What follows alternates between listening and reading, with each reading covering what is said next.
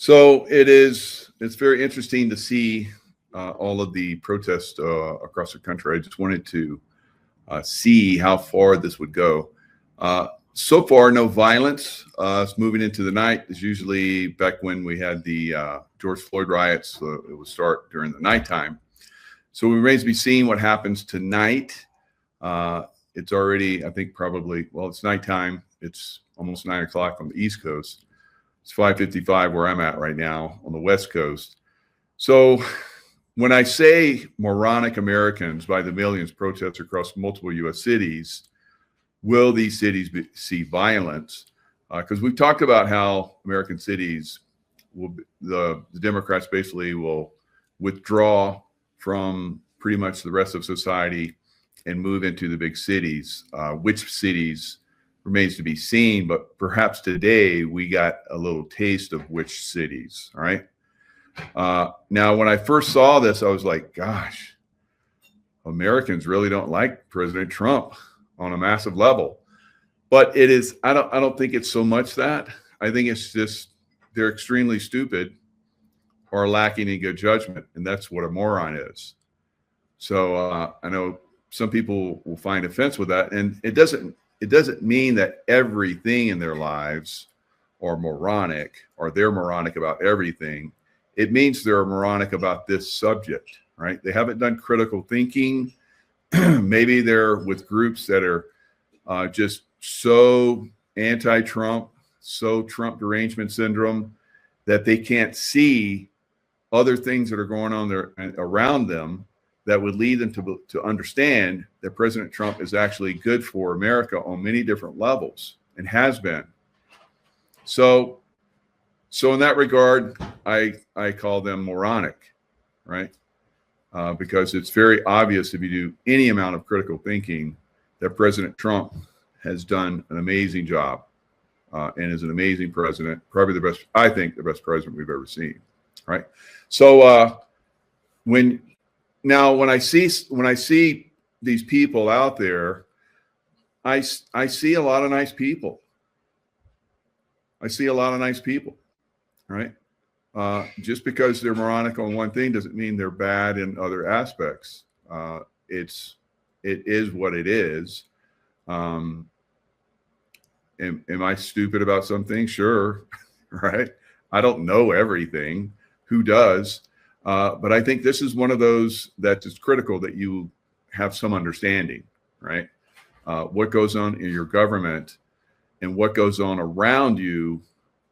Like in some of these cities, I'm going to show you San Diego. I spent a lot of time in San Diego as a Navy SEAL. Love that city. Spent most of my time in Coronado where the Navy SEAL teams are. I think that's one of the jewels of the world, right? And I've been back there more recently. I'd say, I don't know, year and a half, 2 years ago, maybe somewhere around that time frame. And we stayed at the Hotel del Coronado. I remember running by the Hotel del Coronado when I was in Bud's training, and then eventually as a Navy SEAL. I couldn't afford to stay there, but eventually when I started working for the CIA, I got paid very well. So I was able to take my family there, and we spent some time there. It's very beautiful hotel. The island, I lived on the island for, I'd say, probably a good 12 years of my life. Magnificent, right? The people of San Diego, for the most part, from my memories, were fantastic. It's been a while, right? But I've been back there since, like 2 years ago. Stayed at the Hotel Del again, and it's a magical place, right? San Diego, all of California is magical to a great extent. Right, they have let it go on a lot of different levels that I've talked about when I was on the Pacific Crest Trail. Instead of caring for the environment and managing the environment, they have this stupid, and here's another part of the stupid liberal side of thinking. They think that if they just leave things alone, that it will all work out. Leave the homeless there. Prostitution, no problem. Ma'am Downey is going to allow prostitution in New York. He's going to make it legal. right? So the victims of prostitution, the women that are basically, brought in by gangs and so forth and controlled by gangs, that's not going to be good for them. So this liberal mindset, I've said it so many times, Democrats got to go, guys, right? The Democrat thinking, not all Democrats, of course, have to go, but I think many of them are just NPCs, right? Non-player characters, right? And we can laugh about that, but it's like their soul is not activated. They're just wandering through life, without really experiencing and doing stupid. No critical thinking, no real emotional activity, or when they do have emotions, it's like a child's emotions. So there's a lot of moronic Americans, right? And it's not just America. I've seen it all over the world. So now, looking at all, so when I was in San Diego, let me continue that. When I was in San Diego, now when I first came to San Diego as a young, I was a hardhead diver, and San Diego downtown was a shithole, right? Absolute shithole. Now, when I became a SEAL during that time frame, they started to turn the downtown city around. They opened a mall down there. They cleaned it up. They got rid of the homeless and so forth. It was very, very beautiful city for a long time. Now, I didn't go downtown, but I have heard from a lot of people that downtown is drug infested. It's worse than ever. Like if I would have had seen that when I was a young man before I was 21, going downtown San Diego, I would have been shocked and probably hadn't want to go back down there. And I rarely went down there because it was so bad. It's worse now. Right? So you have a downtown, and I remember we were driving when we went to Coronado. We rented a car and going from the airport back and forth. We're on the highway, and there's highway overpasses for roads and so forth. They had tents on the side of the overpasses, but cars could still go through. Unbelievable. It was that, and that was 2 years ago. And the homeless crisis is worse. New York is crazy. San Francisco is crazy. Yet all these people are protesting against President Trump that's trying to clean up these cities instead of getting involved in cleaning up those cities. So this mindless, just let things happen, while in the most beautiful state in America, they're allowing the forest to burn. When I walked through, God, it's been like 10 years ago now, on Pacific Crest Trail, 8 to 10 years ago, it was large stretches completely burned. There's no reason for that. All you have to do is manage the environment. And you can manage it and make a profit off of that.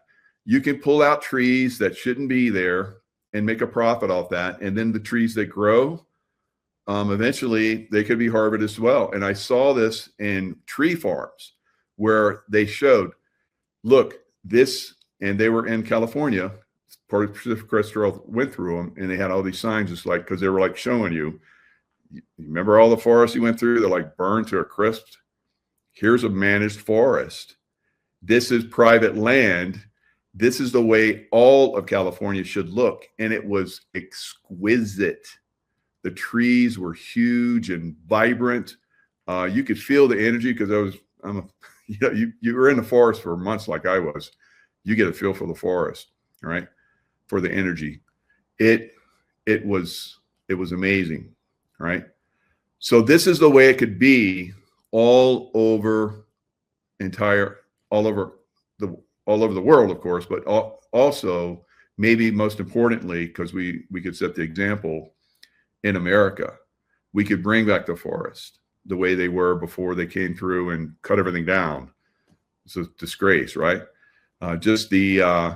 Fortunately, we have the giant redwoods that still exist in certain areas, But for the most part, America was like, the American Indian said that from the Atlantic Ocean to the Mississippi River, a squirrel could run on the treetops and never touch the ground, and run from the Atlantic all the way to the Mississippi because the trees were so vibrant and so incredible, right? So that's very sad, knowing that and seeing the way the forest used to be. There are pictures of it. There's talk of it, American Indian lore and so forth. It was magnificent. But, moronic people were allowed to cut them down and destroy America.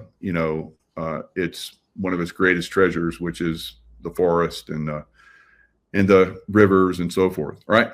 So that's where California is.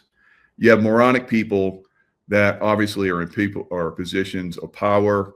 They influence moronic people that keep them in power, and that's got to change, right? It's got to change, guys, right? I don't know how it changes. Hope it's not violently, but it's got to change.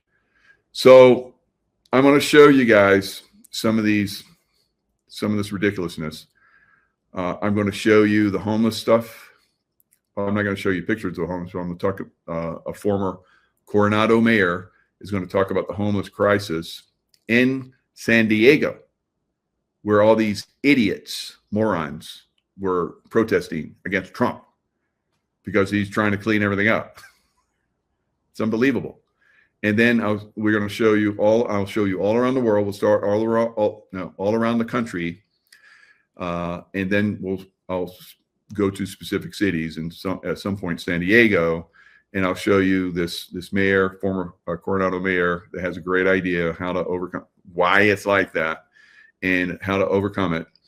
And then I'll show you Memphis, because I showed you Memphis on another video that I did earlier in the week, where they were invited by the mayor, by the governor, for the National Guard to come in and help them clean up the crime that's really rampant there in Memphis. And you have a black man and other blacks that are saying that this is fantastic. They had a bad opinion of Trump, and now they're seeing, and they can't deny it, that Memphis is a better place. So will the people of San Diego get to experience that, or are they going to fight and have their city destroyed? San Diego is one of the most beautiful cities. Like Coronado, definitely one of the most beautiful cities in the world. San Diego was a beautiful city. Like I said, I haven't been downtown San Diego. I don't want to go down there because I know it's gonna because I remember it as being beautiful, Gaslight Quarter and all that stuff. So this is the problem in America. The NPCs, the morons that don't think, right? No critical thinking, emotional children, right? There is emotional quotient just like there is an intelligence quotient. And if you're low in emotional quotient, you blow up and do stupid, right? So we have all these people. I don't know how they got triggered to be stupid, morons, but they're triggered, right? So there's more of us, fortunately, than them, right? And some of them, again, they're like morons. They're like children in certain areas, right?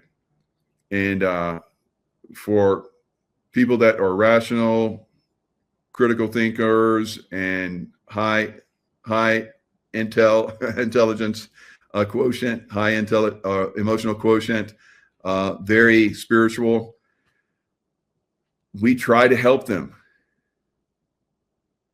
But all this demonstration today is proof that all the things we've been trying to do to awaken them is not working, right? So we have to carry on. We have to carry on.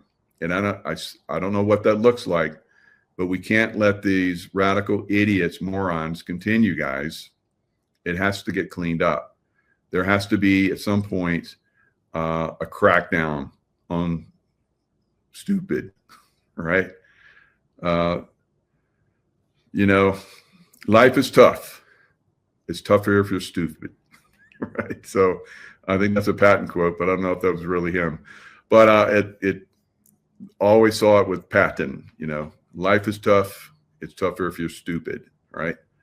Now, I don't think these people have a tough life. I think they get taken care of by those of us that pay taxes and keep everything running. But they're making it tough. They're making it tough, and I think it's going to get tougher. All right, Soros funded, yes, Gene. That's already been proven. So you have radical funding, and that's part of the destruction of America, right? So we can't let these morons, cause the destruction of America. They're going to have to be put in their place, all right? And we can't believe that they're going to be awakened, right? And I don't know what that looks like. I don't think most of them are going to fight. Most of them are just too dumb, right?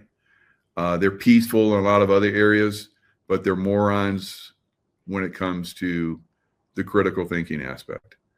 And I've been friends with people that I was like, they were incredible people. And then they went full Trump derangement syndrome, spiritual. You spent a lot of time with them.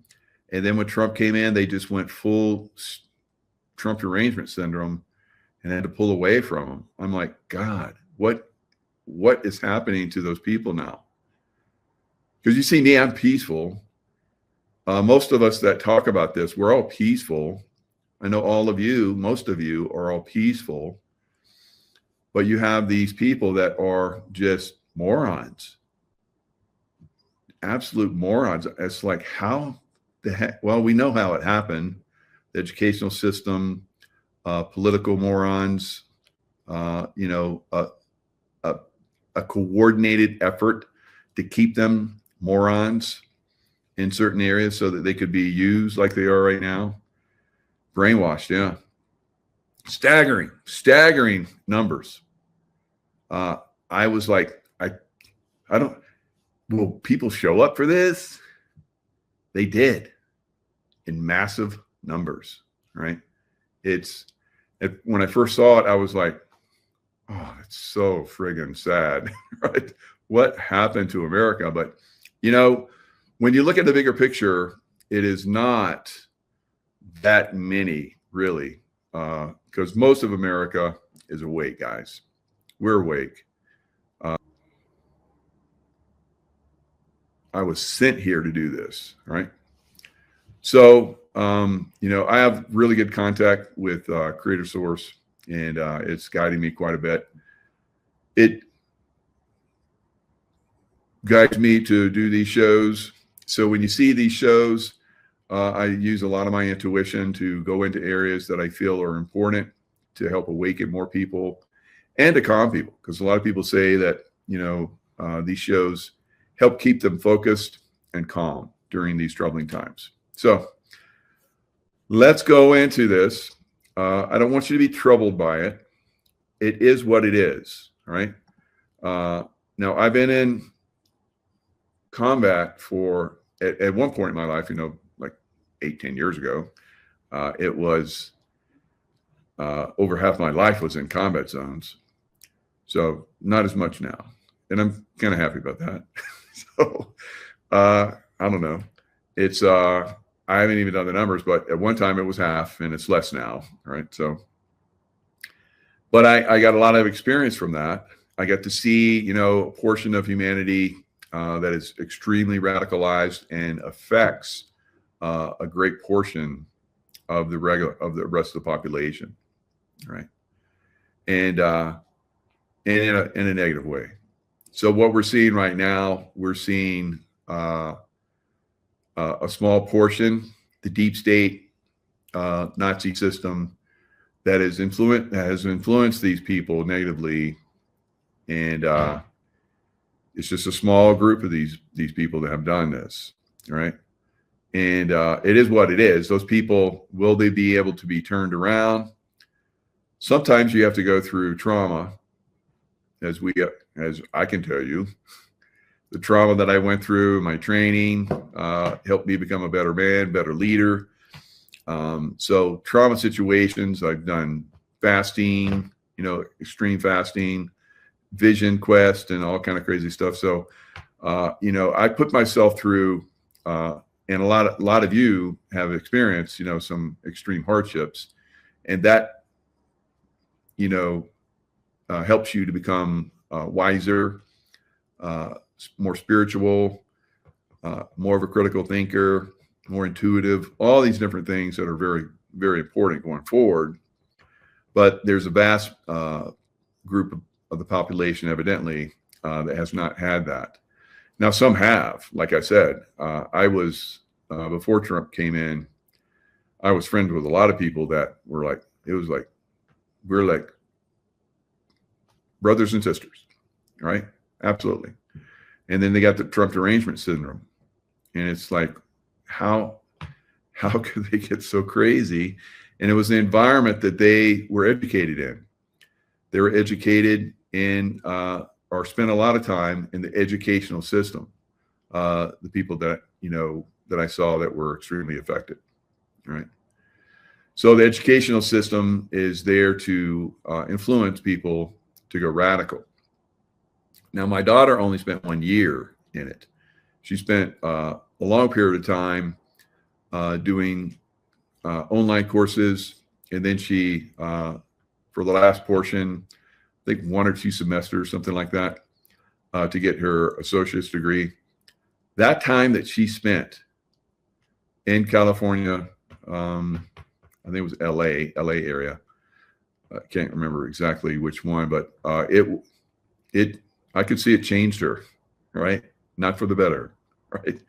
Now she's extremely smart. And I think that probably helped her a lot, but she started having some opinions about things that were like, oh my God. So, and that's the way that system is. And I think she's kind of broken free from that thinking over time now. But maybe she is, right? But she's been in cars like Uber drivers that picked her up, and they said, "Are you related to Michael Jaco?" And she's like, "Oh, I'm his daughter." They're like, "Oh my God!" So she gets exposure in certain things. She doesn't watch my shows, but occasionally she does, right? My son was extremely. He didn't go in the education system like me, and I did all my stuff, through the military and online and so forth as well. But he was always trying to help liberals wake up. He was great at friends that he was with and so forth. So it was good. I think that as we move forward, unfortunately, some of these liberals will get radicalized, right? Some of these NPCs will just go along and be radicals and so forth. Some of the morons will do moronic things, but that's to be expected. But they won't get very far, guys. I've been around these radical morons, throughout the world, fighting them. Eventually, they go down, right? So that's. But usually, go down fighting. Right? The real radical idiots, morons. All right, so let's look at some of the silliness that's out there about this no kings. Again, I'm just so sad that America's like this. It's a bad look for the rest of the world that Americans are doing this, and they see it on this level. So I wonder what they think is going to happen, because they are depending on America to basically, at some point, save them. Right? America's going to save the world, but America first. We have to save ourselves from morons. Right? So here you go. Aerial views. You're going to see a lot of aerial views. They don't say which cities there are, which is kind of frustrating, but aerial views. No kings protest rock American cities. Millions revolt against Trump. Now, is some of this CGI? All right. I don't know. Right. I would hope so. I would hope there's really not this many people that are morons, right, about this subject, right? Not about everything. Like, I just want to be clear about that, but morons about this subject, right? And so we're just going to just kind of walk through some of this. So you look at that, and is some of that CGI? Because we started catching that with Biden and Kamala from people going to their rallies and so forth. Remember the Trump 2020 and then 2023 or 2024, his rallies and events and so forth, they're just absolutely massive. There was no CGI needed, right? In fact, the press tried to suppress the information on that as much as they could. But here, are we seeing potentially CGI? When I look at this, I get the feel that maybe we are, right? So just keep that in the back of your mind too.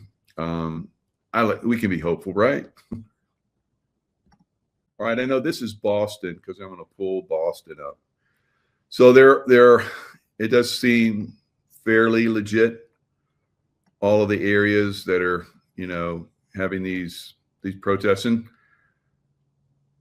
as stupid as it looks, silly posters and all their little sayings, it's a bunch of morons,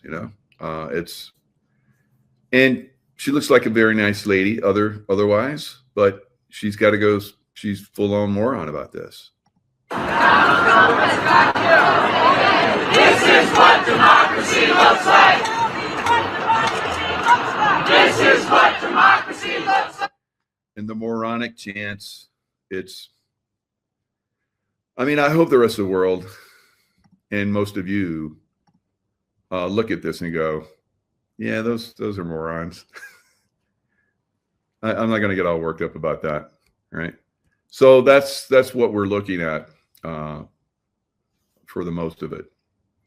Yes, and we aren't a democracy. We're a republic, although they have tried to say we're a democracy and push us into a democracy, which is basically ruled by the numbers. So these people are ruling perhaps their cities, maybe their states by the numbers. Their democracy, the Democrats, wherever they rule, or democracy, if they've really gotten the vote, which I think a lot of times they don't. There's not that many people voting for them. Although in New York City, as we're going to see with Mamdani, most of New Yorkers are Democrats. So, and a lot of these cities, most of the people are Democrats. So you're probably going to see stupid continue, unfortunately.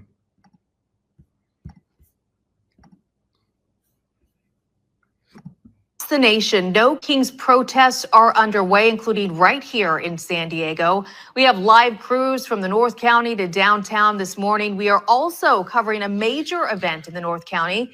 Cam Pendleton welcoming the Vice President and Defense Secretary as they mark 250 years of the Marine Corps. We're going to have. So President Trump was at the 250th anniversary celebration for the Navy. And now we have probably what's going to be for 8 years, President Vance, Vice President Vance, of course, now, but he is a former Marine. And I saw his talk about this. There were tons of Marines there. Marines are amazing. I love the Marine Corps. And if I wasn't a SEAL, I would be a Marine. So the Marines are incredible. They're the best fighting force in the world, I believe. And he was there, very presidential looking. So he's warming everyone up for his eventual run, and I think very potentially 8 years of Vance in the future. Part of our coverage in just a moment, but first, locally, there are at least 16 local No Kings protests spanning across. So 16. Now, I don't know how big these were, and I don't know how many Republicans and independents and maybe some Democrats or former Democrats that are outside of this. Now, were there some Republicans in there? Probably rhino types, right? So very, very conceivably rhinos within the group. So, and maybe they're like, over exaggerating their Republicans too, of course. So I don't think this is a big deal at this point. I'm watching for the violence. I'm not watching the NPCs and the morons, walk around and with their stupid signs and chanting their stupid slogans. It doesn't really matter to me. America is First Amendment first, right? And that's freedom of your views, freedom of your views. So now, when the leftists were in office the last 4 years, there was no freedom of views. Now that the Republicans have come back, we again have freedom of views. So that's why I'm on YouTube. That's why I can do a show with Scott McKay like I did today on YouTube live, right? We have been restricted from YouTube for years, and that's because of the leftist morons. They took away our free speech. Now we're giving them their free speech back. They had free speech. They could, do this bullshit protest stuff all the time. So we protested.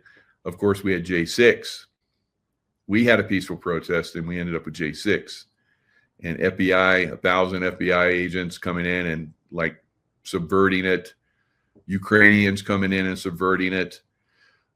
Capitol Police, obviously, part of the moron system, right? Subverting it. So we couldn't have protest. We didn't have free speech for 4 years, guys. And now we have it back again. And they still have it. They still have it, and they have it just as well, if not more, than when Biden was in there. But they're morons. They don't understand that, right? County, from Borrego Springs to downtown. We have a live look right now from Sky Ranger 7 over the downtown rally, which is expected to be the largest of those rallies. Things got underway at 10 o'clock. They started with a few speakers talking to the crowd. You can see the crowd now. Those speakers have wrapped up their. Now you can see there's a Native Nations banner right here. So I think this is kind of like a conglomeration of people with a bone to pick that are morons, pretty much, unfortunately. And I'm not saying the Native Nations are morons. I love Native Americans. And if you look at all of the smaller groups, like you have blacks and you have Hispanics, which are becoming even larger, the largest group at some point, I think, maybe. But American Indians, so minority groups in America, Native Americans are very Republican, and they're the ones that volunteer the most to fight for our country, right? Of course, they are very, part of this country and have been for eons. And unfortunately, we broke all of our promises, except for one, and that was that we're coming to take your land and destroy you. All right. So, I remember a buddy of mine that taught me a lot of stuff, taught me incredible American spirituality, and which is very, very connected to the Creator and the land and so forth. That took my spirituality to an unbelievable, way beyond what I ever expected it to go to. And he had a bumper sticker, and I've said this many times, but it's always good to bring it up. You can trust the American government. Ask any American Indian, right? So we have these useful idiots of the deep state that are, protesting. And our American government has basically brainwashed them. Now, the Trump administration, of course, is going after the educational system because it's corrupted, and he's taking it down. Now, the leftists have probably screamed their minds out, right? Their little tiny minds, because that's happening, and they see that as just another evil of the Trump administration. Whereas we are like, please fix that bullshit, right? So it is pretty crazy. Now, this goes on. You can see, I want to get it to a point where you can actually see just how big this crowd is. Pretty substantial. I guess the last one they had was around 70,000. And they're guesstimating this one, as you can see here, is probably at least that much, maybe more, probably the biggest one, right? So more people showed up for this one than the last one. We will be here. We've been here all morning. We will continue until this march concludes. But all right. So that's enough of that nonsense. But here is a former mayor of Coronado, like I talked about. And let's listen to what he has to say about the homeless. So while these people are walking the streets of San Diego protesting, like I said, against President Trump that's trying to clean America up, make America great again, MAGA, right? It is probably all around them, they had homeless, probably in massive numbers.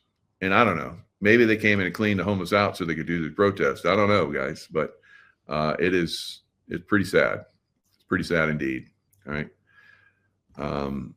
San Diego, what has become of you? The number of homeless people in the entire country was about 650,000. So how many would you guess were homeless as of 2023? 1 million, 2 million, 5 million? The answer was still about 650,000. So if the national number didn't change very much, why does it feel so much worse in cities like San Diego, Los Angeles, or New York? While most states saw declines or stability in homeless rates from 2014 through 2023, California and New York saw their numbers skyrocket, despite spending more money on homelessness than ever before. Here in San Diego, we saw a continued spike in 2024 with a modest decrease in homelessness in 2025, but we're still near historic highs. So the question remains, why is this problem getting so much worse in places spending the most to solve it? It turns out that the states with the biggest increase in the homeless rate over the past decade tend to have.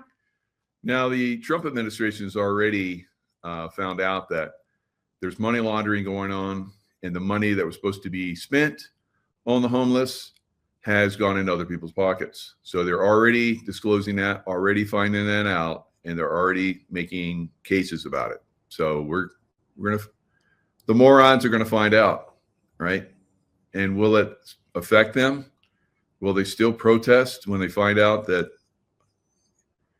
their cities are shitholes because the people that were in leadership positions, Democrats, were basically stealing that money and then giving it to other people within their circle so that they could also steal it and enrich themselves while the homeless crisis continues? Now, we make some other good points, and this is the way I think the homeless crisis is going to be resolved. Policies in common. Number one, loose drug laws that allow for the open use of hard drugs such as heroin, fentanyl, and meth, which keep addicts trapped in addiction and allows dealers to prey on the addicted. Number two, weak property crime enforcement, which allows people to steal to fund their habit with little consequence. And number three, a philosophy that attempts to provide permanent housing at a very large expense to taxpayers without requiring treatment or any other steps towards positive life choices for homeless individuals. I'm Richard Bailey, former mayor of Coronado, and I'll be doing a video series that deep dives the homelessness issue here in San Diego, as well as policy changes to address it. All right, so loose laws in California and all the liberal states, like I talk about, they're just laissez-faire.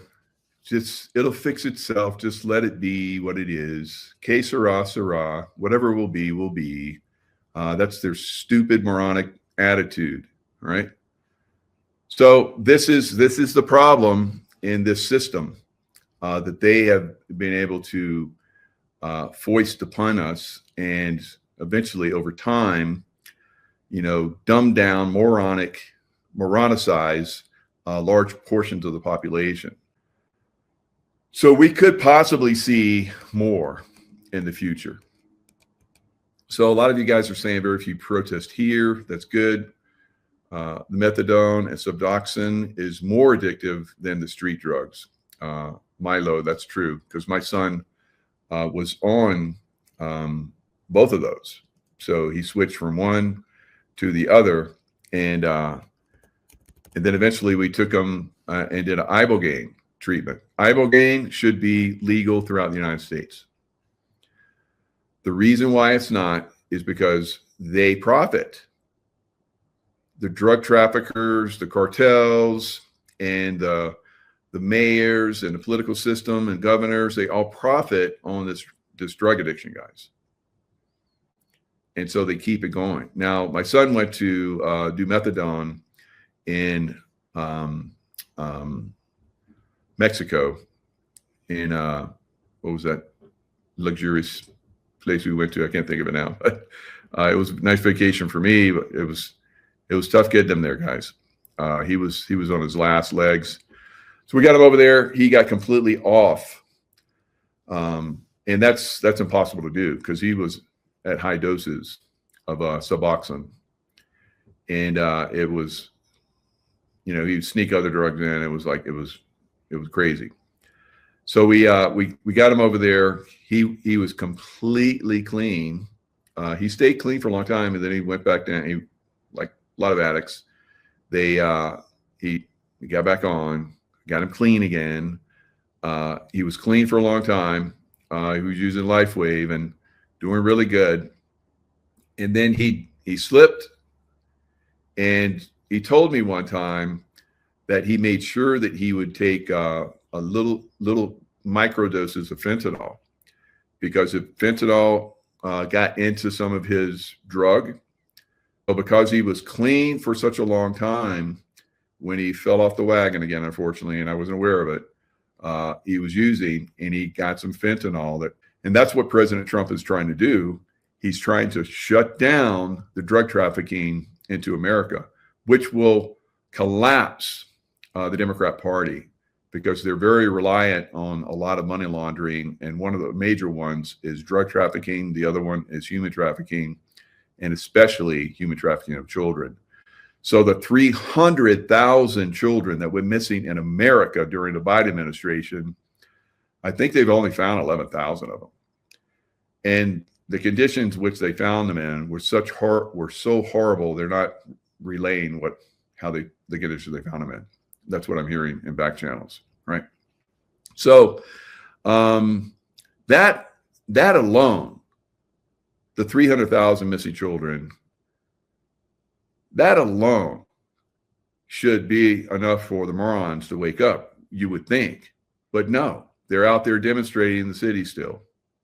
It's disgusting to me, right? So from that point on, they don't have any say with me. They can't argue anything with me. And then there's the drug trafficking, of course. I have horrific experience with that. So I want to see it go away. I want to see the human trafficking go away, first of all, and I want to see the drug trafficking go away. All right. We can do it, but not with those morons in these big cities making decisions. All right. So let's look at a little bit more, and then hear from some stupid people that are at these, so we get a kind of a feel for what we're up against, right? So with this knowledge, we can overcome and defeat. So this is a protest in Detroit. So Detroit is basically a destroyed city by the Democrats already. It looked like they might be making a comeback, but from some of your comments, that those of you who are around or in Detroit still, I don't know, you're telling me that no, Detroit is not good at all. And which is sad. Detroit was the second most prosperous city at one time in America. So here's the one in Boston. Now in Boston, you have a mayor that's very corrupt, I believe, Chinese woman, and maybe just Chinese descent. I don't know. Now the Luciferian groups are, they basically made it one of their conventions in her honor, right? But that's not because she's a pro-Luciferian. It's because she won't let them, do their flags and say their scripts. So in that regard, maybe I can, or maybe you guys can convince me that you guys in Boston can tell me more information. I would like that, because we're not finding out online, because they're definitely, you have to be able to, have contacts at this point. That's why I like to have you guys in the chat, make your chats, the great conversations that happen in the chat. And then I go in and look at some of the comments afterwards to kind of get a feel, for what's going on out there. You guys are giving me some great insights, so thank you. Have started to leave, especially right after Senator Elizabeth Warren and Senator Ed Markey spoke, and then even more after the reps took the stage and then stepped down. So certainly this is a massive event that's taking place here on Boston Common today. But as you mentioned, it's... I mean, is that a very big representation of Boston? Did people come from other areas? They're not citizens of that are not citizens of Boston. So that's a possibility. So some of these people that we're seeing here maybe aren't Bostonians. They're maybe from some other areas. But I know there are people there because they're indirect family members, right? That are pretty leftist. Right. So I wouldn't say they have Trump derangement, but they're not fans, So did they show up? I don't know. But when I look at something like this, if it's a high representation of Boston, and I've already said this, already intuited that Boston would be one of the lost cities. So when you see big numbers like this could be where we're going to see cities that are going to be lost. One piece of a very large effort across the country to make their voices heard and try and show their displeasure with this current federal administration. We've heard from so many people today. Come back tonight at 6 o'clock here on NBC 10 Boston. We'll have a recap of what we heard on the stage right behind me and what may come up within the next half hour or so. I've been told they're planning on being about 30 minutes behind schedule, so 3:30 or so for this thing to wrap up. For now, though, on the Boston Common, Matt Pritchard, NBC 10 Boston. All right, Matt, thank you for that view from the crowd there. And that band that's playing, called the Sheila Divine, is the Run of Show's last planned performer. They're based on the event rundown, so we'll definitely be keeping tabs.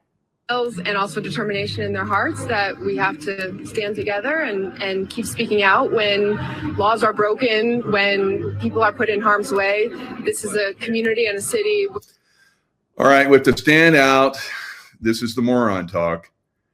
We have to stand out when laws are broken. I want to bring this little moron up so she can speak and say her moron words. But when laws are broken, so illegal immigration, that's not a law broken. All right, moron. And all the other comments that these people make that influence people, NPCs, and people with hardly any soul that kind of float through life and just make things difficult for the rest of us that are awake and spiritual. So it's crazy. For 400 years, we have done everything we can for freedom in this country and to set the course for generations to come to have. So for freedom in this country. So again, I will reiterate the 4 years of the Biden administration where we did not have freedom.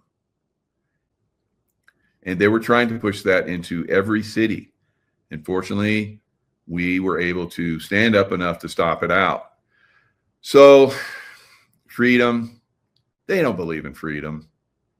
They believe in moronic attitudes and thinking, right? So I don't think I'm being harsh at all. So we're going to see right now what happens when the Trump administration is invited in to clean up and in Memphis. So this is Memphis. So that was ICE agents going in and taking down. I clicked on it. I thought it would stop it, but it totally took it out.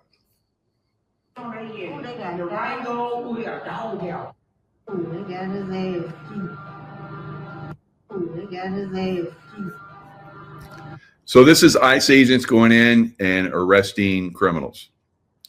So as we're going to see, as this goes forward, young black man talks about, you know, how he's seeing things in a different light now.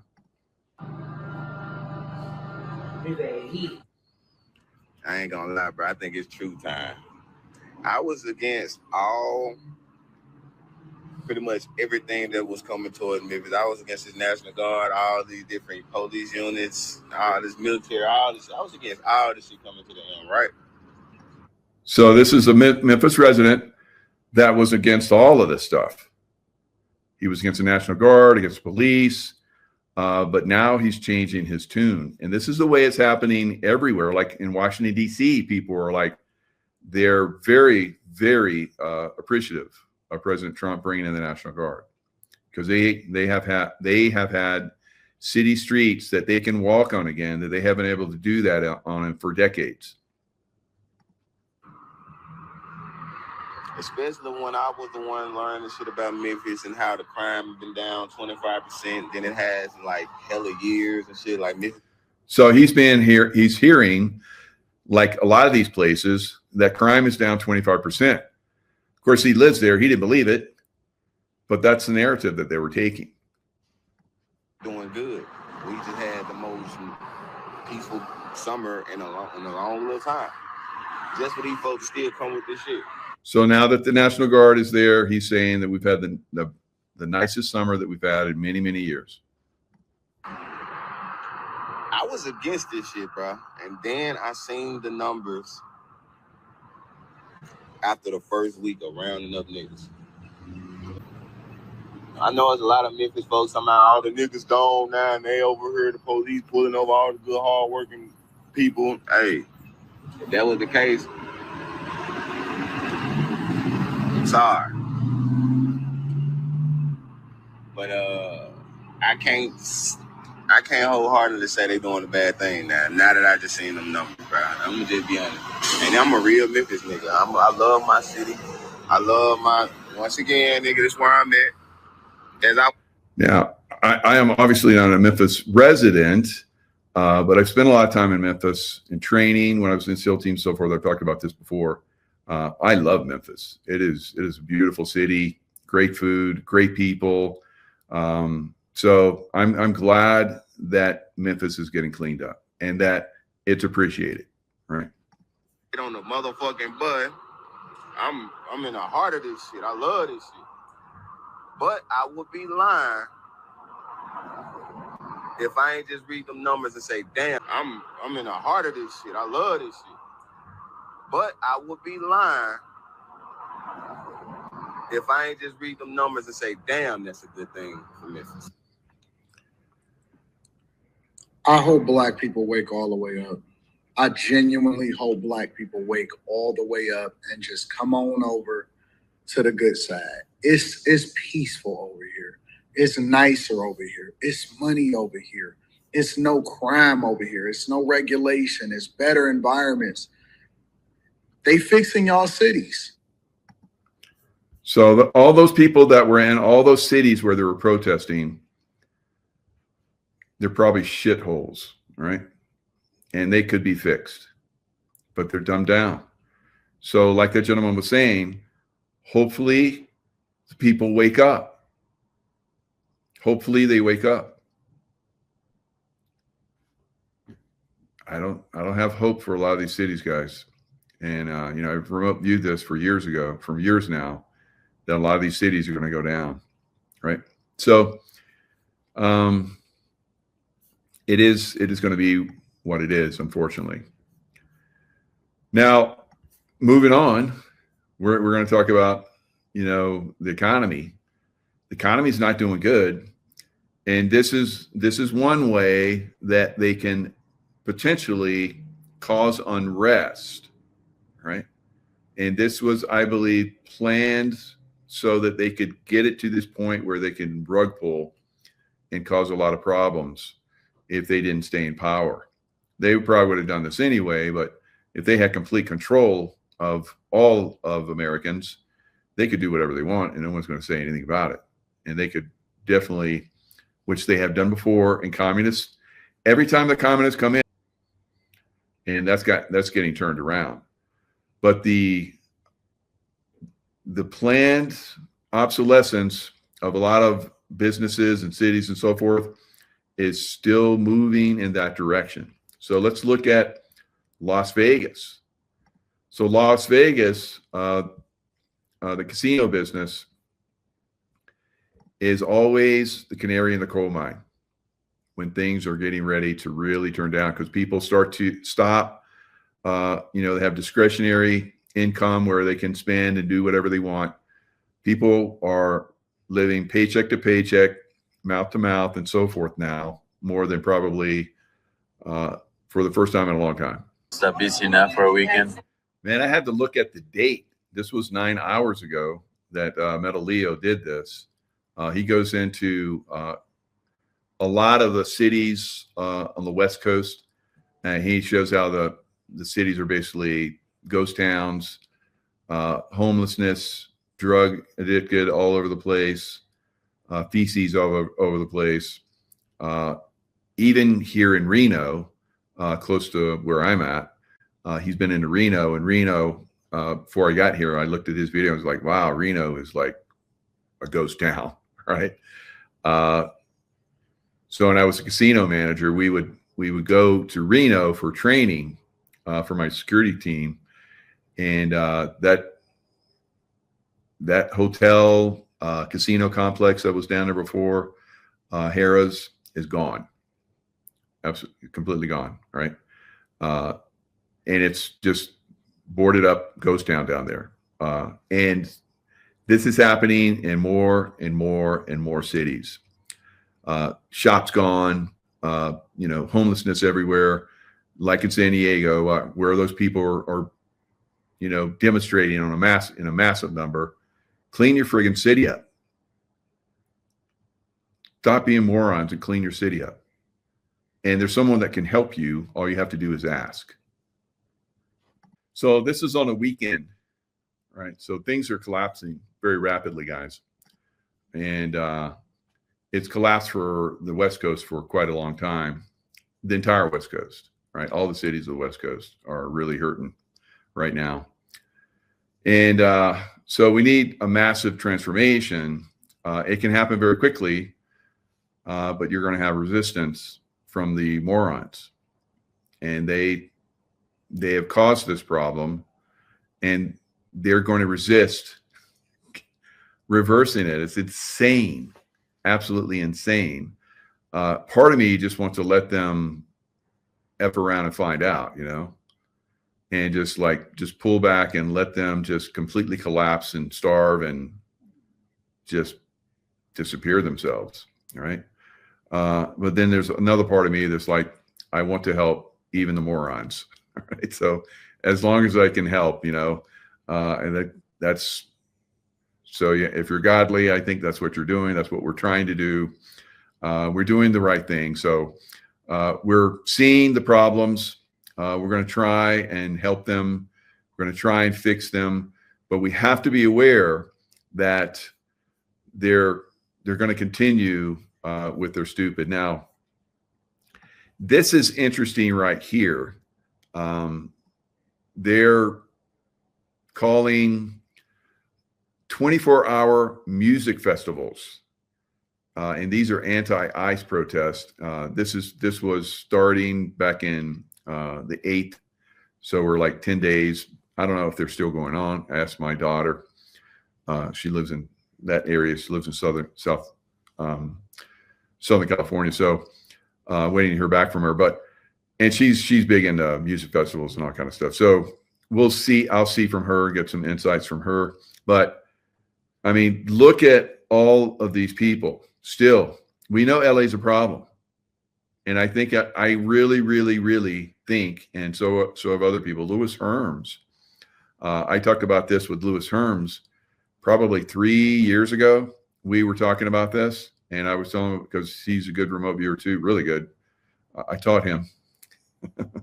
So he's probably one of the best remote viewers. Maybe there's some of you out there even better. I don't know. You learn from me, and then you're doing your thing. So good job out there.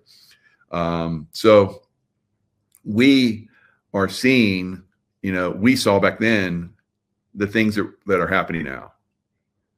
And he said that he saw a wall being put up around LA. He said, yeah, LA is going to get so bad, they're going to just put a wall around it. And so the morons can, protest all they want, have their music festivals all they want, and see how long that lasts, right? So,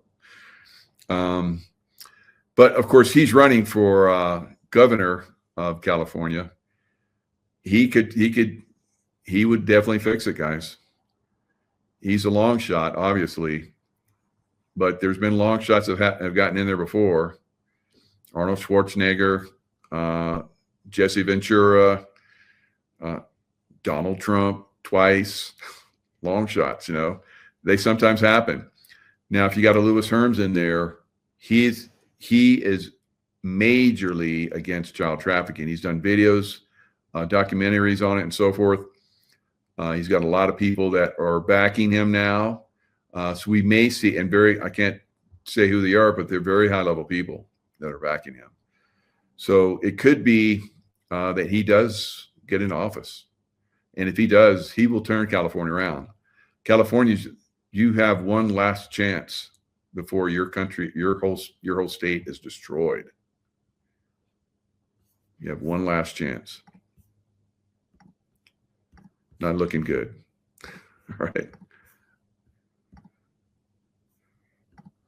It is being hidden on this app, on all social media platforms by the mainstream media. It is actively being hidden. I don't even want to use the word I would normally use here. There have been large groups of people actively hanging out together and raising their voice for something they believe in. I have to be careful with my words even on this. They have been doing this for over 2 weeks, LA being the biggest one. So these are anti-ICE protests, and they're couching them, hiding their protests, because I guess they were saying they were protesting against ICE, and then they were being targeted. So that's interesting. So now they're just saying music festivals. Of course, now I guess targeters know that they're doing music festivals. I'm not. I mean, if they're not doing violence, if they're not part of the problem, let them protest. Whatever. And if you haven't heard about it, that's the problem. So what I'd like you to do is go up to the search bar and search either 24-hour music festival or Music Festivals 2025. I think either one of those should get you over. So it's not, I mean, you're not going to see a lot. I did that. This is like, you have to be looking at a bigger picture, seeing the disinformation that's going on both sides, and dig down and see some of the things. Yet New California, Yoshi Patriot, yeah. So the New California will be the complete decimation of the morons, I guess. That's the only way it can continue, I think, unfortunately. Because these morons, if they get a chance, they'll vote in stupid again, Gavin Newsom. And I don't think that Gavin Newsom was ever voted in, but I don't know. Maybe they'll just get, obstinate and say, well, we don't want a Trump-like person, and that's what Louis Herms would be. And so they're just going to vote for stupid, because they're stupid. It's like It's like that one movie. I can't think of the title of it, but it was like this guy that they put him in a time capsule or something, and he was supposed to it was only supposed to be a year, and somehow the project, went bad. So he ends up there, like he's in this building and the building collapses or something. So he like falls out of the time capsule type thing. And he wakes up and everyone's stupid, way stupid. And was it Idiocracy? That's right. Truth or Mike, thanks.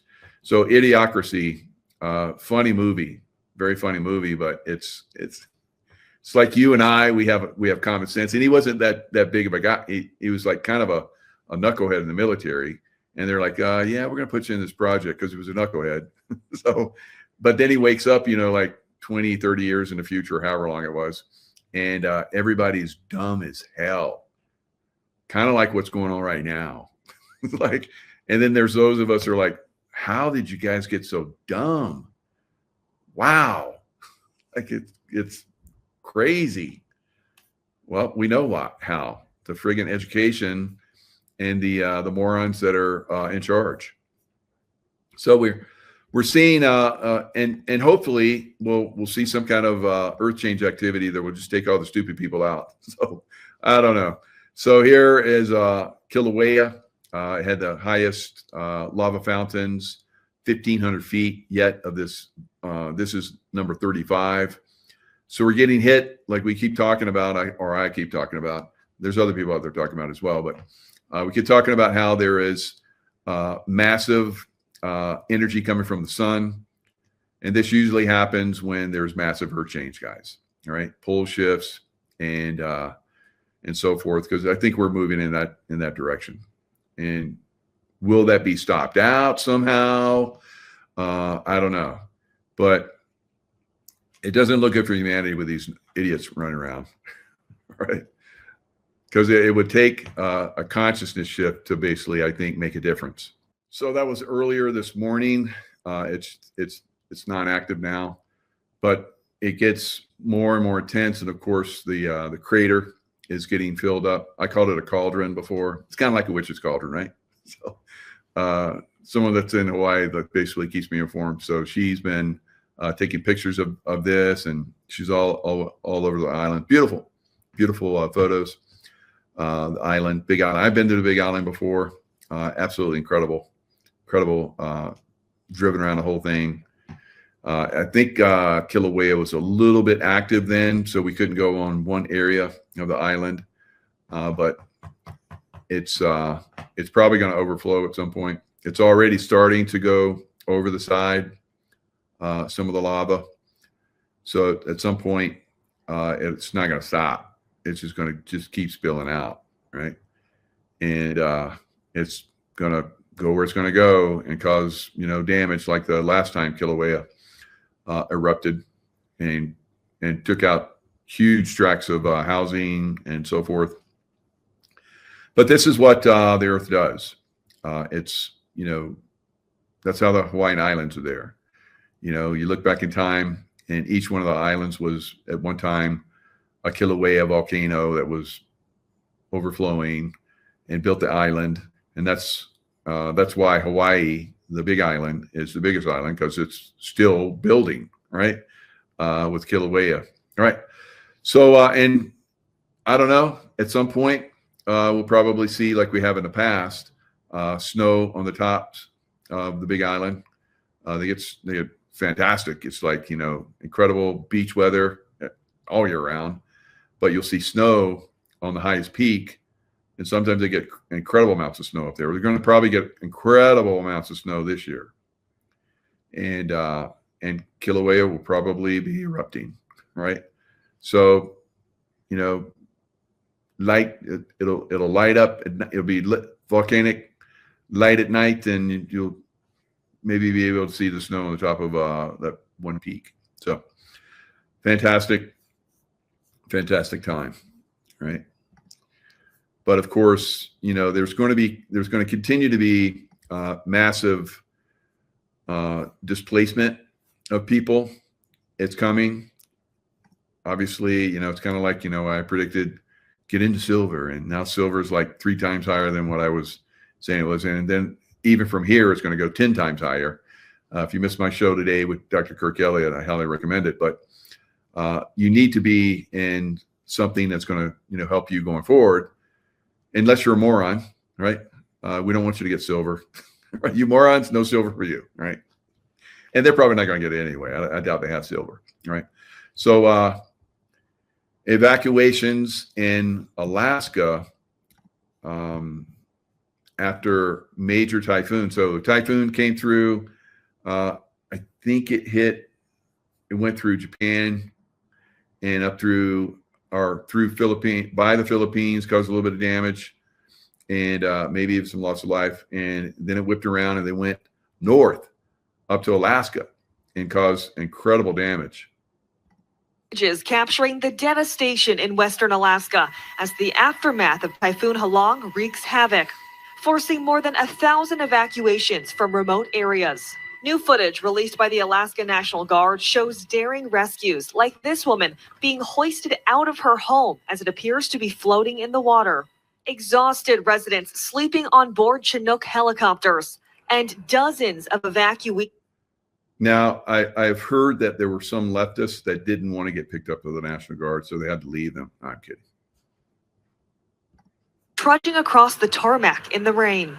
It's been a week since more than 6 feet of storm surge and 100-mile-an-hour winds destroyed homes. At least 2 still missing. Remote coastal towns only accessible by air or water were hit the hardest. In the town of Kipnuk, this drone video showing muddy piles of debris. Homes toppled from their foundations. Everything in my house was shaking, and I was scared. Brandon West, a hotel manager in Bethel, recalling those heart-stopping moments. Felt like the whole building was shaking off the foundation. Thousands are currently displaced, with the largest airlift in Alaskan history currently underway. More than 1,600 people evacuated so far. More than 1,600 people evacuated.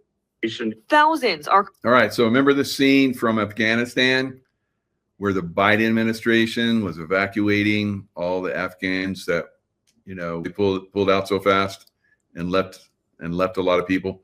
So very, very similar, obviously, to that time frame, but with American citizens, right?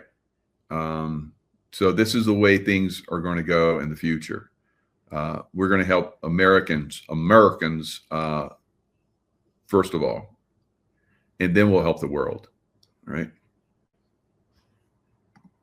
Displaced, with the largest airlift in Alaskan history currently underway. More than 1,600 people evacuated so far and forced to find shelter nearly 500 miles away in Anchorage.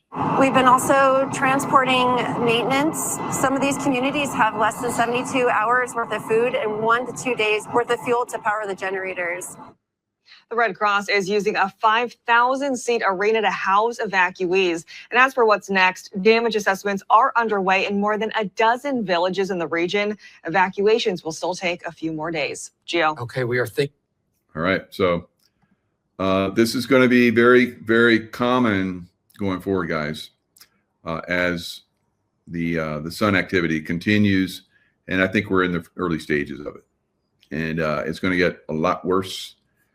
There's going to be massive earthquakes and so forth. So now in the cities, like you saw with that black gentleman saying that Memphis is much better, we've seen the Democrats basically continue to enslave, like they did back before the Civil War, the black race, and they're breaking free.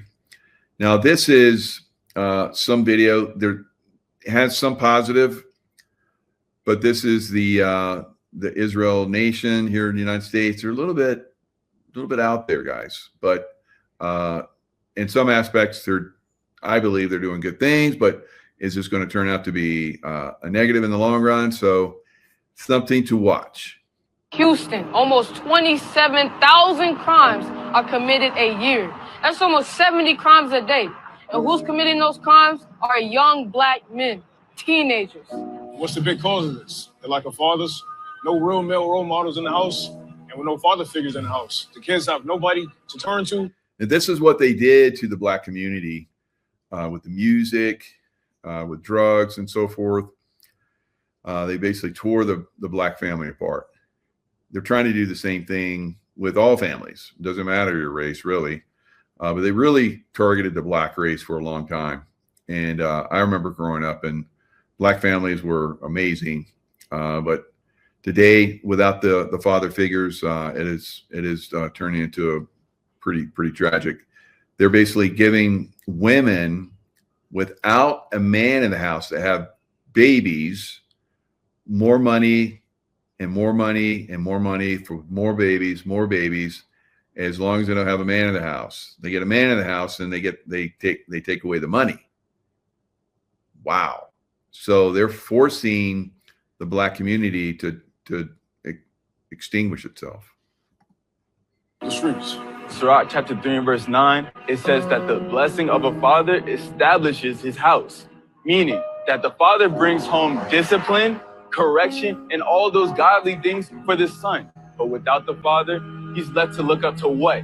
People who came from the streets or people who are in the streets right now and have money, they're left to look up to them instead of a godly man. But here at Men's Conference, our leadership here at IUIC brings solutions to our problems, turning boys to men, men to husbands, husbands to fathers, men to gods, and us young men, we're going to follow. All right. So are they going militant? They got some interesting conversations going on with that Israel nation group, right? It's something to be watched, right? They have a good message there in the beginning. Looks like they're cleaning up the Black community. I salute them for that, but it looks like there's a little bit of radicalization that's going on with that group, unfortunately. So we don't want that. We want people to have that power connection to God, but we don't want it to be radicalized. And I think, unfortunately, there may be some radicalization going on with the Israel Nation group there. So something to watch. Again, if it's almost seems radical Islam to me, guys. Right. So I think we need to watch that and make sure that doesn't get out of control. If it is, and maybe it's a good thing, and maybe I'm not seeing it right, but I've seen some of the sermons and they're not so good. Right. So we'll continue to see breakdowns and, things happen within cities. Could that be a positive? At some point, it could be a positive. I don't know.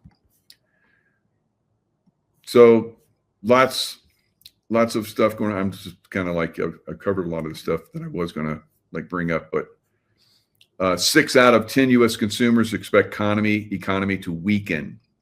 So according to a survey of roughly 4,000 people published on Wednesday, 57% of respondents expect the economy to soften over the coming 12 months, the highest level ever recorded since Deloitte,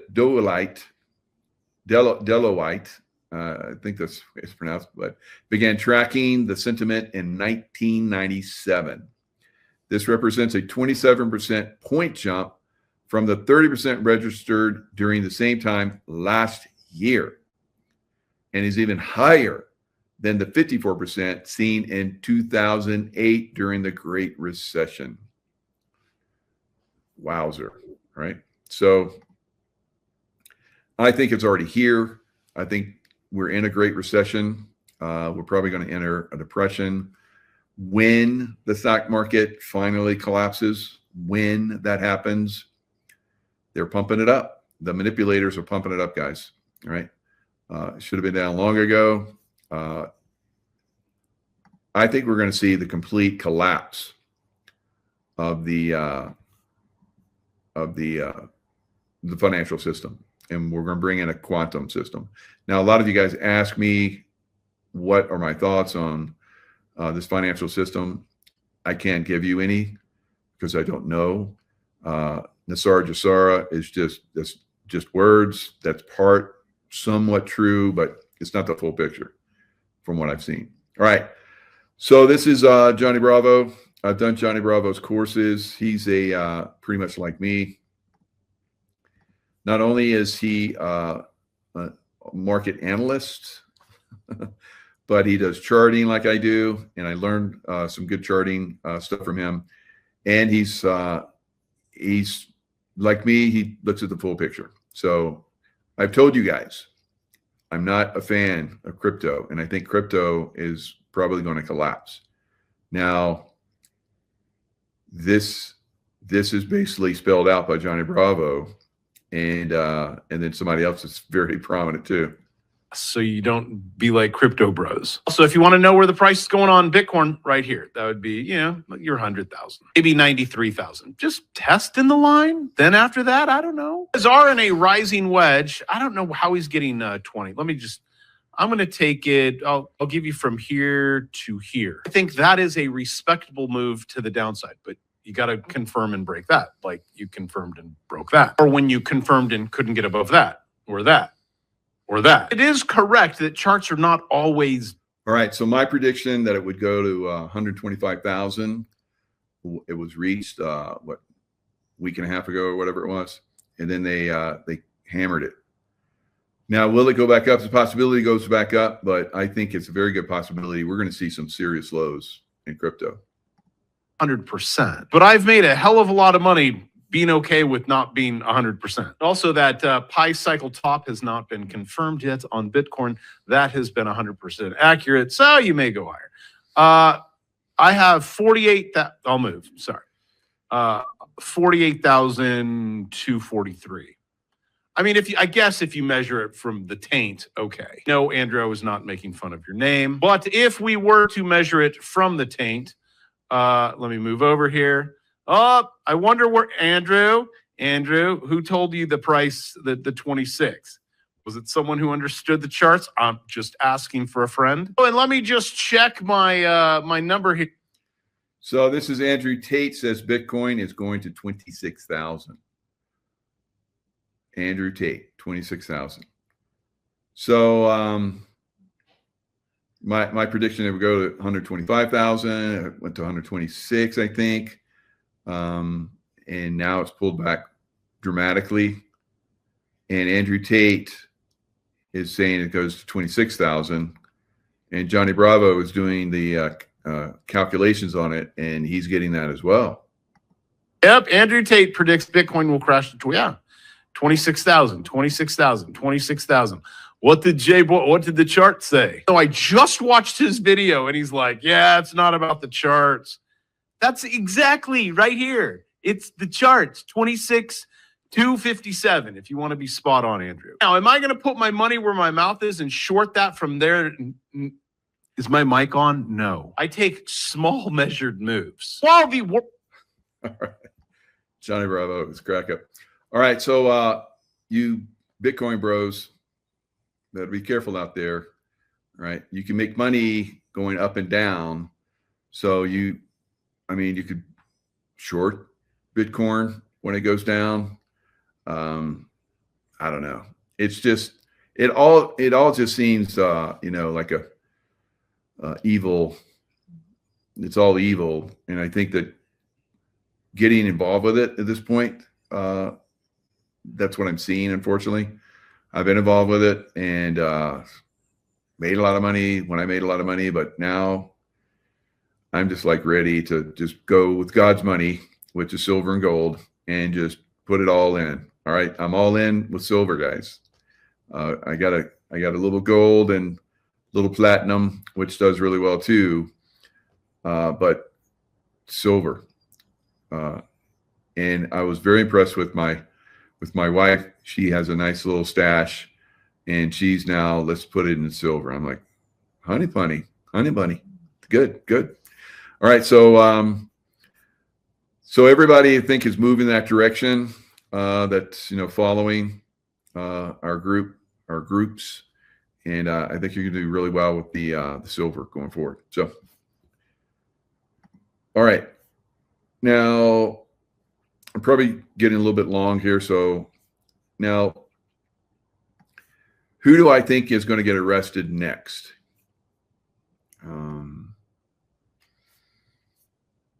So I think we may see Fannie Mae, or not Fannie Mae, Fannie, was it Willis? What was her name? And I'm sorry, it's Fani. It's so funny. Fani Willis. Tomato, Fanny, whatever. Right. So she's a baddie and she's going to jail. Right. So they just recently requested some more information from her. What they say, they wanted her travel records. Justice Department issued a subpoena for her travel records in September 2025. You know, what's that about? Now, she indicted Trump and 18 of his allies in Georgia during that horrific 4 years of the Biden administration. Lawfare was at an extreme. Freedom of speech was almost non-existent. And now it's payback time. And some people are saying I don't think it's really payback time. It's time for justice, right? And it seems to be moving in that direction very nicely. So we may see Fani be the one that is getting charges.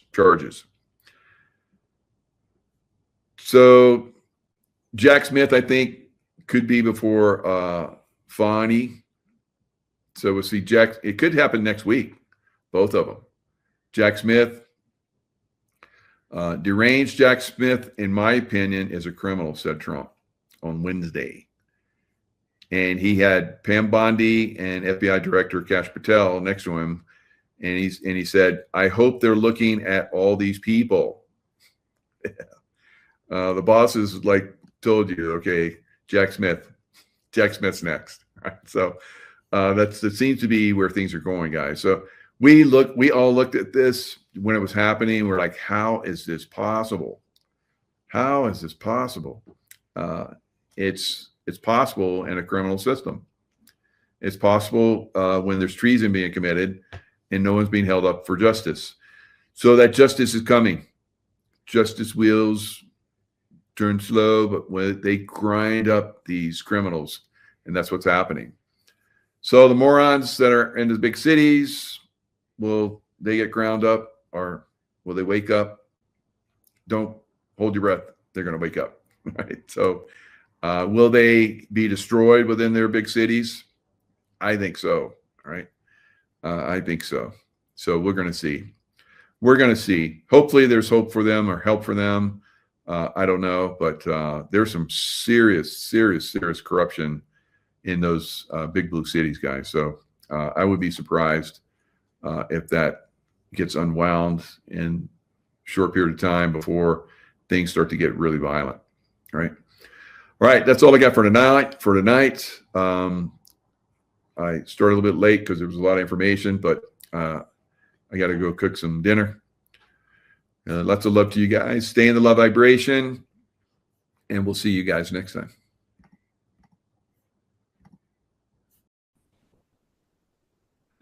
All right, folks, welcome to Nino's Corner.tv. I got one of the favorites, one of the big dogs, Michael Jaco, man. Jaco, we haven't done a show in a while, man, and I don't know why. We've both been just so busy. I mean, so much is happening.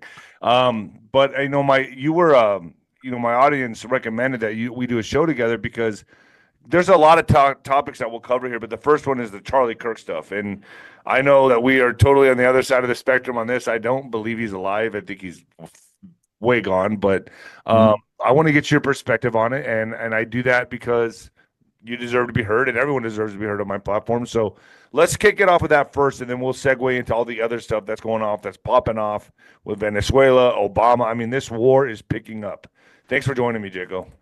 Yeah, it's good to be here, David. So we think a lot on a lot of stuff, and we don't completely agree on everything, but as far as my background and the way I look at things, I see the Charlie Kirk thing is pretty much a captured operation where the white hats have basically captured that. The same thing I think they did with President Trump's assassination attempt in Butler, PA.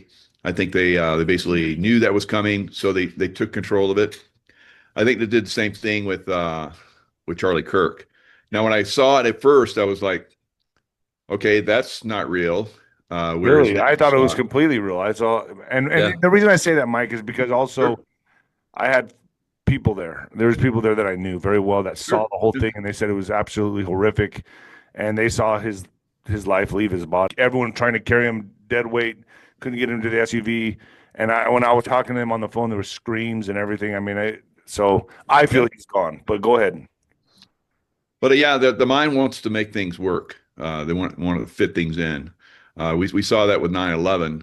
How many people still believe the narrative of 9/11? You know, over time we start to see things that first we don't understand, and then we get more information, and then we're like, okay, this was a captured operation by the deep state. Now, I think this was like I'm saying, a white hat operation. So when I see that, you know, from my experiences, you know, shooting and you know, I've done live tissue where I've kept animals alive that have been shot and stabbed and all kind of crazy stuff. So when I saw the shot, which from a 30-06 should have blown off the side of his head and his neck, should have been gone. He moved into the shot. Well, could it have maybe not been the 30-06? Could it have been something else that hit him? But see, this is where we go, where people want to make things fit. So they're like looking around. Well, that doesn't make sense. Yeah, it doesn't make sense because it's not real. To be fair, it does not make sense to me, and I will say that nothing makes sense. But my standpoint is the conspiracy that I'm in bed with is that it was a professional hit. It was not Tyler Robinson on the roof. Definitely not him. I don't know. I think the shot came from maybe to the right of it. I guess he was sitting to the right, a little bit behind him. That could have been an exit wound. Could it come from his vest? Could it come from someone in front of him? I don't know, but it wasn't Tyler Robinson. That guy was an Oswald of our era, is my opinion. Totally. So, and you know, when I back out and I start to look at the bigger picture, so a lot of dumb motherfuckers did. Well, before you hit them, but they after get you knocked hit out a them, lot quicker. Where do they go? Right? The body does strange things. I don't know. I mean, I've hit people and they've contorted different ways and fallen, and some guys fall on top of me. Some guys, I mean, the body, when it goes unconscious, it does strange things. You can't, I don't know how the body's going to fall. You know, when you crack somebody, they contort different ways. I had a guy fall straight and break his ankle. I mean, it's different with it's just the body's a weird thing. You know, I'm not an expert on that, bro. I'm an expert at hitting people, but I don't know, Oh yeah. The body reacts to pain. Right. And, but I can't tell you how that would have been very painful. They do different things. He didn't go away from the pain. He stayed in that position and fell into the pain. So that's another. So bigger picture, going out, even bigger picture. I don't believe he was. I think he's part of a program because I've been part of programs. And I hope he is, dude. I believe he is. I would hope so too. That he's gone because I just don't know what his family would gain from this. I know that he was turning his back on the donors. You know, Candace Owens is uncovering a lot of stuff right now with Israeli donors, and I think that's where my mind goes is to that little country in the Middle East. That's where I think it's, you know, I for some reason just feel it's Israel. I just feel like he was turning their back on the donors. He was starting to question them, and that's a big no-no. Right. Oh yeah, always. So, and that's probably part of the exposure of this bigger picture that I believe, you know, the white hats in the background are trying to expose. So when I look at the people that are around him, his detail, I see probably former Navy SEALs, and of course I know how they think and how they work and the way they moved, very, very, very specifically, and the way that everything went down. I'm like, this was a planned operation, completely planned, completely coordinated. Everyone, the way they moved, it would have been something that I would have choreographed as well if I had been part of that team. So that's the way I look at it as well. So then you go into where they planned the event. That was beautiful. So I look at the bigger picture. It awakened a lot of people and I think that's part of the plan. And regardless of whether you believe it's alive or not, it right after that, there were around the world, there were demonstrations. That's coordination, right? It doesn't happen that quick, that fast. So there was Turning point, like a coordination for literal lot of turning these point. events It was afterwards. the So turning point for the planet, basically, for humanity. absolutely. And that's, again, a beautiful thing. So regardless of whether, he was hit, whether it was not, whether it was staged, blah, blah, blah, we're seeing a movement in a very positive direction. And I think that's very good for humanity. It's good for the United States. The United States is heading this up. We've talked about this for a long time. We've exposed a lot of this stuff. We've exposed a lot of the stuff that's coming, and it's going to get pretty hectic. So this exposure, and then we had was it Benny Johnson or something? Yeah. So again, I think part of whether that's real or not either, we're going to start to see more of that. We're going to see a lot of more people exposed. Everybody's waking up. So I've moved on from Charlie Kirk. I've moved on people too. I believe don't what think they there's want any. to believe. It's okay. We're all working together, I believe, on a more unified level than we have in any time. Yeah, no, I'm not. I'm not. I just feel like it's done. It's over. I mean, and I think what he did with his life was amazing. Absolutely. I think more happened with his death, to be quite honest with you, or whether you want to believe he's still alive or not in a witness protection program. That's up to my audience to believe. But Right.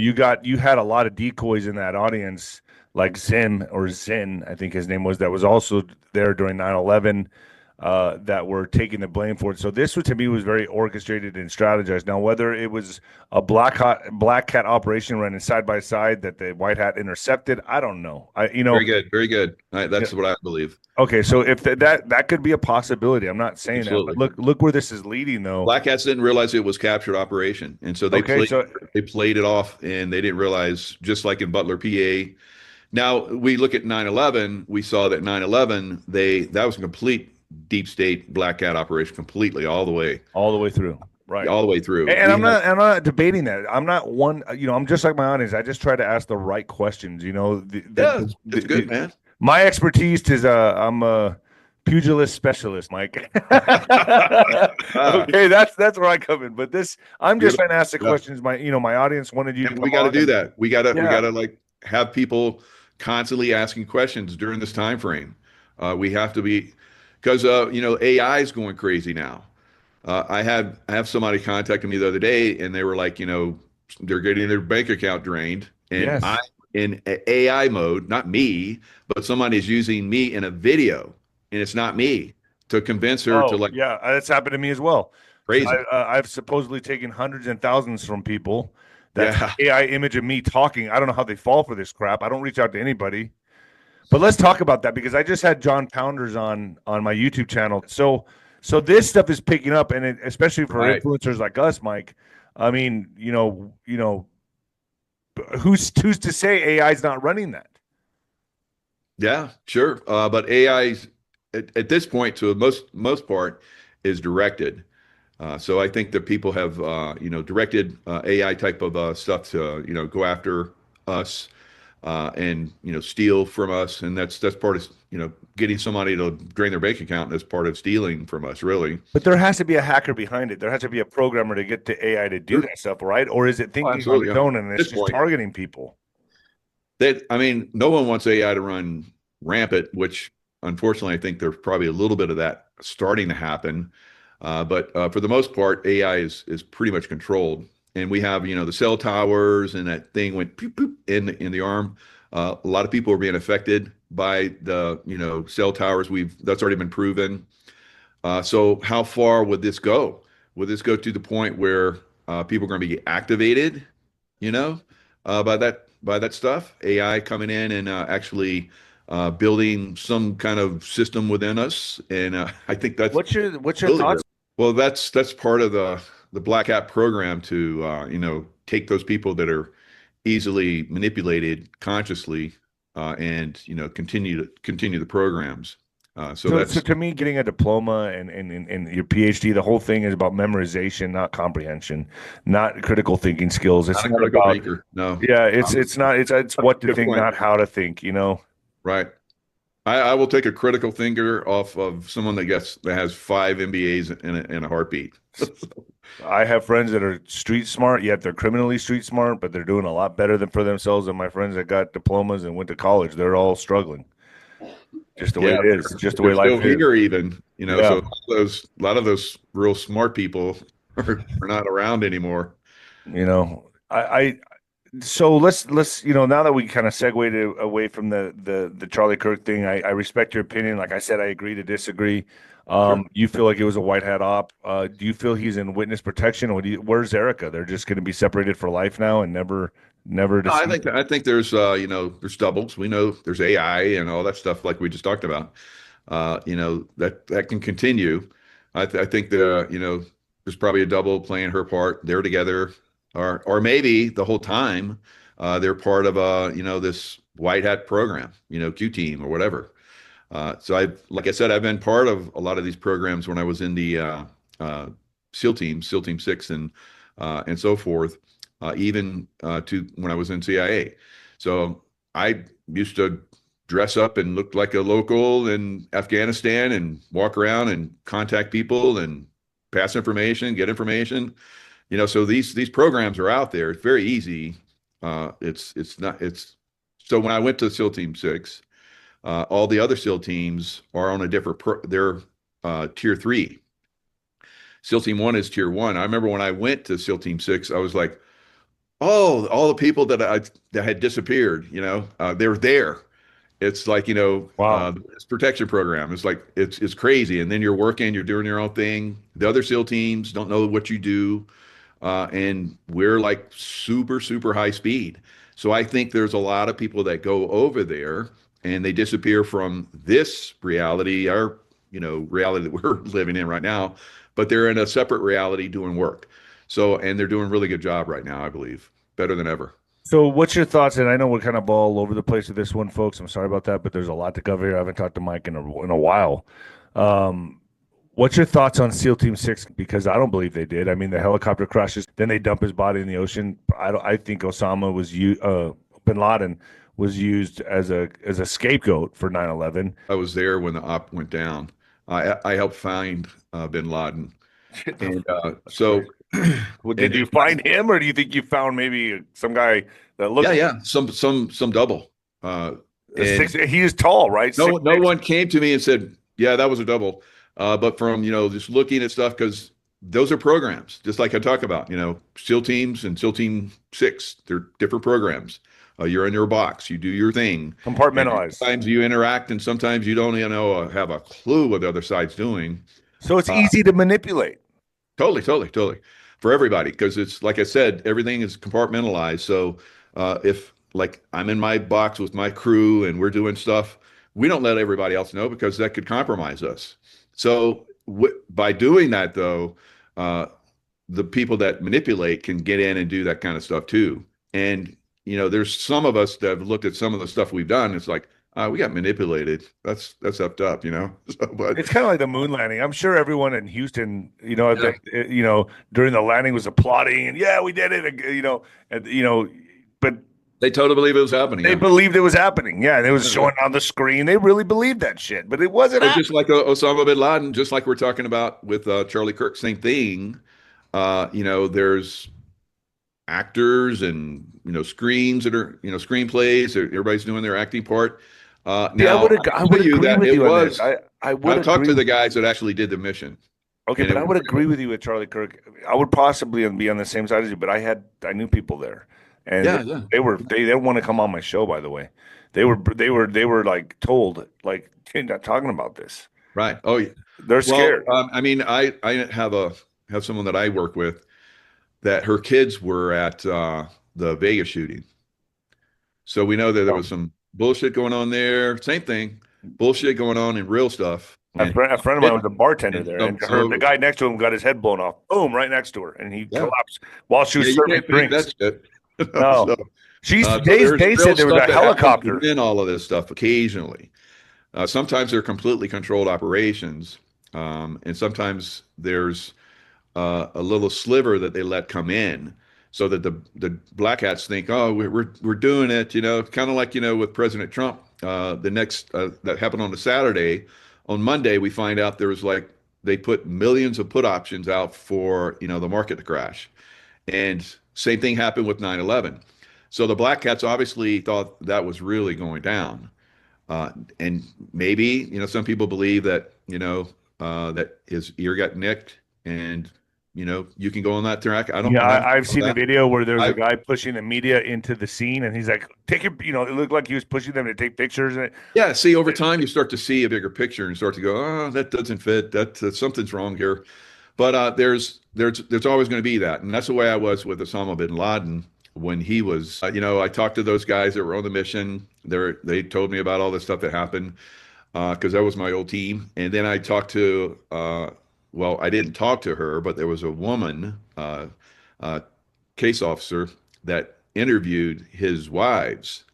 Oh, wow. And she was like, I'm going to get all this information. And then she came back and she was like she'd seen a ghost, and she didn't say anything. I'm like, whoa, what did she find out? Dude, I'm not denying that there's not layers and levels to this shit. I know there is. No doubt about it. I'm not saying that at all. I mean, how did he get bin Laden? Was he in a cave, or was he herding goats, or where did they get this guy? Yeah, I know.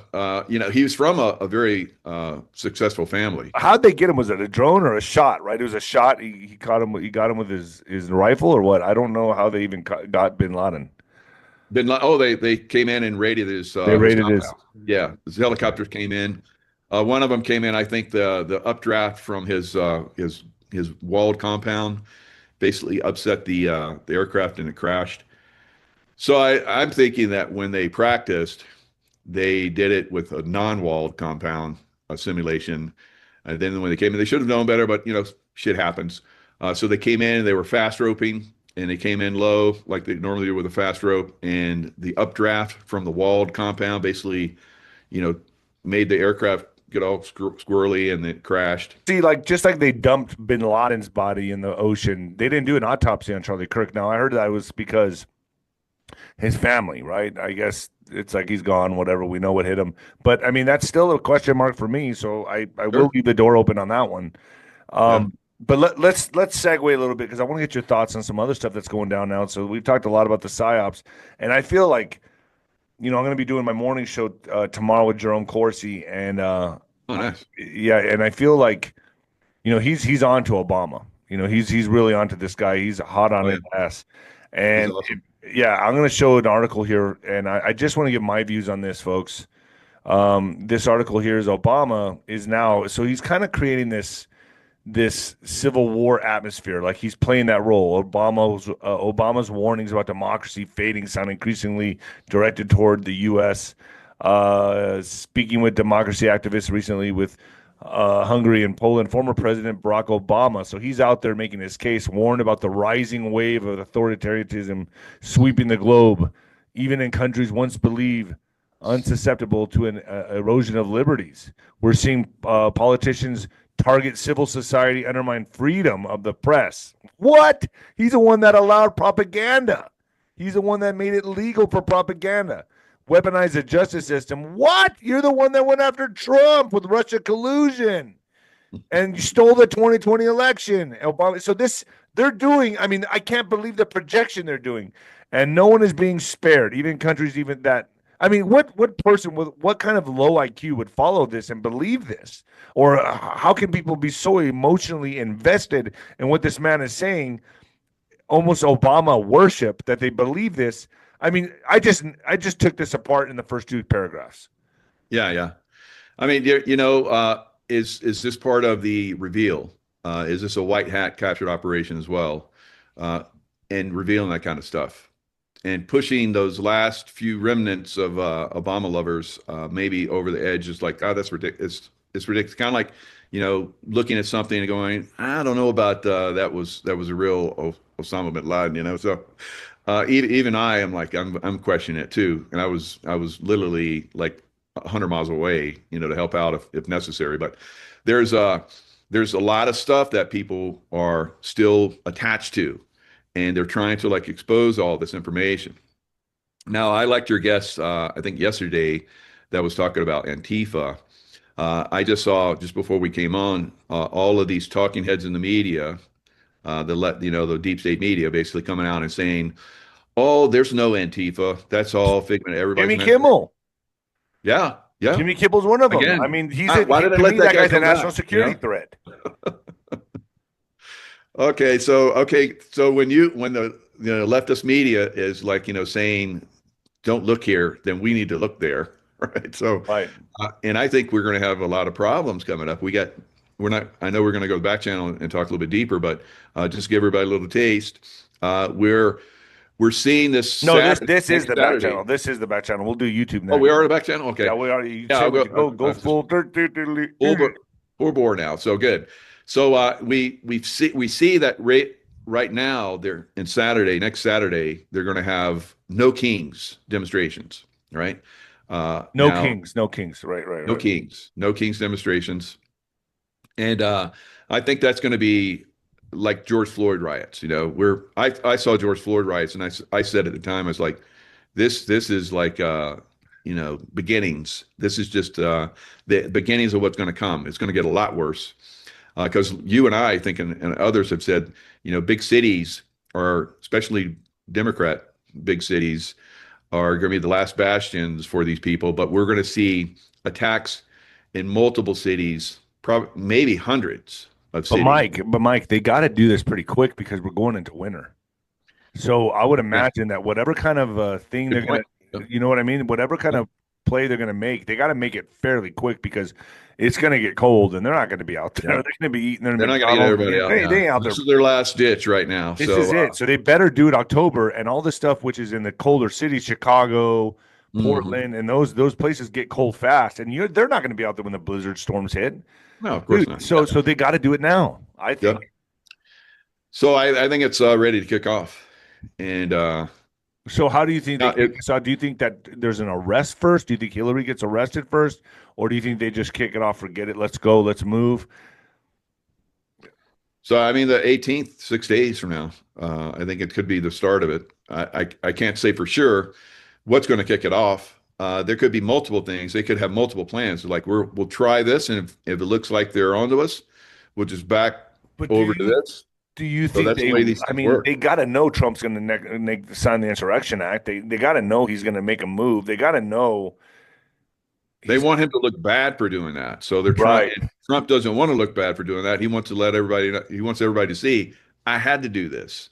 So then we're waiting on them to make the move. It could be, well, not really, because we're seeing Trump going in preemptively into big cities already. So he's going into Portland. He's already been in LA. He's starting to do Chicago to a certain extent. But that is preemptive. When I saw that, I was like, God, that's brilliant. I never would have thought of that. Under the guise of let's clean up crime. Yes. Let's get all those illegals out because that's how they can go in and do it. Because it's part of his, he has to protect America.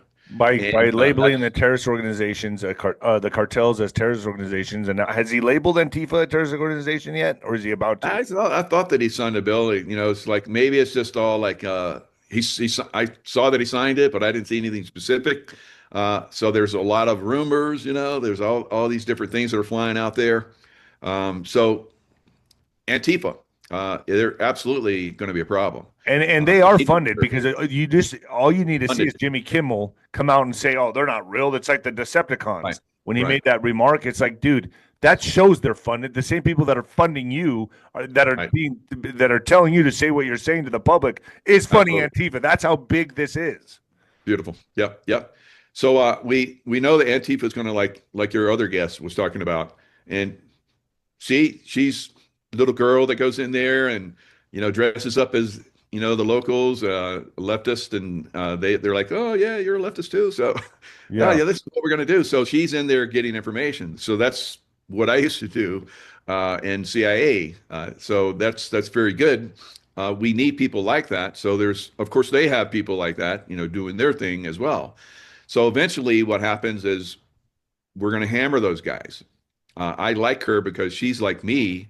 I'm like, let's stop playing around. We need to hammer these guys right now. Hammer them. I agree. Rest I'm going all to of play them. this just for a They second. show up. Let's rest them all. I'm going to play this just for a second, just so people can see. Somebody like Nice. Kimmel who says, there is no Antifa. I want you to listen to this sound clip from Kimmel.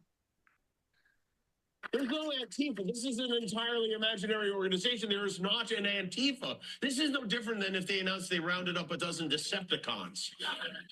We've captured the Chupacabra, everyone.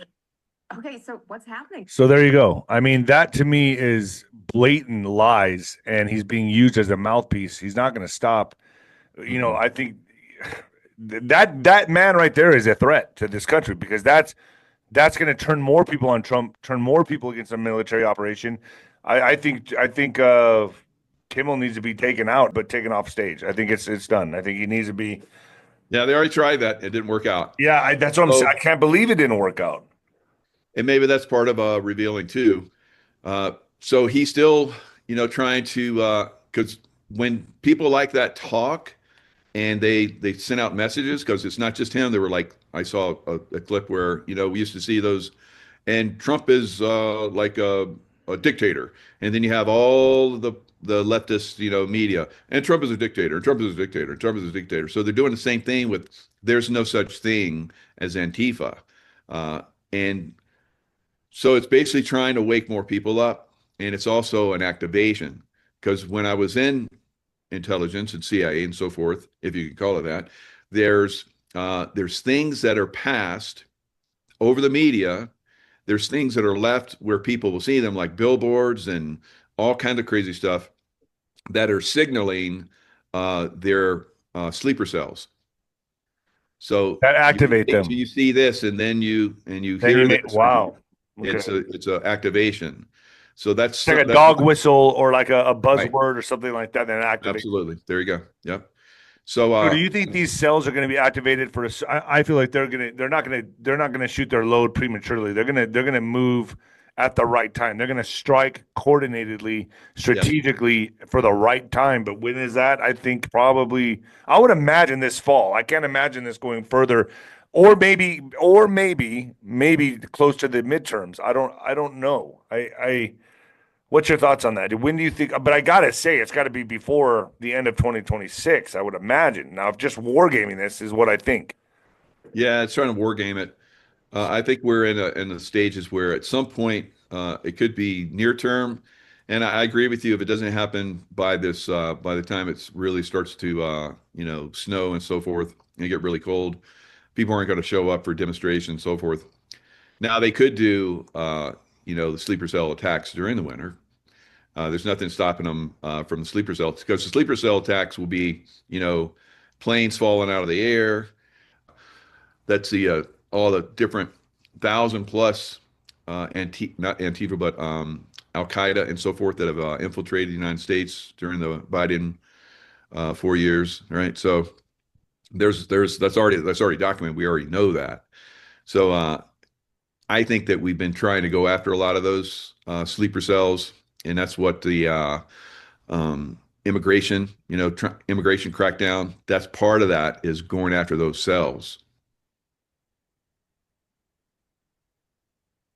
There's so many millions here that are unvetted, dude. I remember when I was at the El Paso airport, I could not believe how many were coming in during that time, and I was just sitting there like hopeless. Like, this is an all-out invasion, especially the El Paso airport and Fort Bliss. They were using our military bases to fly these people in from Haiti, from Iran, from everywhere. I mean, they were flooding El Paso, and then I would see them getting on buses and shipped out of Fort Bliss. Man, I was going to report on that, but I thought it was too hot at that time because, Biden was in charge, right? Supposedly, and there was just too much going on. I didn't want to put myself at risk out there in the middle of like recording the buses leaving from the military bases and stuff. But I saw them. A lot of people saw them, and that just shows you where we're at. But I think fireworks to come. I think this is going to pick up speed like we've never seen before. Now, what comes first, the chicken or the egg? Does Trump sign the insurrection or before the event, or does the event happen first? Does an arrest happen and then that kicks off the events? There's so many cards to be played here. I don't know exactly You know, I'm not psychic, so I don't know, but I can see the options, right? And I'm sure they got supercomputers and very genius people working on this, think tanks, social engineers, military, brainiacs, just putting this stuff together, thinking about what move to make next. But no doubt about it, this is interesting, and we're going to see where all this goes. Mike, you want to join me on YouTube for the next, 15, 20 minutes? Sure. All right. Well, Venezuela, I think, is going to get hit. We forgot to talk about that. Let's talk about that for a second. Go ahead. Yeah. So from my background, from 35 years plus, working in the military industrial complex, this is a positive. When I was at SEAL Team 6, and this was back in the late 80s, we were already planning back then to invade Venezuela. All the way back Really? then. Why? Oh yeah. And there's multiple reasons why. We had gaming, and sometimes we're like, well, there's nothing going on with Venezuela. It's just like a gaming thing. We're just using that as a game piece, and just that country, because sometimes they just make up a country name. But Venezuela, throw a dart. they that was part of one of the things that we war gamed for a very long time now. So we're seeing all this movement in the military. We don't just do that just to, practice, right, on that level. And it's not practicing on a level that's like, okay, we're done. We've done that practice. Okay, let's go back home. No, it's intensifying. And that's some of that is to intimidate. There's always part of that. Whether it was when we went into Panama. We did the intimidation stuff before we actually did the hit. We did the same thing in Iraq, Afghanistan. There's always that intimidation thing first. And it's like to see where they're going to move people, and if they back down. Of course, they're not going to back down. It's also psychological warfare, right? It Absolutely. also stresses them out, and it makes them like very good. Absolutely. It's like what China's doing in Taiwan. Yeah. So, and then you weaken everybody down. They're like always. They're amped up because you saw how they're like, getting everybody ready to fight the Americans when they come. So that basically wears people down. They're like, they're up and then they're down. It's like, oh, we're going to lose. And then no, we're going to win. We're going to win. We're badass. And it's like, and then they're like, what are we thinking about? It's like, this is the greatest nation in the world. And they're like Marines and all this stuff. So that's like you said, psychological warfare, wearing them down. The only way I can relate to that is in boxing. When I was in the dressing room and the fights before me, the preliminary fights, some would take all 10 rounds, some would take just 2, a quick knockout, and you'd be up warming up, and then sit back down, wait another, this is going the distance, then get back up. Actually, we're going to put a swing fight on, so now they're going to put an extra fight on for TV, and then you just up, down, and all this time, and you're there I was there with no food in my stomach, nothing, by 2:30, 3 o'clock at the arena. I wasn't fighting till 11:30 or 12 midnight sometimes. Oh my God. It was just sitting there in the dressing room the whole time. So you're obviously a warrior in the ring, and that's the way it is for us warriors. It's horrible. It was fucking horrible. We're like, we're up, we're down, we're up, we're down. All right. Get ready to load the aircraft. No, sit back down. We got some other. Hurry up and wait is what they call it, right? Hurry up and wait. Yeah. Oh yeah. I look back on that and I'm like, no, God, thank God it's over. But but the China-Russia connection in Venezuela. Let's talk about that. So there's a China-Russia. They have a foothold there, and that's really the main reason we're going there, right? There's a couple reasons, but one, the voting machines, right? A lot of it went through Venezuela, Smartmatic and Hammer, right? From my understanding, from people that I've talked to. So there's that. And then there's the Russia-Chinese control factor there that they're putting up a foothold. That's our backyard. And then obviously the drugs and narcotics. Yes. And then the biggest elephant in the room that no one's looking at is the oil, right? So that was one of the reasons why we were going to go in, because they were kicking out the Americans.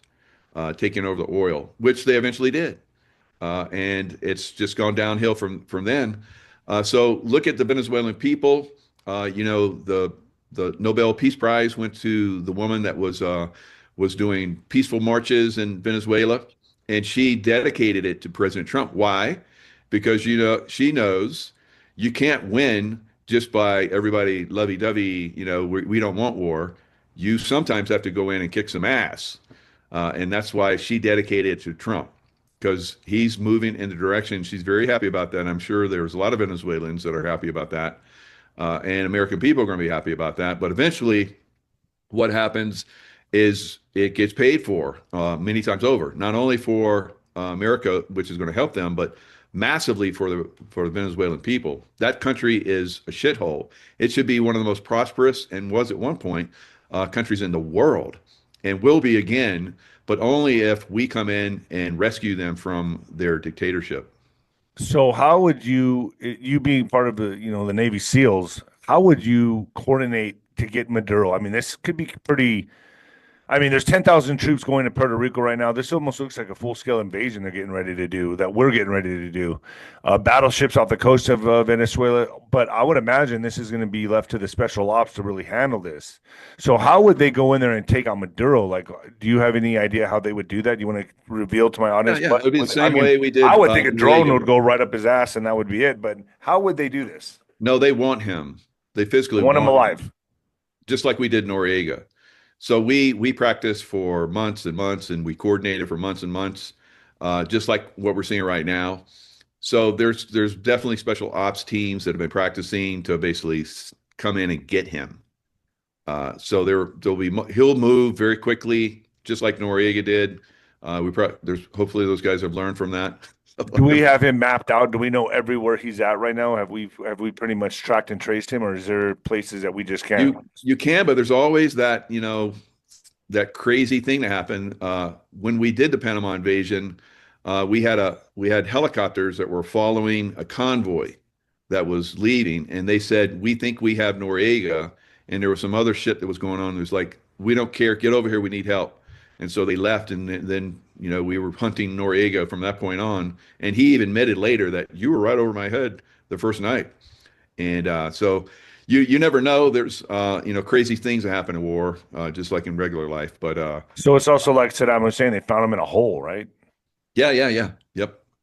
And everybody thought, well, we have Saddam Hussein, it's all over. But no, there's, just like will probably happen in Venezuela, he has special ops teams that basically started doing their thing. They got activated, sleeper cells. So they started activating. They just turned Iraq into a real hellhole for a long time.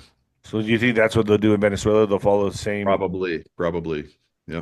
And do you think that, I mean, it's only a matter of time before we find Maduro, but we want him alive.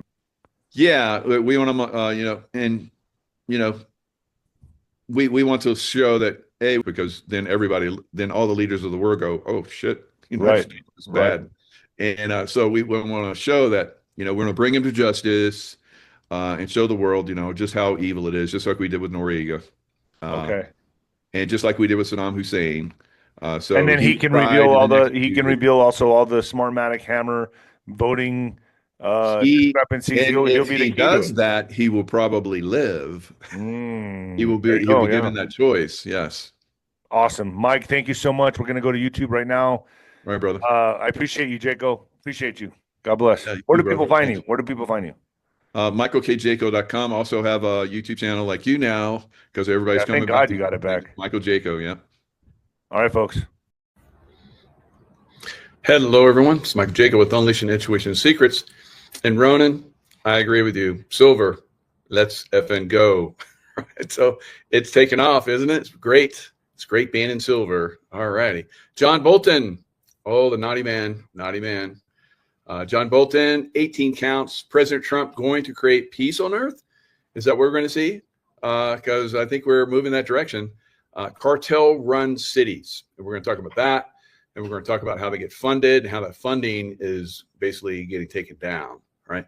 So Bolton, President Trump's former national security advisor turned adversary, has been indicted by a federal grand jury in Maryland of national defense information and 10 counts of retention of national defense information. Prosecutors wrote in the indictment that during the time he was national security advisor to Trump, Bolton shared more than 1,000 pages of information about his day-to-day activities with two unauthorized individuals. Both of these people were related to Bolton and didn't have the authority to access classified information. So, a lot of us are judicial seekers, right? We want some judicial justice, right? Judicial justice is coming, is finally arriving, isn't it? And a lot of these people are getting taken down now. Juan O'Savin posted about Tina Peters. Like all of us are very frustrated that she hasn't been released, but it is not just in the state of Denver. It's also the entire U.S. and globally that's being affected. Once she's released, and it will happen, she will be a spokesperson for illegal activities in the voting activity. So we'll see this basically spread around the world when she gets released. So she's going to be quite amazing when she gets released. So former, she had a SEAL son, that parachuting accident. So looking forward to seeing her get released and getting that information out. Now, yeah, there's lots of who's going to be next. All right, who's going to be next for indictments? They're going to come one after another now. All right, one after another. Looks like at least every week, maybe 2 a week, maybe more as things progress. So there's a lot of people need to be indicted. Trump says he's considering strikes on land to combat Venezuelan drug cartels. So that's going to be very interesting. So he talks about, striking to combat the flow of drugs from Venezuelan cartels into the United States. So after 5 maritime attacks now in recent weeks on suspected drug smuggling boats, I'm going to show you the most recent one. We're certainly looking at land now because we've got the sea very well under control, Trump told reporters October 15th, yesterday. Trump made his remarks after the New York Times reported the Trump administration has secretly authorized the CIA to conduct covert action in Venezuela in an escalation of its campaign against Venezuelan President Nicolas Maduro's regime. So that does not surprise me. Now, I don't think there's military that's involved in this yet. Maybe, but I don't think so.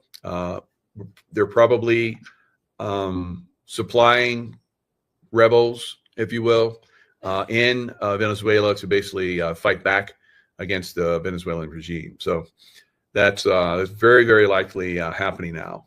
So they'll be gathering information, creating, different avenues where potential forces could go to get the best strikes and so forth. There'll be local experts. So the CIA would have to go in through their networks, and they're very good at this. Very good at this. So the U.S. Army would be another one, the Green Beret types. So who knows, maybe at some point they'll be coming in and doing some of this if they're not already. All right. So this is something it's coming. There's no question that it's coming. Now, Venezuela, of course, cartel, they coordinate cartels all over, not just Venezuela, but all over the South America, Central America, and of course in the United States. So I'm going to show you guys that a lot of these cities that are, pushing the immigration protests and so forth are controlled for the most part by cartels, right? Just like Mexico is almost completely controlled by cartels. That's why Mexico would love for the United States government to come in and help. Right? So we'll probably see that. Of course, we're not going to just come in and take down Mexico. We'll coordinate again with local groups and eventually start to take down cartels if that's not already happening in Mexico. But they really need to be taken out in the United States first, right? But President Trump, being very proactive, is starting to hit them at their source, and this will be fantastic going forward, because you take out their communications, their lines of money, and all the stuff that they've been using in the dark web. We're going to talk about that, how the dark web. I got a report from Sarge. All right, so Sarge really on the cutting edge of a lot of this stuff. He talks about how the dark web. He's got former military guys are informing him about the dark web. The dark web is like, imagine the internet that we use. The dark web is 90% more than what we're using right here, right now. So 90% underground stuff. Wow. Right. So that's how they're moving a lot of this information and money, of course, through Bitcoin and some of these other altcoins they use to move money around. And amazing levels, like $1 trillion worth of money being moved around, and that's being shut down and locked up and taken away from them. So the money sources that do all of this stuff, of course, President Trump pretty much completely shut down the border. I'm curious. I would be curious to see, what they're doing for the underground, rat lines that they have. We've already seen that they've been taking some of those down. We saw that several months ago. Videos of that, but we haven't seen anything since. So I think that they're really involved in doing that, and we're probably going to see a lot of these underground tunnel systems, underground storage, and so forth for drugs and children and all that kind of stuff, adrenochrome, whatever, is going to get exposed underneath these cities, like Chicago, massive, absolutely, all right, underneath Portland, no question, L.A. We already know there's huge underground systems in LA, all the way back to the Playboy Mansion, all that stuff. Lots and lots of underground facilities, guys. And that President Trump had allocated hundreds of millions of dollars to tunnel warfare, underground dumb warfare, deep underground military bases, right? But it's not just bases. I don't consider it a base if cartel is using it, right? It's maybe a base for their operations for smuggling and money laundering and whatever else they do. But a lot of that stuff, I think, is being shut down. So it wasn't just the military bases for the dark military, but also for these cartels. Cartels are really running a lot of these cities. All right. So that's one of the great things that President Trump is doing by going after the cartels. Right. And the cartels are basically have, like I said, all the way up into the United States, probably every major city easily has cartel activity in it. Cartel from down south, right? Down south. You would think that the Chicago mob would be like, pissed off about that, but I guess they're not powerful enough to stop it, or they don't work in that. They don't work in those areas. So I don't know. So very, very interesting. How this is shaping up. Now here's a little video. Now, I have said that some of these strikes look like directed energy weapons because you don't see the boat being completely destroyed, and you just see it start to burn, right? And so you don't see a missile coming in. On this one, you see a missile coming in, and it blows it to pieces, right? And there's just burning, stuff on the surface. So the other ones, basically, the hull of the boat was still there. So a missile coming in, hitting a boat would sink a boat, right? It would blow it to bits and sink it. So these boats, the first 4 or so, where you just saw those boats. So we have the directed energy weapon stuff now, right? So we're moving in that direction. So we haven't seen any more cities being burned for a long time. And we haven't seen hurricanes coming in for a long time. And so the next level will be the HARP, stuff that they use to produce more earthquakes. So earthquakes are coming. That's not we can't stop that, but they come in and harp an area that they know is getting ready to, have an earthquake and make that earthquake much worse. So I think that maybe we're seeing some of that stuff getting destroyed, stopped out, and so forth. Remains to be seen, going forward. All right, so let's look at this this one video where they blast the hell out of this boat with a missile. All right, so soon it's going to be on the land. Soon it's going to be happening on the land. We're following some breaking news right here on Live Now from Fox. Just learning from President Donald Trump via Truth Social that the U.S. has struck another ship there right on. So he put this on Truth Social, and it's how he ends everything. What does he say? It's like I appreciate your attention to this matter. I love that. It's great. Of the Venezuelan coast. We've seen several of these happening over the past several weeks, and now we have learned really just moments ago here that another ship has been struck. First, I do want to take you out to this post right here coming in from the Associated Press. It does say Trump says the U.S. has struck another small boat. Now he has described them as suspected drug smugglers. Want to pop up some of the video coming in alongside this post right here. Again, this video just coming in from President Donald Trump and Secretary Pete Hegseth.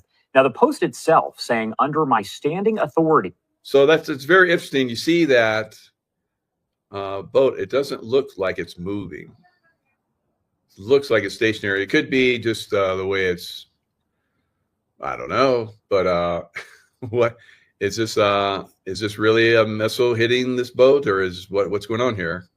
From President Donald Trump and Secretary. Maybe it's idling, getting ready to take off. But regardless, we're moving in the direction of, land strikes on Venezuela and then, basically going in with troops, I believe. Pete Hegseth. Now, the post itself saying, under my standing authorities as commander-in-chief, kinetic strike on a vessel affiliated with a designated terrorist organization, that is a DTO, conducting narco trafficking in the U.S. Southcom area of responsibility just off the coast of Venezuela. So as you can see, there's really nothing left. There's a little bit of debris on the water. There's burning where the fuel is ignited from the missile strike. But otherwise, that was definitely, as President Trump said, a kinetic strike. Of course, I guess direct injury weapon use is kind of kinetic too. But I look at that as more like it's burning. It's melting stuff, and that's kind of what it did. It ignited, looked like it ignited the fuel that was on board the ship, because of the intense heat, the microwave energy that comes in. So it's very interesting. I think it's basically telegraphing that we are closing in, and we have the kind of control that you're not going to be able to resist, right? And regardless of how many elderly people that you put guns in their hands and have them, sit at tables and go rah, rah, rah, Venezuela, right? Probably some of the military officers that are, indebted to him because he made them military officers because they would do whatever he wanted, right? They don't have integrity, I'm sure. So that's kind of what we're seeing right now. We're seeing this thing is getting ready to go super kinetic, right? And maybe it will embolden the Venezuelan people because, they've been under this dictatorship for a long time, destroying their country. They probably bought into, like a lot of people in New York who are going to vote for Mandami, right? Mandami, that he's going to give them everything. And then they're going to find out, right? There's not enough Republicans there to help the Democrats in New York. So the Democrats way outnumber the Republicans and independents. I think there's like 700, 800,000 Republicans and independents and like 2.1 million Democrats. Democrats always vote Democrat, almost always, unless they decide not to vote. But still, you got that many Democrats, that boy's going to be in there and he's going to start giving everything away, right? So you see these shitholes that Democrats, have run for a long time. New York is going to be on a fast track once he gets in there. So a lot of people I hear a lot of people saying they're not going to vote for him. They're going to vote for, I don't know who else they're going to vote for. Like I haven't seen anybody else that's worthy. So we'll see what happens. It's going to be probably President Trump, declaring, some kind of a law that military has to come in and take over New York City because it's gone to shit, right? So it will. And we'll just, I don't know if we're going to wait for that process to happen or what, right? So you people in New York, man, I feel for you. Even the Democrats, because you guys think that you got to vote Democrat no matter what. There's not enough Republicans to help you not be stupid, right? So, or to help you out. So you're going to you're going to do stupid and you're going to fail hard, bad. All right. So Georgie girl, you're a New Yorker. What do you say?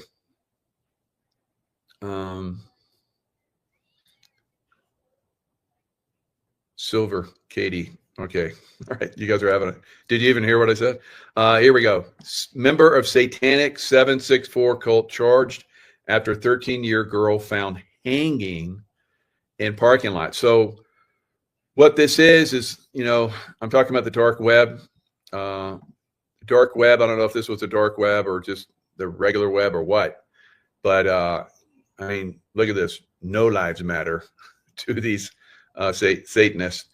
An investigation by the Federal Bureau of Investigation, FBI, of course, and German authorities led to charges Wednesday against a man accused of convincing a 13-year-old to hang herself in Washington state on behalf of a cult-like group, according to multiple reports. German prosecutors charged an unnamed defendant dubbed White Tiger. You big dummy. Let's talk about the dark web. How do you get on it?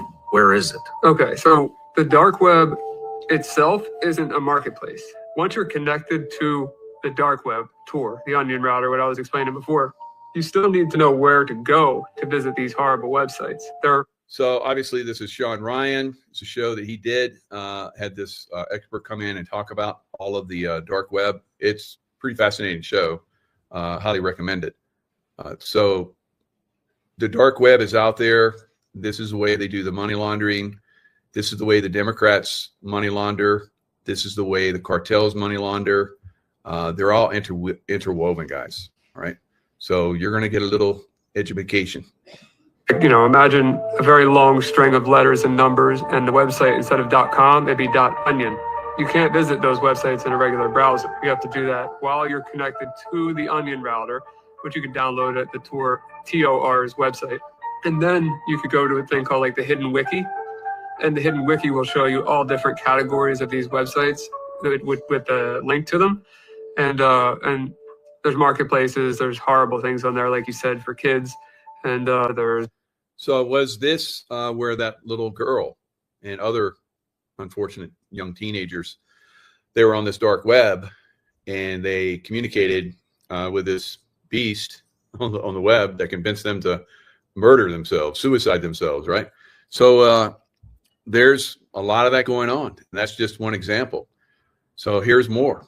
There's counterfeit money, there's fake IDs, there are all kinds of different websites that do horrible things. Now, today's program is going to be, the first part is going to be about the dark net, because I just got this information in an email from one of my vet friends. There's two of them, but one of them is the one that converses with me to share information that they're finding on the dark net, and it's a group that goes by Quan. Yes, I'm saying it. I don't know how they pronounce it, but it's like the letter the number 1, O-N-E, but it's spelled with a Q-N-E. Is that obvious or not? No one knows who they are, really, but they leave their digital signature for anons to know that it was them when something happens on the dark net. Now, on like the Q post I started seeing in the anons, I started to see on those posts. I wasn't a big follower of them, but occasionally I would go in. I could see, from the information that was being shared, that they had been infiltrated, and they were spreading disinformation within those webs, within those groups, and then some of that was coming out. So was that CIA? Was that part of a cover up? Was it part of bad actors like we're talking about right here? Were they coming in and spreading disinformation and so forth, and then anons were picking that up and running with it and spreading it as if it was true? Yes. Right. Yes. On a lot of these cases, guys. Now, the Q&E, I'm just going to say, because I don't want to pronounce it and mess up a word. Y'all know I'm famous for messing up a word. And this sounds like one word that I will keep messing up, because it sounds like one, but it's spelled with a Q, Quan, whatever. The anons say that they have no idea how the Q&E works, but they have left their calling cards on 5 of the biggest dark websites, with 3 of them actually connected to some of the top banks in the world. And that's very interesting. All right. So within always, because we're seeing it, we have the lamestream media, which is spreading disinformation, And then you have people like myself, Nino, McKay, all of us are basically spreading, truth as best as we can, fast as we can. But you have the disinformation that people still cling to. Not as much, but they still cling to that false information. So with us sharing this information, sometimes the dark side, the mainstream media, will pick some of this stuff up and disinfo it and criticize it and try and knock it down. They've done that several times to all of us, right? High up in media too, guys, very, very high up. So this is something that we have to be aware of, but also, like Sarge is talking about, they're bringing in good information as well, in seeding and good information. So you have to have discernment, and that's I think we're getting some really good information that's being dropped into the anons right now. Interesting. And the top dog of these sites was a name called Dark Fi, which is the dark web version of BlackRock, I'm being told. I'm just a messenger, guys, so I don't know anything. So I'm just telling you what my boys tell me. These idiots picked a usable name that doesn't sound threatening, but it was an open source blockchain ecosystem built especially for anonymous engineering, whatever that means. But it provides back channels for asset swaps, drug deals, transfers, and decentralized autonomous organizations. It dealt exclusively in crypto, mostly Bitcoin and others that I will get into. And they said this year alone, in 2025, since January 2025, a total of $1.1 trillion of Bitcoin has been seized.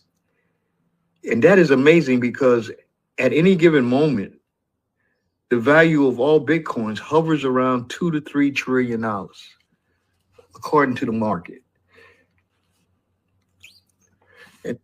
So you have to look at this, the 1.2 trillion, whatever, Bitcoin that has been seized by the good guys from the bad guys. So they couldn't use that money to fund their operations and pay people off and buy drugs and sell those drugs and buy children and sell those children and adrenochrome those children, all the stuff that they do, right?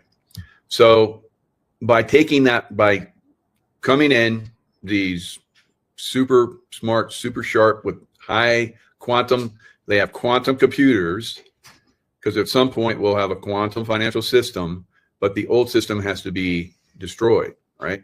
Because we see the old system with these banks, these corrupt banks that we all, bank at, Bank of America, Wells Fargo, I don't know about Wells Fargo, but Jamie Dimon's bank, all these different banks, JP Morgan, Chase, all these different banks, guys, maybe even Wells Fargo, I don't know. But I haven't heard that, but so I don't want to put anything out and get myself in trouble, but those other banks have been exposed. And so there is definitely corruption within the banking system. We know that, right? The Federal Reserve is completely corrupt, right? Shouldn't even be there. Got there through the Democrats, all right? And we'll see that banking institution eventually be taken off stage completely, and all of its manipulations gone. What does that look like in the future with a quantum system? We're all going to learn about it, right? So I don't know, but they have quantum computers that come in and process information at rates that we can't comprehend, right? And because they're quantum, they have intelligent design to a certain extent as well. Say another whistleblower says that the only way the QNE could hack and confiscate these Bitcoins is with the superior computer system that has quantum capabilities. I tried to tell you guys, we have quantum freaking computers. Blockchain is the highest form of secure crypto that we know of. So whoever QNE is, they are very powerful. So I'm seeing a pattern. And from this point, I will give you my assessment. And I think this all points to the military alliance cleaning up the negative systems of the world. Boom. Good job, Sarge. So as you guys can see, it's about an hour long. Icon 2020. He sneaks some really good stuff out there. And I occasionally catch his stuff. I'd like to watch him all the time. I don't have time to do it all, but somebody sent that to me, and I was like, oh, Sarge has got something. Because when people send me something that Sarge has done, it means it's good, right? Good enough to share around. So really good information that comes from Sarge. And then we have to look at, like I said, the Earth is going through changes. The sun is definitely going into, a period where it's helping to awaken our consciousness. But with that increased activity, the Earth changes, right? Poles shift around, climates move around, and like you saw on my deck, it was like there's still a little bit of snow back there, but it's going to warm up and melt it off. But we already got a little taste, and it's very unusual to get that much snow this early on here in Lake Tahoe. So we get snow. We get snow a little bit, but I think we're going to get a very, very, very lot of snow, right? And that's probably going to translate into a lot of other places. They're going to get a lot of snow as well.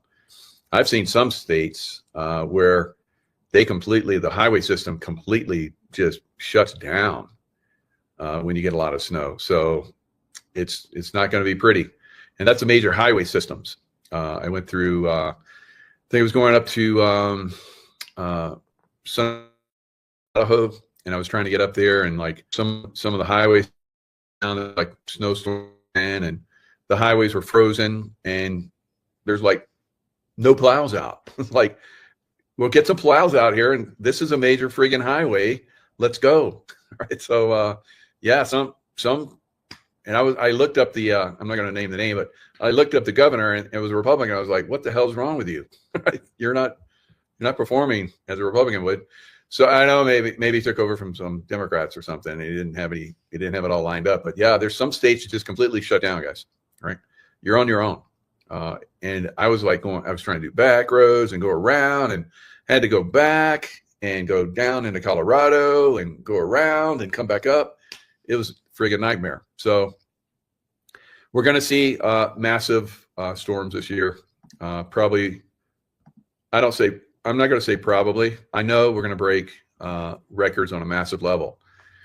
Now, I said that you really need to get ready for this cold that's coming, the freeze, the frost, the snow. And they've done this climate change bullshit lie for years, trying to do this scam green energy deal, which is a complete scam, and but not like it is in the winter, right? Not like it is in the winter. Major catastrophes probably coming for some areas. In addition to these big earthquakes and these big solar flares, we have another big coronal hole soon to rotate into geo-affected position. And so the sequence of events is going to be this 1, 2, 3 punch from these solar storms hitting Earth. And then we're immediately going to be hit by a coronal hole high-speed stream, which is going to increase the solar wind velocity, drop that solar wind density. And as a result of that, we're very likely to be back in a global earthquake watch, because that low solar wind density seems to very much be connected to high magnitude earthquakes. These two earthquakes here today, the 6.5. All right, so Stefan Burns, keeping us informed about the sun, what's going on, and he makes really good predictions about earthquakes coming, and that's pretty much it. You get. I'd be crying, brother. I'd have a beanie, a fire, and 2 pairs of socks on. So we're going to see a lot of this solar activity coming in. It's basically, it's been prophesied. It's part of a cycle.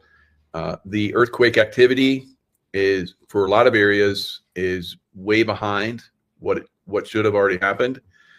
So we're going to see probably some pretty significant earthquakes, like I've been predicting.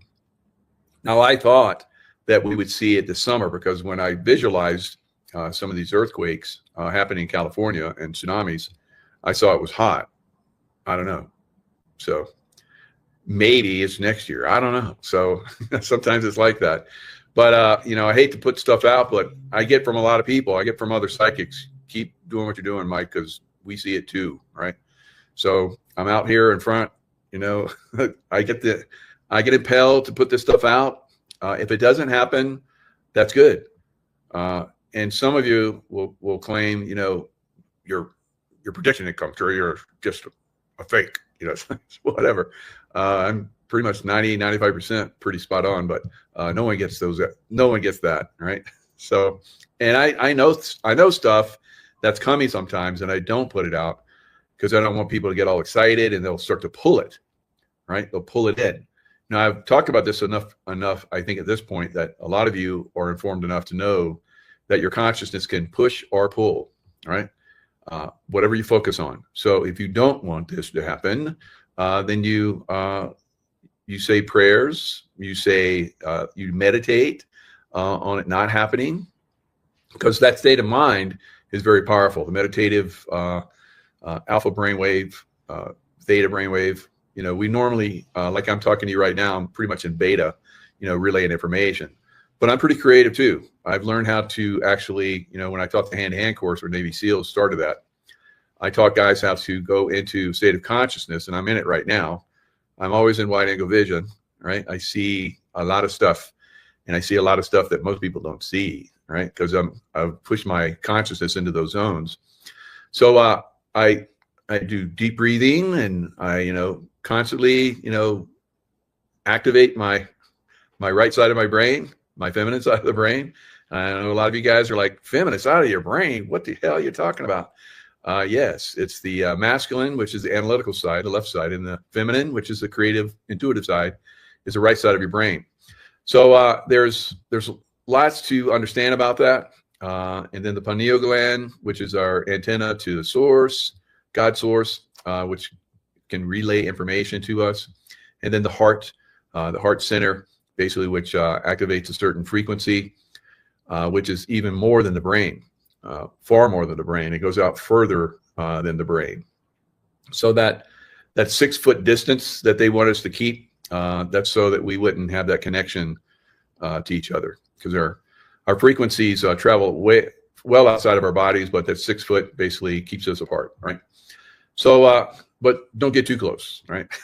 Right? You ever have those people that get like right up to your face? It's like, what? Get back! What are you doing? It's like, crazy! You're crazy! Get out of here! So, you have to be able to go into these zones of consciousness, and especially during the time frames that we're in right now, I think it's critical. So, I have courses. They're in my description box. So, get yourself intuitivized, right? Or learn how to remote view or remote influence. There's great courses. All right. Now, in my Telegram, and I'm gonna share that with you guys so that you guys see my Telegram site, because there's other Telegram sites out there that I got like 18.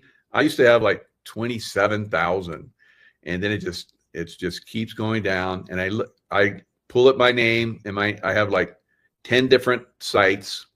One site that says Mike Jaco has like well over 20,000.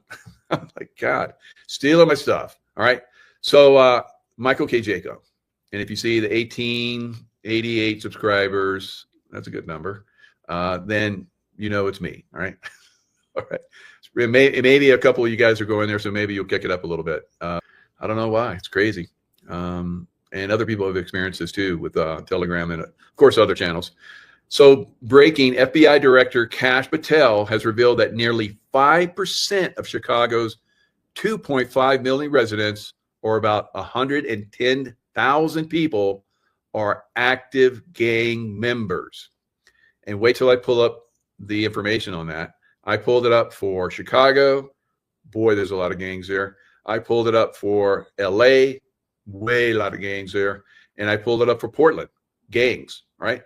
Gangs are running our cities, right? So U.S. Attorney just exposed that California Democrat officials oversaw massive homelessness fund fraud. Now, you guys know I've been putting this out for a little while. There have been money laundering the homeless to the billions and billions of dollars. You would think all of those homeless would have like a mansion. They should, but they haven't. And here's what happened. Billions of California tax dollars intended to solve homelessness, they had little to no progress. California state officials failed to provide meaningful. Democrats don't do well, guys. They don't manage well. You guys notice that yet? Right? Meaningful oversight over the individuals who receive most of these funds. The state agency paid $26 million for a fraudulent project. The developer did not complete construction. And then the Attorney General goes on to say at least $2.2 million was diverted to pay the person's American Express credit card. Boy, it ran up a big bill. He stole the money. Accountability starts today.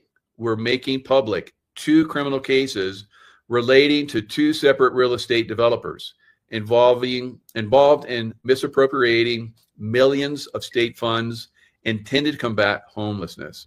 Tragic, tragic, tragic. Such absolute bullshit. Now, Russia has given JFK assassination dossier files. And remember, it wasn't Russia.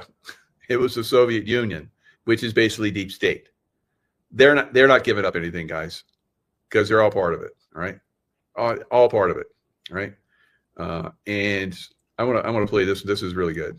John McAfee here. Yeah, I'm still alive, still breathing, still raising hell. I just stumbled across this wild documentary called Dear Mr. President. And let me tell you, it's... So that I think that plays where you guys can't hear that. So did you guys hear him talking? I think it doesn't. It just like goes big and it doesn't really play in there. I can't control it. So anyway, that's John McAfee. He's saying that he's still alive and well. What? Okay, so it's CGI. My wife just told me, but I still believe he's alive. CGI, yeah, but he's still out there, and he basically says in this that there's a lot of criminality going on right now. Just stay focused, and at some point I will come back.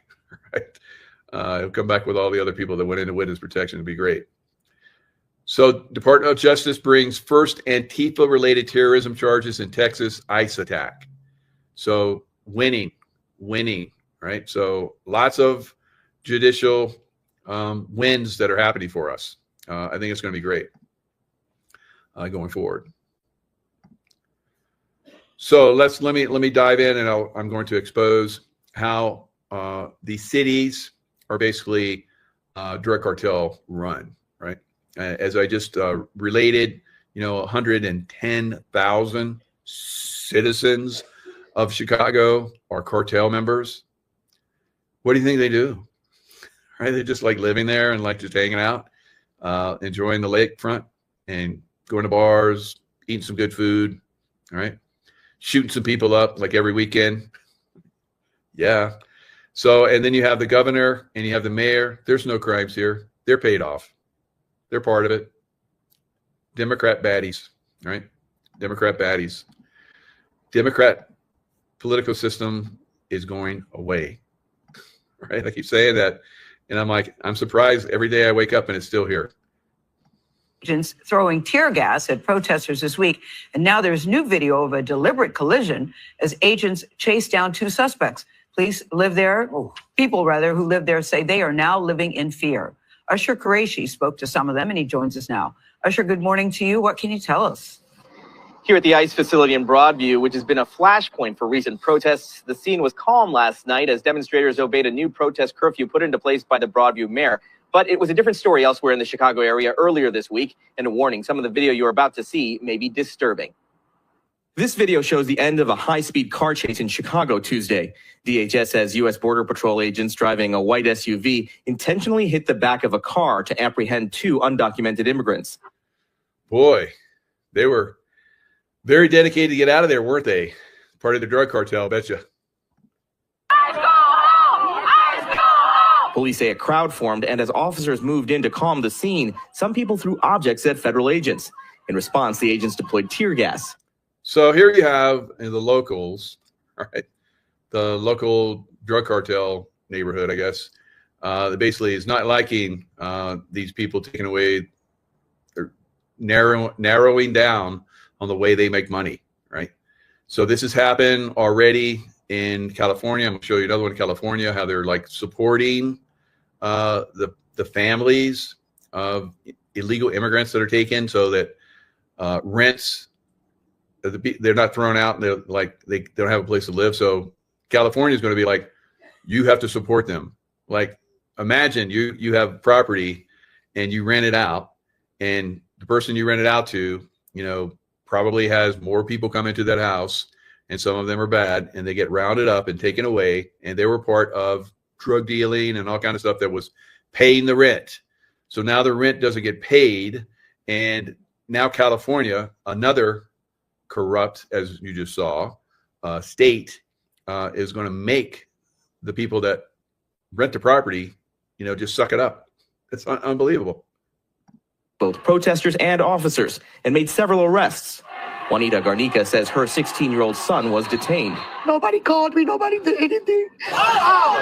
In recent weeks, we've seen confrontations with immigration officers escalate across the Chicago area, sparking fear and outrage. Federal agents detained this young man outside a Walgreens and pulled this woman out of a car near a school. Okay, so we don't know the full story, but that little 16-year-old was probably trafficking drugs. And this woman outside the school was probably trafficking drugs to kids. So you're going to see these people come in and go, like that one woman's probably, okay, ready, cry. And then they start filming, right? DHS accused her of stalking an ICE vehicle. They don't have a warrant. And this video shows ICE agents slamming a man to the ground. He was carried away on a stretcher. What's the feeling in the community right now? So sad, scary. On Wednesday, this group canvassed homes and businesses, sharing information about people's rights during immigration enforcement. I've never seen immigration enforcement done in this particular manner with this level of aggression. Former acting ICE director John Sendwig, who served in the Obama administration. Oh, yeah. Okay. Yeah, we're not going to listen to you. Shut the F up. Right. So that's pretty much where we're at with Chicago, guys. Now, I'm going to share the screen so you guys can see. I just did an AI overview. I just put it in Chicago cartels. Ask this for probably any city, and AI is gonna hook you up with information. I just did the ones that are having problems right now, the 3, right? So right here, major cartels, particularly those operating out of Mexico, and it could probably put in there Venezuela as well. But Venezuela basically controls the Mexican cartels as well, have established a presence in Chicago by working with local street gangs to distribute drugs. Conflicts with local gangs, the arrival of cartels has led to direct conflict with existing Chicago street gangs, such as the Black P-Stones, Vice Lords, and Black Disciples, contributing to the city's violence. So that's how you're seeing all of these shootings, because it's rival gangs fighting for territory. And then innocent people, you know, get caught in the crossfire. Use of local gangs. Cartels do not typically operate at the street level themselves, but instead supply large quantities of drugs to local gangs for distribution. So here's some of these gangs. Gangster Disciples, considered one of the largest and most successful street gangs in U.S. history. The Gangster Disciples are deeply involved in drug distribution, crack cocaine, heroin, and marijuana. Vice Lords, pretty much the same thing. Latin Kings, involvement in firearms and drug trafficking. El Rucan, historical gang, formerly known as Blackstone Rangers, all the way back to the 1980s. They also are trafficking cocaine, heroin, before their leadership was dismantled by law enforcement. So this is what's happening there in Chicago and some of these other places, because ICE is really cracking down and law enforcement is getting involved. Like you saw in Chicago, that the Chicago police are basically saying F you to the mayor and of course, the governor for telling them to stand down. They're like, "F you, we're gonna do our job," and they're doing it. So hats off, salute to those guys. Support them. Support your police that are doing the right thing, guys. Modern gang structure. They have loss of central leadership, and this is part of the cartel. This is part of the cartel in the United States to basically, take down the leadership within the entire United States. Every city, every county, you name it, is they're trying to destroy our political system, our voting structure, and on and on and on. So loss of leadership. The incarceration of many top gang leaders has broken down communication and control within organizations, which is good because it makes them vulnerable to being taken down completely, which they're doing in Memphis. And if you saw my video last night, you saw the National Guard, which was called in, and the mayor and the governor and everything wanted that to happen. And walking the streets, Memphis is probably going to turn around. Beautiful city. Blue suede shoes, especially city. So I love that city. Had a lot of times there. So hopefully you get back online. Great food there. If you've never eaten Memphis, oh my God, that's great food in Memphis. All right, it's worth it to go to Memphis. Just factionalism. Many individuals now associated in factions or cliques rather than obeying the traditional structures of their larger gang names. So lots of violence going on there, and that's the structure. That's what's happening in Chicago. So they're trying to basically destroy the old gangs and come in and pay off the local politicians, the mayors, the governor, and so forth, so that they can do their illegal activities. So that's why there's lots of crime, gang violence, and so forth that's going on there in Chicago. All right. State of emergency, ICE immigration raids. See, these politicians are so corrupt. It's disgusting to me. How are they allowed to even be in these communities, let alone, create laws? It's unbelievable. So state of emergency, basically, they don't have to create a law. All right. So it goes on to say a study from UC Merced, obviously corrupted, somebody was paid off, calculated that the mass deportation of California's undocumented residents, that's illegal. That's illegal residents. Hello. So they want to, shift the names around. So undocumented. Oh, they're undocumented. No, they're illegal residents who make up an estimated 8% of California's workforce would create a $275 billion hole in the state's economy. Why? Because they're working for almost nothing. They're slaves to this Democrat system in California, and they want to keep it, just like they wanted to keep it in the South, right? Civil War, right?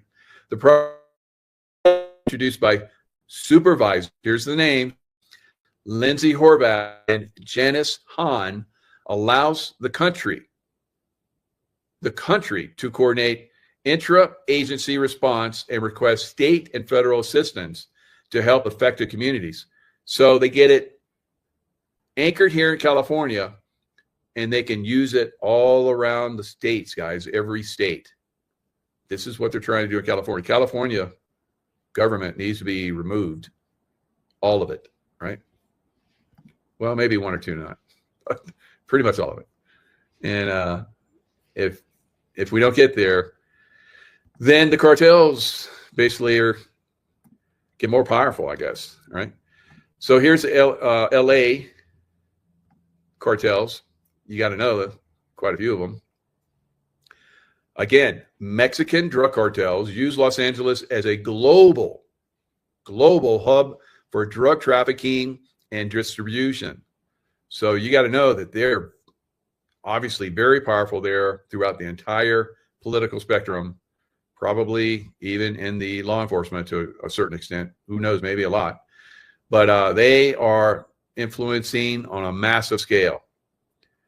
And if they're trafficking worldwide, holy cow, from LA, no wonder Trump wanted to go in there and like take down LA, right? And why they fought back so hard. So the distribution hub, Mexican cartels included Sinaloa Cartel and Cartel de Jalisco Nueva Generacion, right? I don't know if I pronounced it right.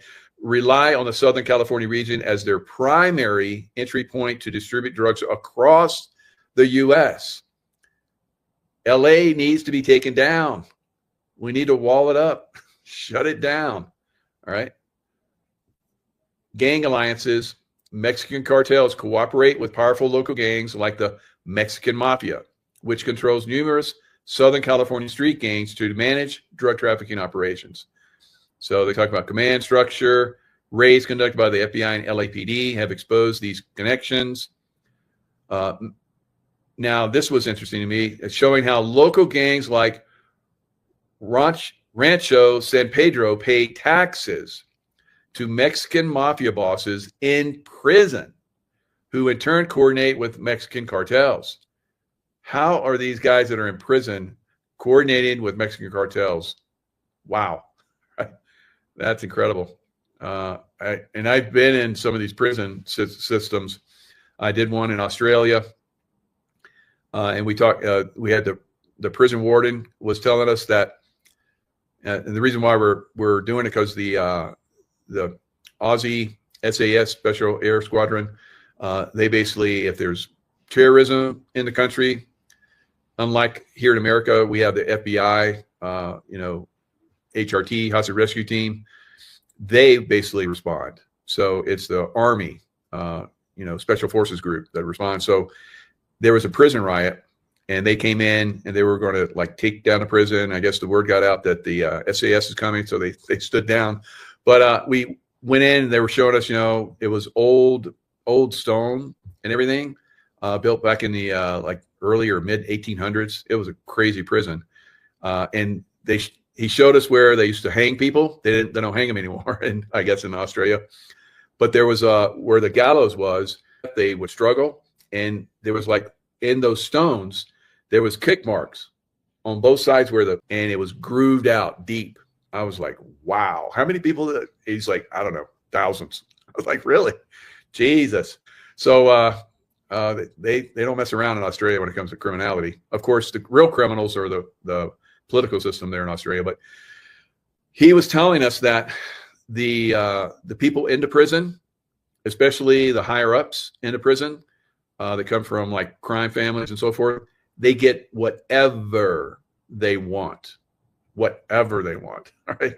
I was like, wow, interesting. So anyway, Sinaloa Cartel, Cartel Jalisco, and Mexican Mafia, La M. Looks like an American prison gang that controls and coordinates the drug trafficking activities of numerous street gangs. What the heck? Right? They're controlling the street gangs from prison? Holy moly, what? I thought we'd send them to prison to like stop all that stuff, but they're still doing it. So that it sounds like the prison system needs to be reformed in California too. Jesus. Or maybe it needs to be reformed all over America. I don't know. That's insane to me. Wow. All right. So moving on to Portland, America's most beautiful city at one point in time, right? Not so much now. Long gone. All right. Long gone. Now, there is, because I talk about this, the people need to like really start to push back. Otherwise, this is going to continue because there's not enough law enforcement. We, the people, have to get involved. And maybe that's what the storm is. We, the people, we're the storm. That's a possibility to me. All right. So look at this. This is Dr. Steve Turley. He does good work.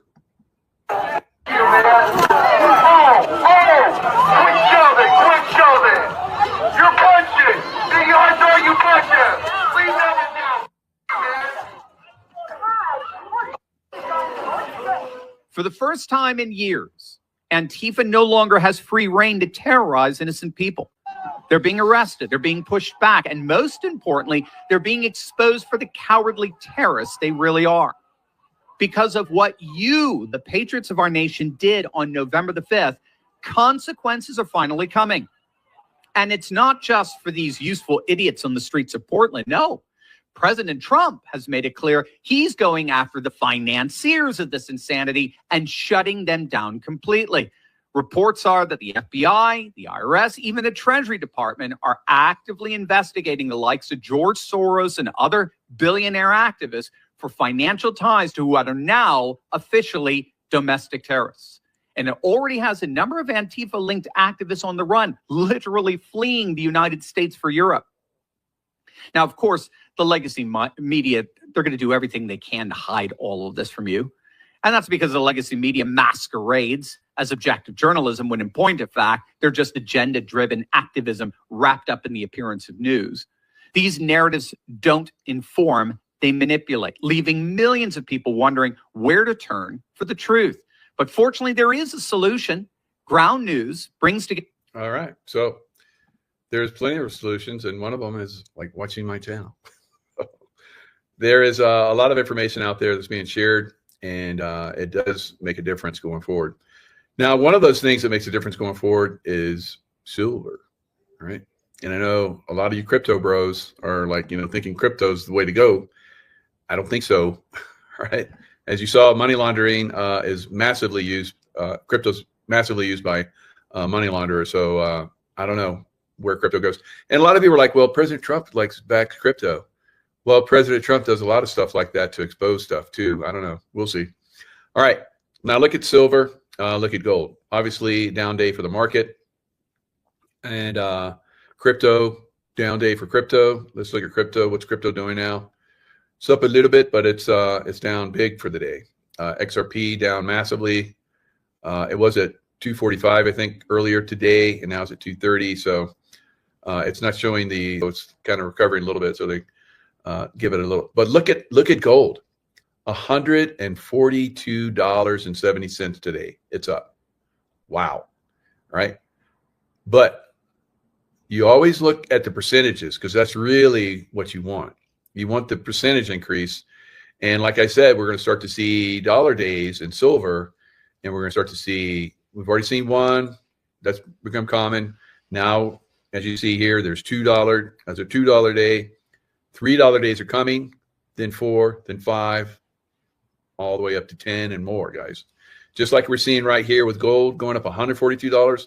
I don't know if we're going to see silver go up that much a day, but percentage-wise, as you guys can see, it is up more than gold, and that's pretty typical. All right, so we're going to continue to see, I think, and it might recover a little bit next week and into the following week because that's when the Fed is going to cut rates again for a quarter point. So we are in an AI bubble, just like we were in a dot-com bubble back in 2000, 1999 into 2000.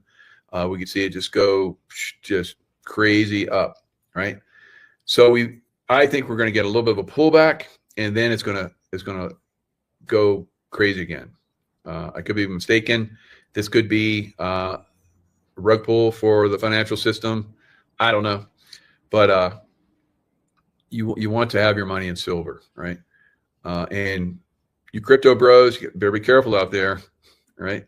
You guys who put your money in banks, better be careful out there. So it might not be this week, might not be next week, might not be months from now, but it's going to happen. These banks will fail and fail massively, right? So all the different things are coming in. We're seeing that the banks were laundering to Jeffrey Epstein and all that stuff. That's just one. And then we have bank failures, I think, are going to start because of the silver skyrocketing.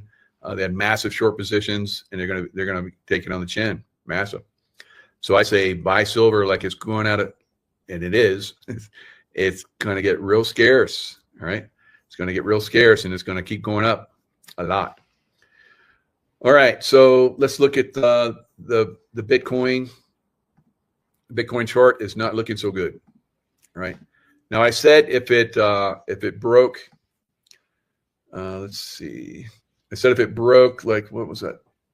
If it broke 110 or 109, it's going to go a lot lower. So right now, I think it's at 109. It was down 108 earlier. I think it's probably going to go down to probably about 98 before this. So if you're a Halloween trick-or-treater, here you go. You're gonna get a lot of slaughtering going on, because that's what they do in Halloween. The witches and the warlocks, and they made it a game so that we all celebrate it, and we don't realize that it's very, very evil, right? So, and then there's people that are like, well, it's evil, but we're doing it. We're gonna take it on, and we're gonna make it good, right? No, they're basically taking something that's evil and making it good. Really? All right. So yeah, many of us haven't celebrated Halloween in a long time. We just shut the doors and turn off the lights, right? When I haven't even seen kids in years trick-or-treating. It's just crazy. I think a lot of people are onto this. So, hopefully more of you guys are. But as you see here, yeah, it looks like Bitcoin, as you guys can see here, got slaughtered. It was at its all-time high. I said it would probably hit a high of 125. It did. 125 and some change, and then it started coming down, and then it collapsed. And now it looked like it was coming back, and then now it's collapsing again. But you crypto bros, you know what you're doing, so good luck. Right? So now look at a really good chart here. That silver, like we saw, is up very nicely. Gold is up very nicely. Crazy highs. Dow Jones, not looking so good. S&P, not looking so good. NASDAQ, not looking so good. So will there be a pullback tomorrow? Remains to be seen. I think there's a possibility that there will be. If there's not, there's not, whatever. But you see this low back here where it gap lower. It's probably going to come back and test that. So that's 552 for the triple Qs. Yeah, that's way down there. So maybe not that far. So I think it's probably going to be this one, 559. That's what I was looking at. Yeah.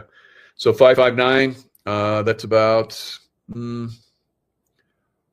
40. So we'll probably see about 400 or so decrease in the NASDAQ, I think, over the next, probably tomorrow, maybe the next day, over the next day or whatever. And then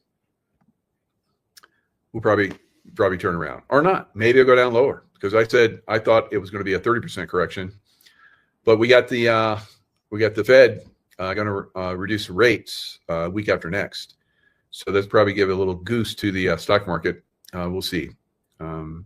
At some point, it's not going to help. You have Witches Night out on Friday the 17th. That's tomorrow. Good luck, Kathy. Witches Night. Are you participating in that? All right. So cartels run the show in a lot of these big cities, guys. That's why these Democrats do what they do, because they're controlled. They're paid. They're controlled. Probably their staffs for a good portion are controlled and paid. Right. So yeah, Christmas means going to mass on Christmas in a Catholic church. It is a Christian service. It is not gifts. Good. Yeah. So we can celebrate Christ year round. We don't need like one special day, right? And there's evidence that he wasn't born on that day. All right. That was somebody else's day. So they just put it in there. That's the Romans, right? They wanted to get as many people involved as possible, so they put a lot of those things like what's the other one? And Santa Claus. That's a bad story about Santa Claus too. Wow. So lots of craziness that's being exposed. A lot of people don't really celebrate those anymore, and that's going to really hurt a lot of businesses. So, but you'll just take that money and apply it somewhere else, right? And shop somewhere else in different times, and give gifts for some other occasion, for birthdays, instead of that materialistic Luciferian twist to Jesus, man of light and love, right, and peace. So stay in the love vibration. stay peaceful, unless you can't. Right? You got to protect yourself or your loved ones. All right. So, but we're going to see some craziness. You're like, it's going to get crazier. Yeah, you know it is. Way. All right. Lots of love. Stay in the love vibration. And I'll see you guys next time. Hello, everyone. It's Michael Jaco with Unleashing Intuition Secrets. So President Trump is pushing back on the deep state in our cities. We know that we have some serious problems in our cities. They're full of criminals. The Biden administration let in millions of illegal aliens. And of course, we have lots of terrorists. By some accounts, there's over 1,000 known terrorists that were allowed to come into the United States. Sleeper cells. So these sleeper cells at some point will be activated in these big blue cities. When I did a show with Nino Rodriguez and David, and we talked about probably going to happen before it gets really wintry, right? So right now, most of the country is experiencing some good warm weather. Here we had a little early. I've lived here in Lake Tahoe for many years. I left for a few years, went to Florida, but this is a very early snowstorm. So I kind of predicted that we would probably see a lot of snow this year. So it's starting early, right? This will probably be melted off by this weekend when we're supposed to have temperatures in the 60s. So I will be down on the beach, on the lake, the lake beach, in a few days. And that's the beautiful thing about this area, whether it's Nevada, California, whatever, beautiful mountains, and you can lots of different things. Water's everywhere. So we love to participate in all of the beautiful things, right? So that's what I love about being up here in the mountains. You've got access to a lot of different things, and it's somewhat safer than from tsunamis. So are they coming? I don't know, but man, it does look like things are moving that direction because we're getting a lot of interaction with the sun, lots of energies coming in, wave after wave. It's building up, and at some point, I think it's going to really release. So I've seen it, and a lot of other psychics have seen it. So California could be getting hit pretty good. But let's look at all those cities. So one city that wanted troops, and they're like, "Oh, you're sending troops to cities that have high crime rates?" So Memphis, Tennessee requested federalized National Guard troops, which President Trump was happy to do. And so they're there, and they're doing a great job. Of course, they did a great job in DC, not so much in LA because they have a lot of people fighting them, cartels and so forth. Same thing in Portland, and same thing in Chicago. Now, I'll talk about it. There's an article where the cartels in Chicago are offering rewards to high officials in ICE, up to $50,000. So it's pretty much on in some of these cities. Now, what happens? Let's say they've been in Portland. Remember when Trump was in office last time and had the George Floyd riots? Portland just blew up. Portland, Seattle, Minneapolis, all kinds of cities burned or were taken over by criminals. And we're not going to see that change this time unless we get in there and start taking action. So I think that's what President Trump is trying to do. Will he invoke the Insurrection Act? I think he will at some point. And he's going to start going because he's getting a lot of resistance from a lot of political types, right? I don't know how they can how they can still, walk the streets. When political types call for violent action against ICE and federal agents that are trying to get illegal criminals off our streets, that's crazy to me. That's crazy that they can still walk around. I think with the Insurrection Act, some of them might start to get arrested.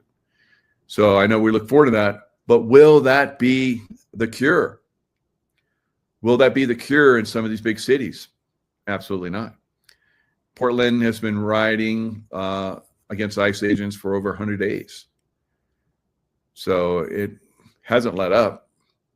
Chicago, as I'm going to show in a video, they attacked ICE agents that were basically in pursuit of criminal aliens. The criminal aliens wrecked their vehicle, and when the ICE agents got out to arrest them, they were pelted by local citizens with eggs and so forth, right? So when you got the local, citizenry that's not, that doesn't want it to happen, and it needs to happen, you're going to have conflict. So that's what's going to happen in a lot of cities going forward. New York probably is going to be really, really tough. That's a big city, and you have anti-Trump derangement syndrome massively in New York. So we'll probably see the same thing in Boston, and I don't know how many. I made a prediction there was going to be like 19 different cities. Some people have said 17, others 14. It remains to be seen. Probably a lot of violence in a lot of cities going forward. So let's look at Memphis, right? Memphis is doing good because people are open to it because they got a problem there in Memphis. Memphis is a beautiful city. I've spent a lot of time in Memphis. I've been to shooting schools there, Shaw Shooting Academy. There's a breaching school there, T's Breaching. I don't know if they're still there, but when I was in, I went there when I was in SEAL Team 6, and then I was in the regular SEAL teams and charge of training. I would take teams or platoons to the shooting school. So we did a lot of shooting there. And then afterwards, we would go to Beale Street and hang out, have a good time. It was a great time. Beale Street, I took my kids and took them to Graceland so they could see Graceland when they're little. Fantastic, Elvis's home. So lots of great things, but it's deteriorated over time. Criminal activity. Bad, decisions from politicians and so forth. But Tracy and I just went through Memphis on our way here from Florida, and we stopped and had a great meal. The food in Memphis is over the top. God, what a great place. So it's the people there want their city to be cleaned and the violence to be taken out. So great job on the people in Memphis. National Guard, as you see here, joins Memphis State Task Force, begins patrols in city. So you see them, they're checking vehicles that are suspect. And to get back in their vehicles, here it is. Memphis Police Department and members of National Guard patrol alongside Riverside Drive, very famous, area, Beale Street. Great place to hang out, eat food, party, listen to great music, blues music. So you see here, getting the fist pump. Yep, glad you're here. So good job. Good job for the National Guard. And, Beale Street, B.B. King Boulevard. I've been all over Memphis. It's a beautiful city. So glad to see that some of these cities that have been, overrun by criminals, cartels, and so forth are getting turned around. So obviously the citizens like it, and it's going to happen for them. Now, why is Chicago different? Why is Portland different? Why is LA different? Now, San Francisco just asked President Trump to send troops. Wow, San Francisco. Yeah. One of the most beautiful cities in America for a long time. Same thing with Portland, but Portland doesn't want them. San Francisco, what happened? Nancy Pelosi's, haunt, Gavin Newsom also. How is it that San Francisco, and we'll see. So somebody might have said, hey, we want troops here to clean up San Francisco, but we're going to see what the Dems do about that, right? That's the problem. The people want it, but these Dems, Democrat demon rats, basically don't want that. And so they influence people through their, through the press and so forth, to go to violence and to push back on it. It's very sad. It's very sad. So Memphis, I know some of you guys might have heard a song by, what's that artist's name? Mark Cohen, I think it is. Walking in Memphis. Yep, Mark Cohen. I pulled it up. We'll play a little piece for you. It's a beautiful song. Whenever I think about Memphis, I think about this song. And it's really haunting. So I wonder if those National Guard troops have blue suede shoes. I do. So from that song, so I got some blue suede shoes because of that song. I had to do it. All right. So we know that Elvis is still alive. All right. So Pastor Bob Joyce is not going to say right out that he's Elvis, because he's been, I don't know, maybe witness protection program for a long time, and now he's come out. There's a lot of people that have done the background investigation on him, and they're quietly saying that that is Elvis. So pretty cool. So those people that go into witness protection, sometimes, as in his case, I guess, they come back. So very cool. How many more are out there walking around that we don't know about? All right, chaos in Chicago, of course. Chicago neighborhood ended in a crash. ICE agents say the driver was an illegal immigrant trying to flee arrest. Residents at the scene began throwing eggs and rocks at the agents, who in turn fired tear gas to disperse the crowd. The incident highlights the growing risks for federal officers. The Homeland Security Department is reporting Mexican cartels are now offering cash rewards. So check this out. $2,000 for information on where ICE agent or his family lives. Wow. $2,000 for intelligence on officials and their families. $5,000 to $10,000 for kidnapping. It happens on occasion there. So now what does President Trump say about that? I say it's BS. And the poor people of Chicago, I've been to Chicago, Windy City, beautiful city, also great food, and lots of beautiful areas. But man, it looks like a shithole with all these people demonstrating. I talked about crime, but I never knew that we were going to get into it like we did. Chicago recently had one deals in one weekend, and they said, well, yeah, but it was a holiday weekend. They actually told me that was the reason. Like it was okay because it was a holiday. It was Labor Day.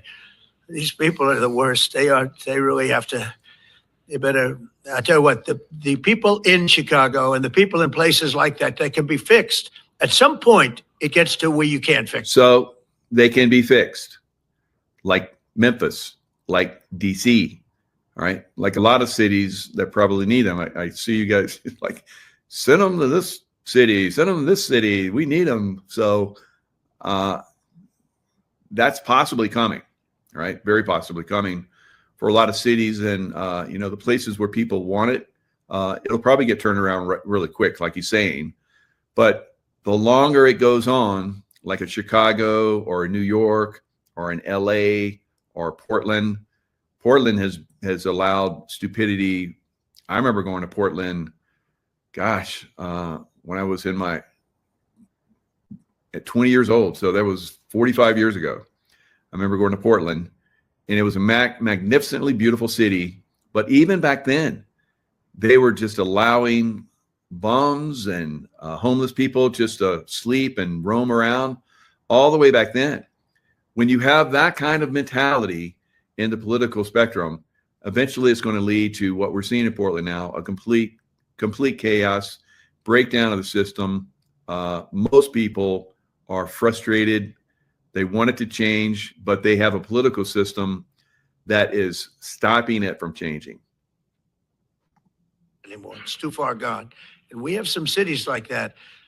But these are great cities that could be fixed. I'm going to be strongly recommending, at the request of government officials, which is always nice, that you start looking at San Francisco. I think we can make San Francisco.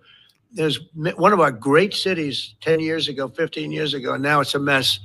And we have great support in San Francisco. So I'd like to recommend that for inclusion, maybe in your. All right, so that's coming. That's coming, sounds like, for San Francisco, because the city officials want it. They're asking for it. So this can absolutely turn around in places that want it, and the political hierarchy that wants it and allows it. So we're going to see this happen in a lot of cities. A lot of cities in America really, really need it bad. Once incredibly beautiful cities. So Albuquerque, New Mexico is one of them. I remember I've gone through there for decades, traveling back and forth across country. Is one of my favorite places to stop.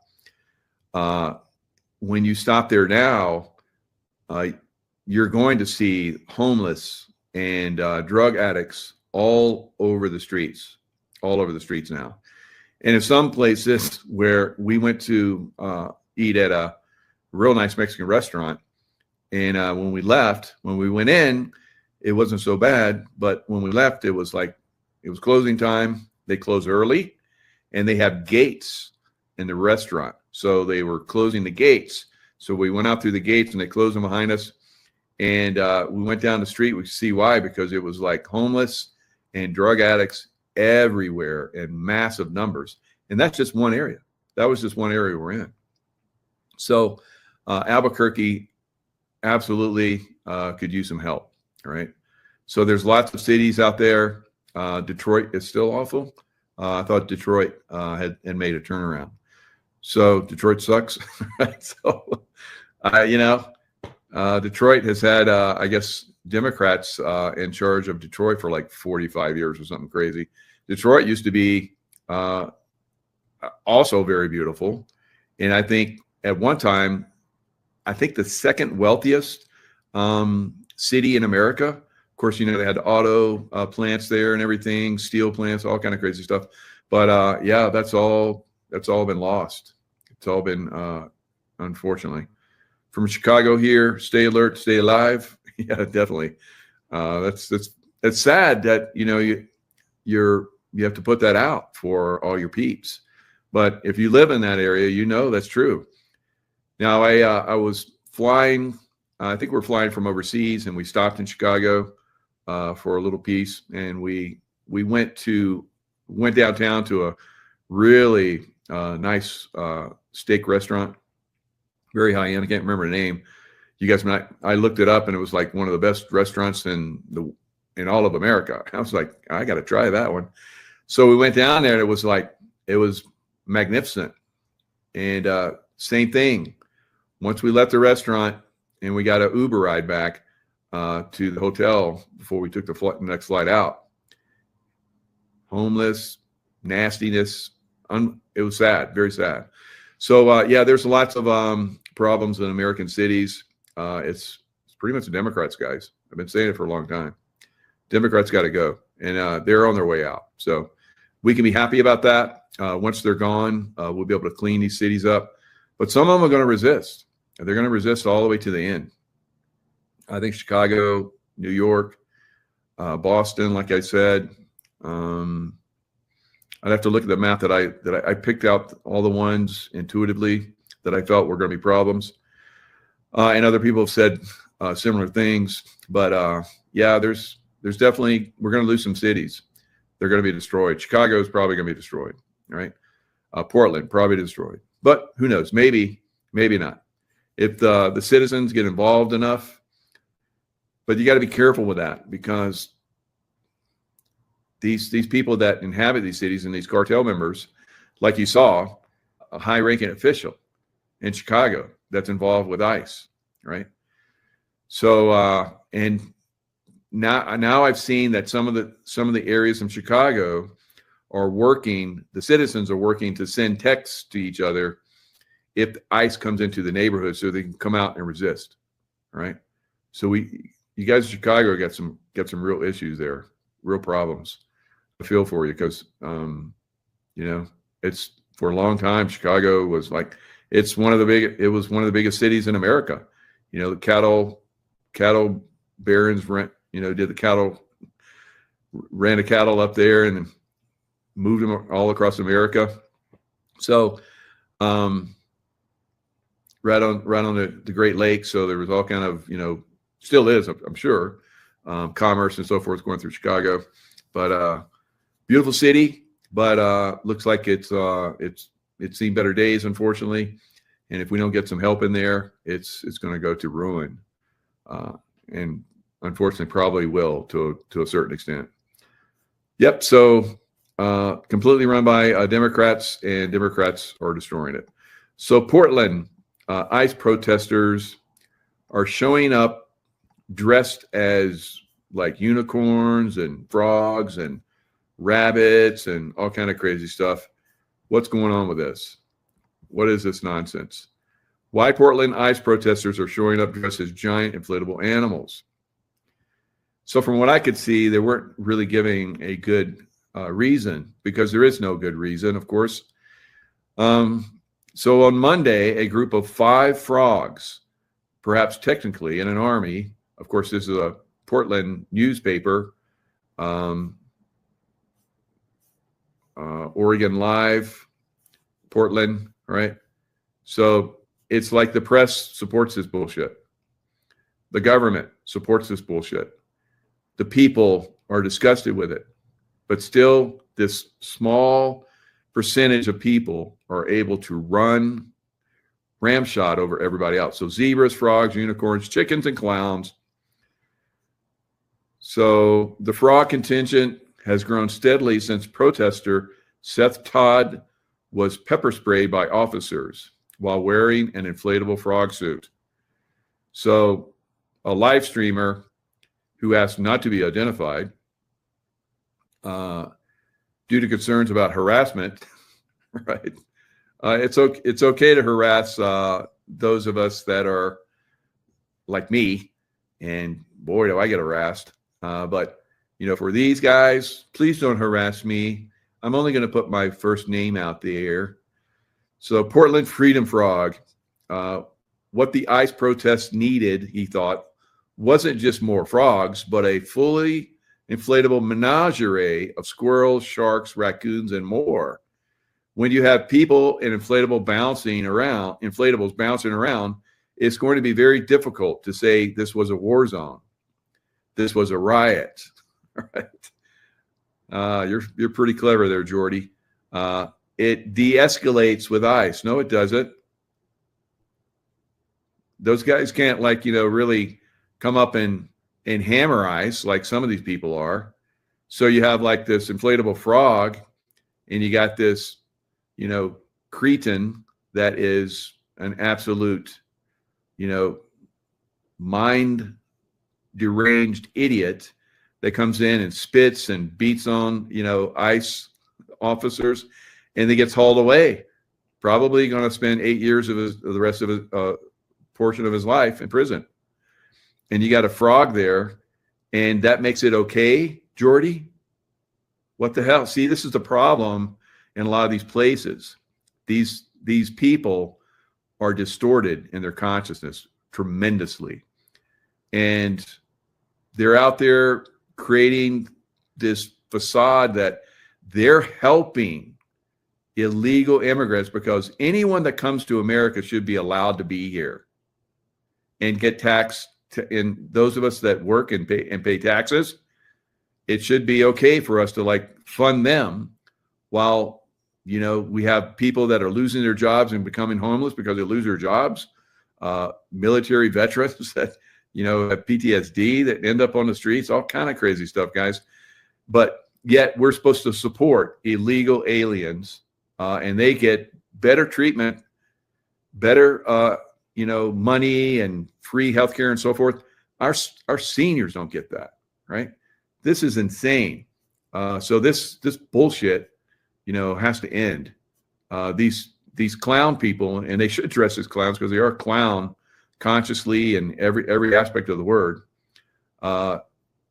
They need to get the strong arm of the law, right? And the only way that's going to happen is if we probably arrest the politicians, right?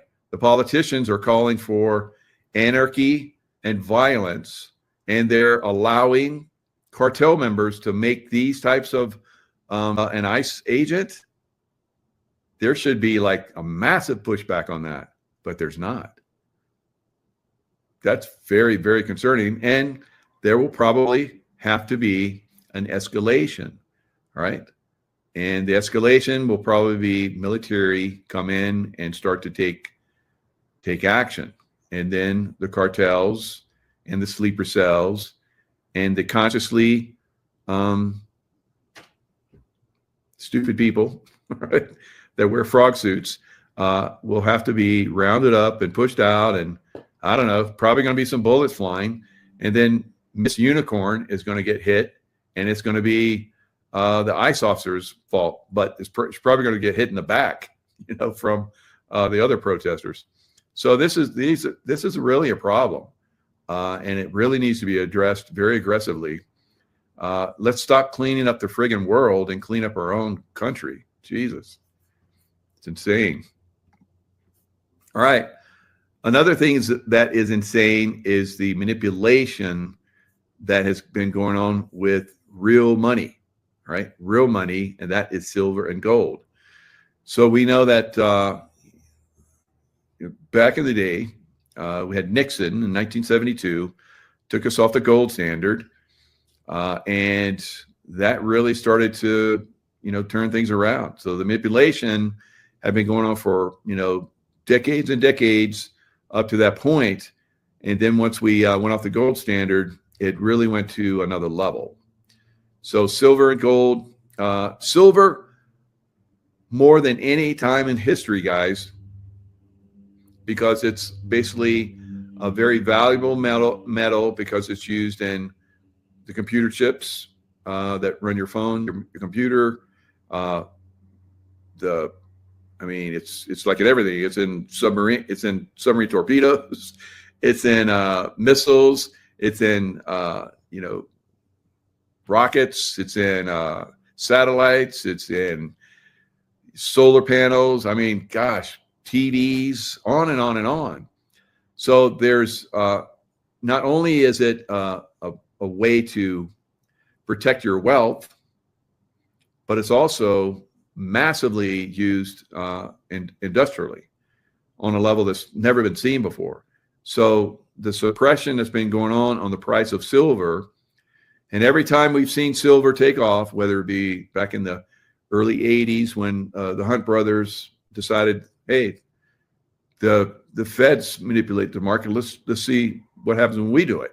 Well, they got spanked, and then the price of silver went back down. And then 2008, 2009, they basically came in and manipulated the price of silver back down again. This time, their manipulation is not working. So you'll see silver, they'll come in heavy with paper silver, right? Sound familiar? Fiat. So they'll come in and say, here's a paper contract of silver. Has nothing to back it. In fact, there's like, I think Dr. Kirk was talking on another show that I heard him on.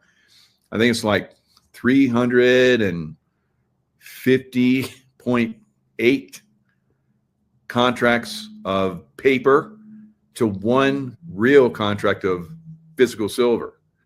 So that's how they manipulate this price down. So they're getting caught right now. Silver, if you want to buy it in the exchanges, you're going to pay a premium over the COMEX price, right? The future price. So future price has always been more. Now it's reversed. It's backwardation, as they call it. And you're going to pay $2 to $2.50 more for silver than what the COMEX says, the manipulated COMEX price. So they're getting caught now without actually having the silver. So it's becoming scarce, right? And so when there's scarcity of something that's of value for different reasons, like we're talking about electric cars. I mean, I could go on and on and on and on. So when these companies need that silver and they're like, okay, we paid you a premium for future price. Now we need the physical. So now there's a scramble because they don't have that much, because it hasn't been coming out of the ground for the last several years in the quantity that it's being used above ground, right? So it's all come to a head. So that's why for the last several years I've been saying get into silver. And I remember I think it's like over a year, maybe a couple of years ago, there was a couple. There's been a lot of people, but this one particular couple got into silver. They had a retirement. They had a nice retirement money, couple mil, put it all in silver with Dr. Kirk, and that's more than doubled now, right? So imagine, I mean, some of you, $2 million, that's way more than but whatever your number is, what's a big number for you? Is it 2,000 and it doubles? Is it 10,000 and it gets doubled, right? Just over last year, silver's up 80%. Nothing else touches it, right? And when you look at the crypto's getting destroyed, right? Massive manipulation in crypto. And I'm going to talk about that in a little bit, right? So let's go into that. So here is the actual price of silver on the futures market. So silver futures, as you guys see here, right now it is at 52.57. Now let's slide this down a little bit. So just over the last, look at that run. Woo, right? So all the way back in September, right around my birthday, September 27th, it took off and just started going up. That was a nice birthday present for me. All right. Thank you, silver. So it just took off. It's not going to stop. There's a lot of people saying it always pulls back. Well, why did it pull back in the past?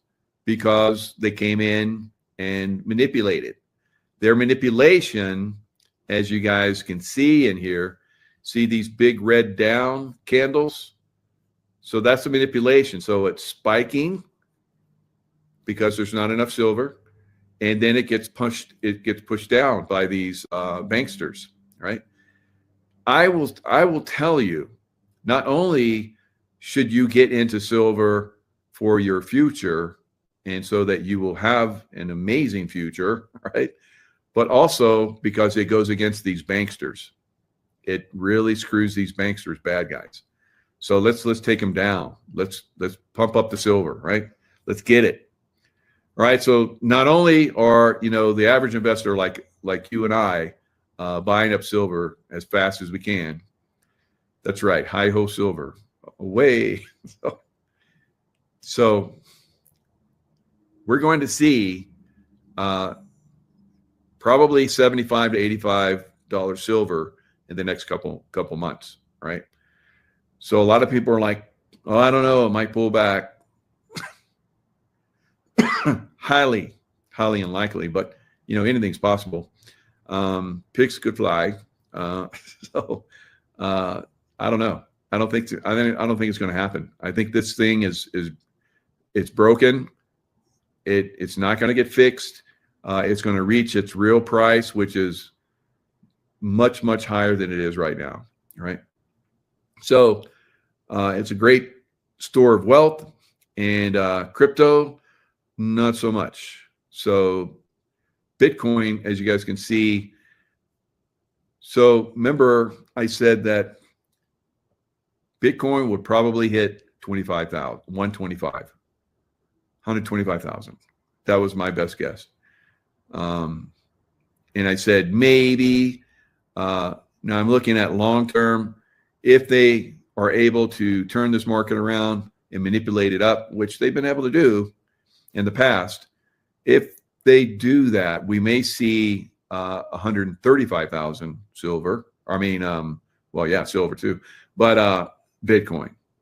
So I said probably 125,000. It hit that, and it turned around the next couple of days massively. Obviously, massive manipulation going on in crypto, guys.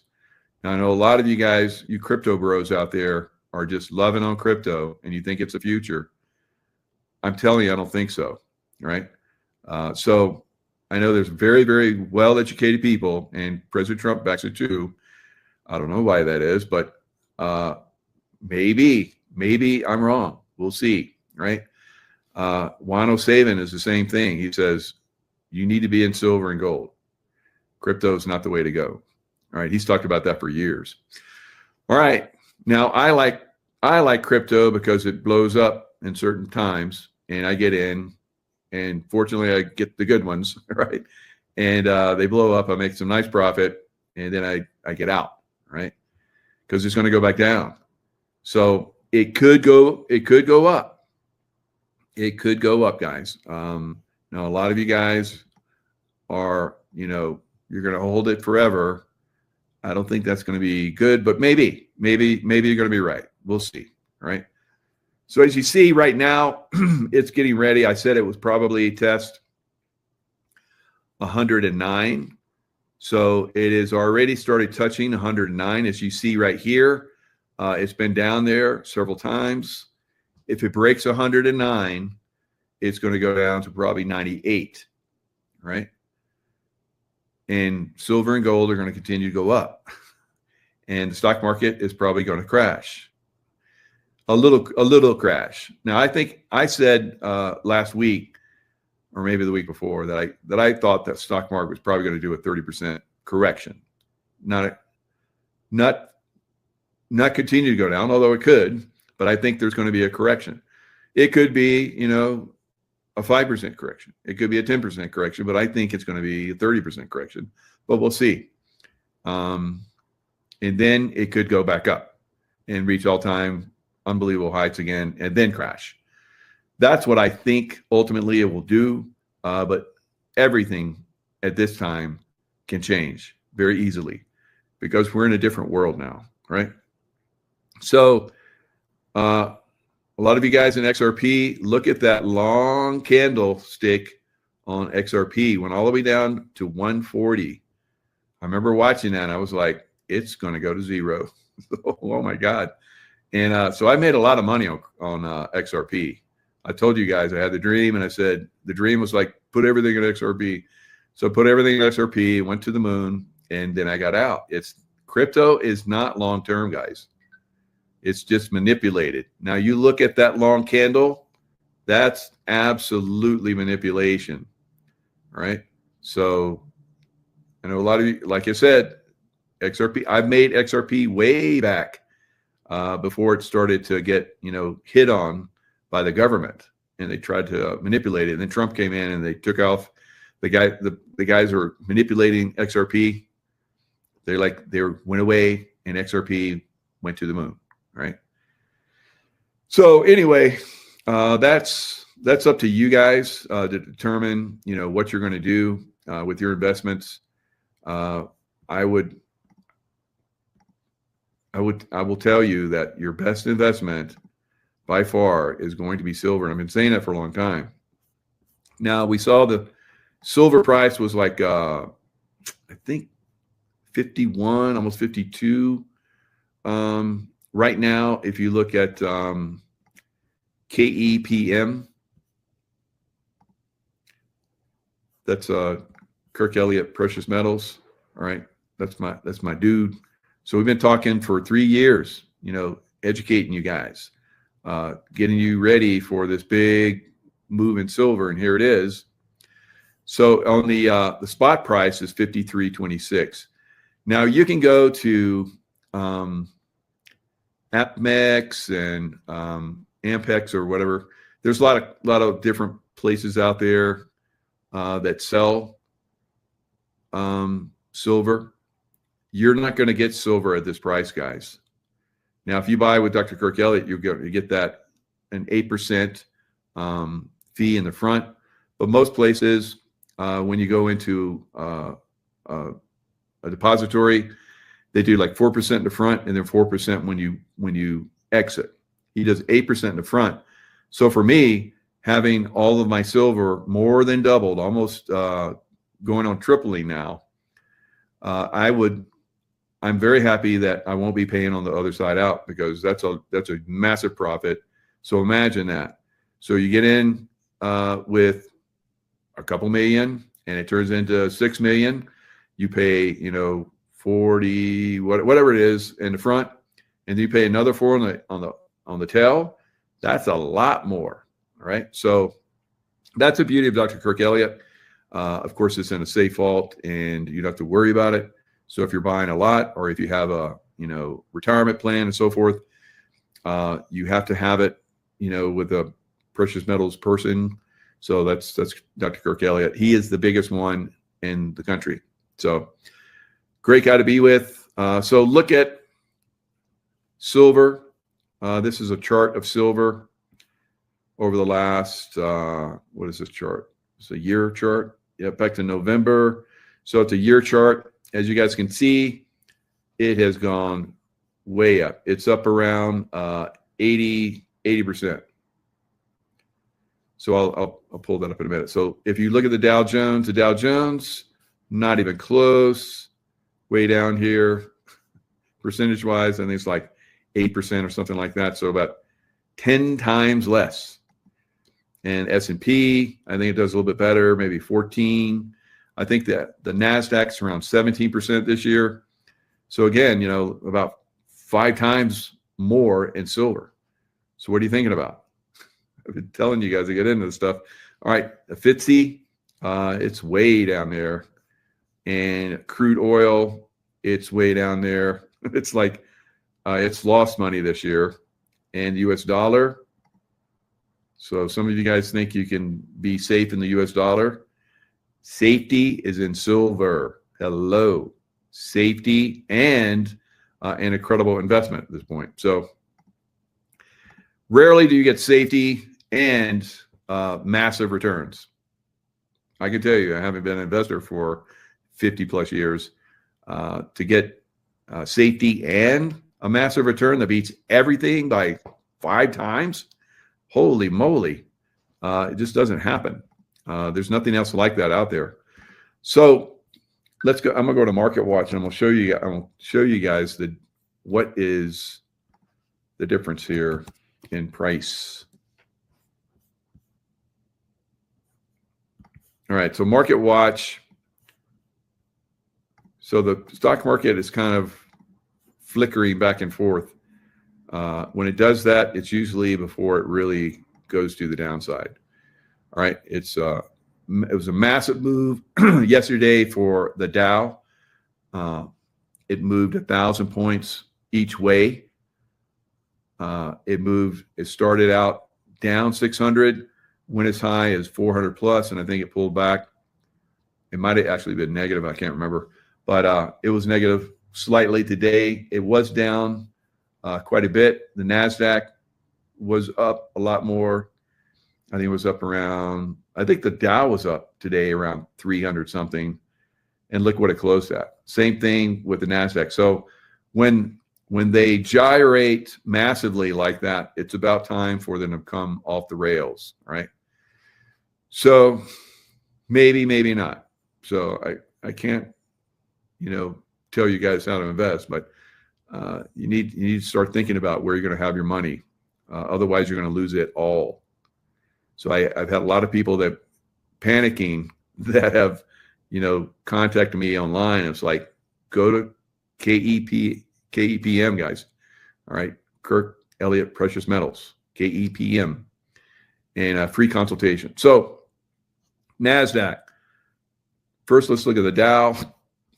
And you look year to date, 8%, like I showed you in the chart, and KEPM metals. And then we look at the S&P.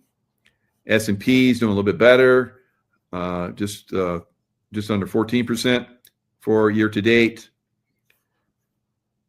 And then the NASDAQ is the big performer of the three, 17.4%.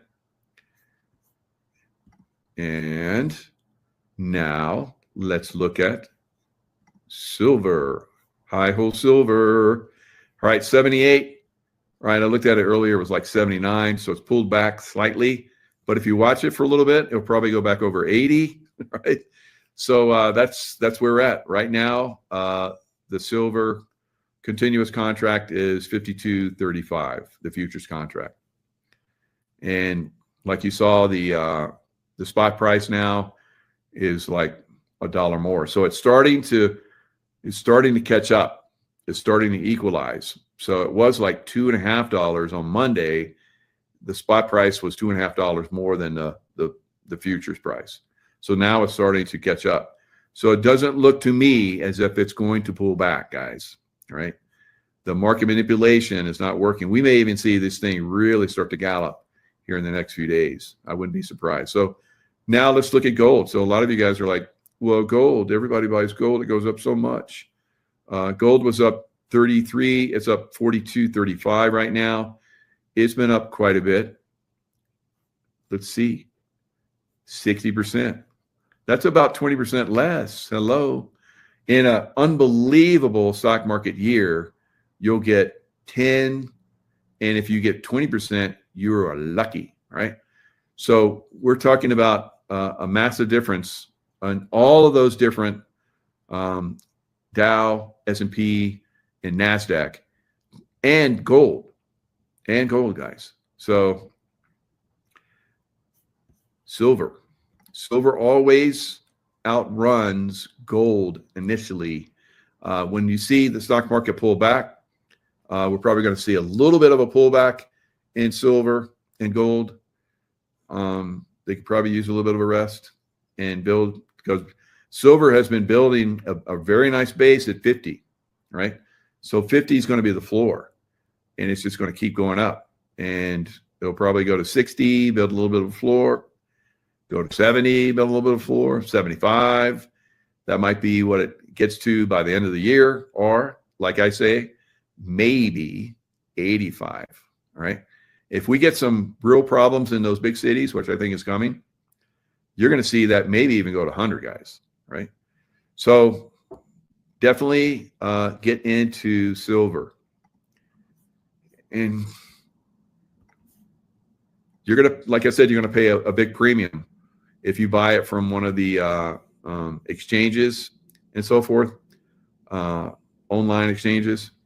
There, or if you go down to the coin shop, you might get a little bit better of a deal. Buy silver rounds or the highest percentage, like bars that you can afford, right? 5 ounce, 10 ounce, 100 ounce, 1,000 ounce, all right? If I don't think they have 1,000 ounces anymore. You can't find them anymore. So, but 100 ounce, if you can get that, and multiple 100 ounces, whatever. Or you can get they have like these monster boxes where 500 coins. Those are pretty good too. So that's where you're going to get the best discount. If you buy in large numbers, they'll give you a discount. But I was looking at, like, if you bought a silver Liberty coin, or Canadian, whatever, you're going to pay probably $9 to $10 over spot right now. Yeah, but if you go to Kirk Elliott, you're not going to pay that much. So the difference in what you're going to pay for a percentage of starting your account and it's gonna factor in. It's gonna balance out. And he's gonna come on Friday at 1 o'clock, and we'll probably talk a little bit about that. So bank runs are already starting, and of course banks fail every year, but let's go into this a little bit. So this is Johnny Bravo. Bank run on Binance could continue. Investors appear to be in a hurry to remove assets from exchanges. It is ugly. China would unleash chaos on the global system. This is clearly something that they were planning all along. Markets lower on fears of an escalating trade war. This is China versus the world. Fire, we have bank runs as we speak. And it's not just your normal everyday bank runs. One, it's digital. Two, it's currently it's over $21 billion in withdrawals. So congratulations for you guys for figuring out that this is a Ponzi scheme. Which actually, if you have not figured it out yet, your money ain't in these banks. You guys figured that out and you're like, I'm going digital. I'm getting it out of these banks onto my own wallet, and then I'm going to put it on an exchange, which that wasn't a good idea. And there is currently now lawsuits. And a jury trial demanded against Tether. So we got Tether, we have Binance. Binance is currently handing out 400 millis. If you guys want it, maybe it will appease you. It shows fault, and then they made some deletes. All right. So, this has happened. Runs on these stable coins. They're anything but, guys. So if you're moving your Bitcoin or anything like that, usually you use a stable coin to move it around, right? Or put your Bitcoin in it. Now, Binance has had several runs on it already. And there's been panics where people have come in and pull their money out. FTX, you guys might remember where FTX crashed. The FTT token that it supported crashed, and it went to nothing. And I talked to people that had Bitcoin and all that kind of stuff, and they lost it completely. So that was a huge loss. Now, for me, I was also in a stable coin, Terra Luna. This was back in 2022. So the algorithmic stable coin, Terra USD, famously lost its dollar peg, which triggered a death spiral that collapsed the entire Terra ecosystem. Now, like I said, I've invested in a lot of crypto over the last 10 years or so and made unbelievable profits, all right? A lot of the foundation for my investment that I have right now was in moving in and out of different crypto coins, right? It's not easy. And there are pitfalls. Like for me, I had tens of thousands of dollars in Terra Luna, and it collapsed to below zero or below $1, almost zero. So if you have 1 penny, I can sell you my Terra Luna. Yeah, it went to nothing pretty much. So tens of thousands of dollars disappeared in a few days. I was like, it's going to come back to stable coin. It never did, and kept going to nothing. I still have it. Who knows? Maybe it'll come back. Not right. I think the guy they made scapegoat of him, the guy that was in charge of and started Terra Luna, I think they came after him. I don't know if he ended up in prison or what, but they made a scapegoat of him, but it wasn't his fault. They came in and hacked him. All right. And that's what they do. You saw that hack job that happened on FTX, or XRP that I showed you guys. They came in and hacked that sumbitch, right? Took that thing down. And they did the same thing to Bitcoin. Bitcoin was up there around 125,000 and then went all the way down to 105 or something. And somebody with a lot of money that knew that thing was going to crash came in right then and bought millions, hundreds of millions and hundreds of millions, right? Manipulation, hello, all right? So some big whale came into Terra Luna and hammered it. And then once they they knocked it loose from the dollar peg, it started to crash, and that was it. It was gone, right? So go ahead, invest in Bitcoin, all right? Go ahead, all right? I've been trying to tell you guys for a long time. I still have people, I bought on the pullback. I'm like, okay, should be in silver, right? Okay. Now XRP is like 245. So 240 for XRP is kind of like that zone. So if it goes below 240, it's not good. But if it goes above 240, that's good. So maybe it'll pick back up, but we'll see. We'll see, right? But eventually, it's going to go way down. Right? When the stock, what happens to crypto when the stock market goes down? Goes down, right? So it's speculative. It's all speculative, and I'm a speculator on things that I can see that are pretty much a sure win, right? Except for Terra Luna. I did fail on that one.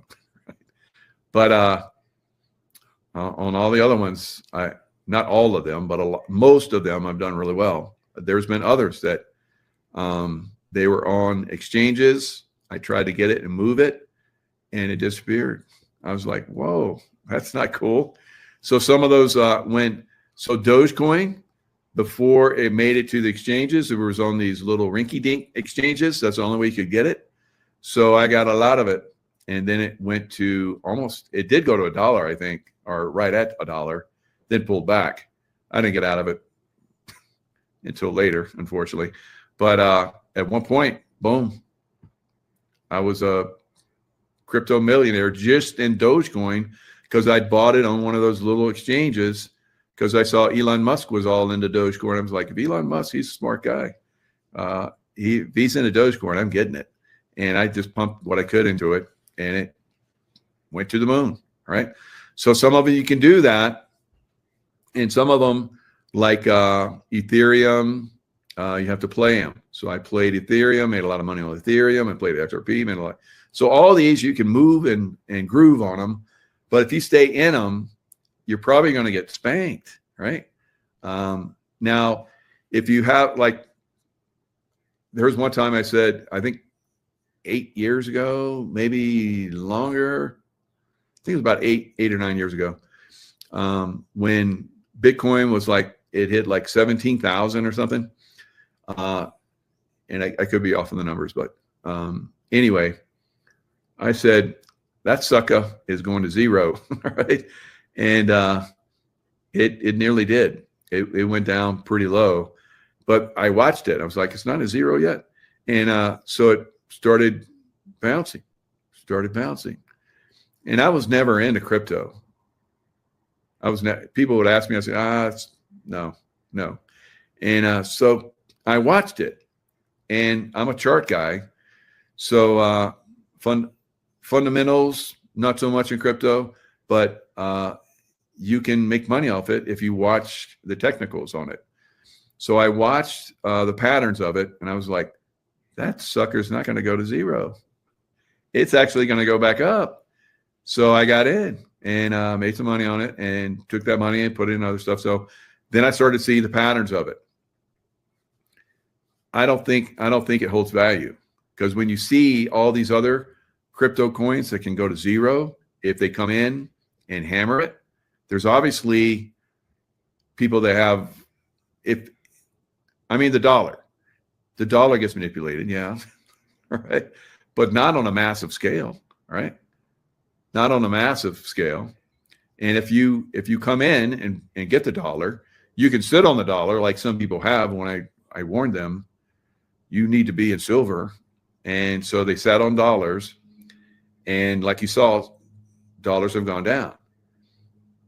And silver, in that meantime, has gone to the moon, right? And so if you look at the difference in the turnaround, some of these people, because they didn't listen and put their $1 million in silver, they just put $250,000 in silver.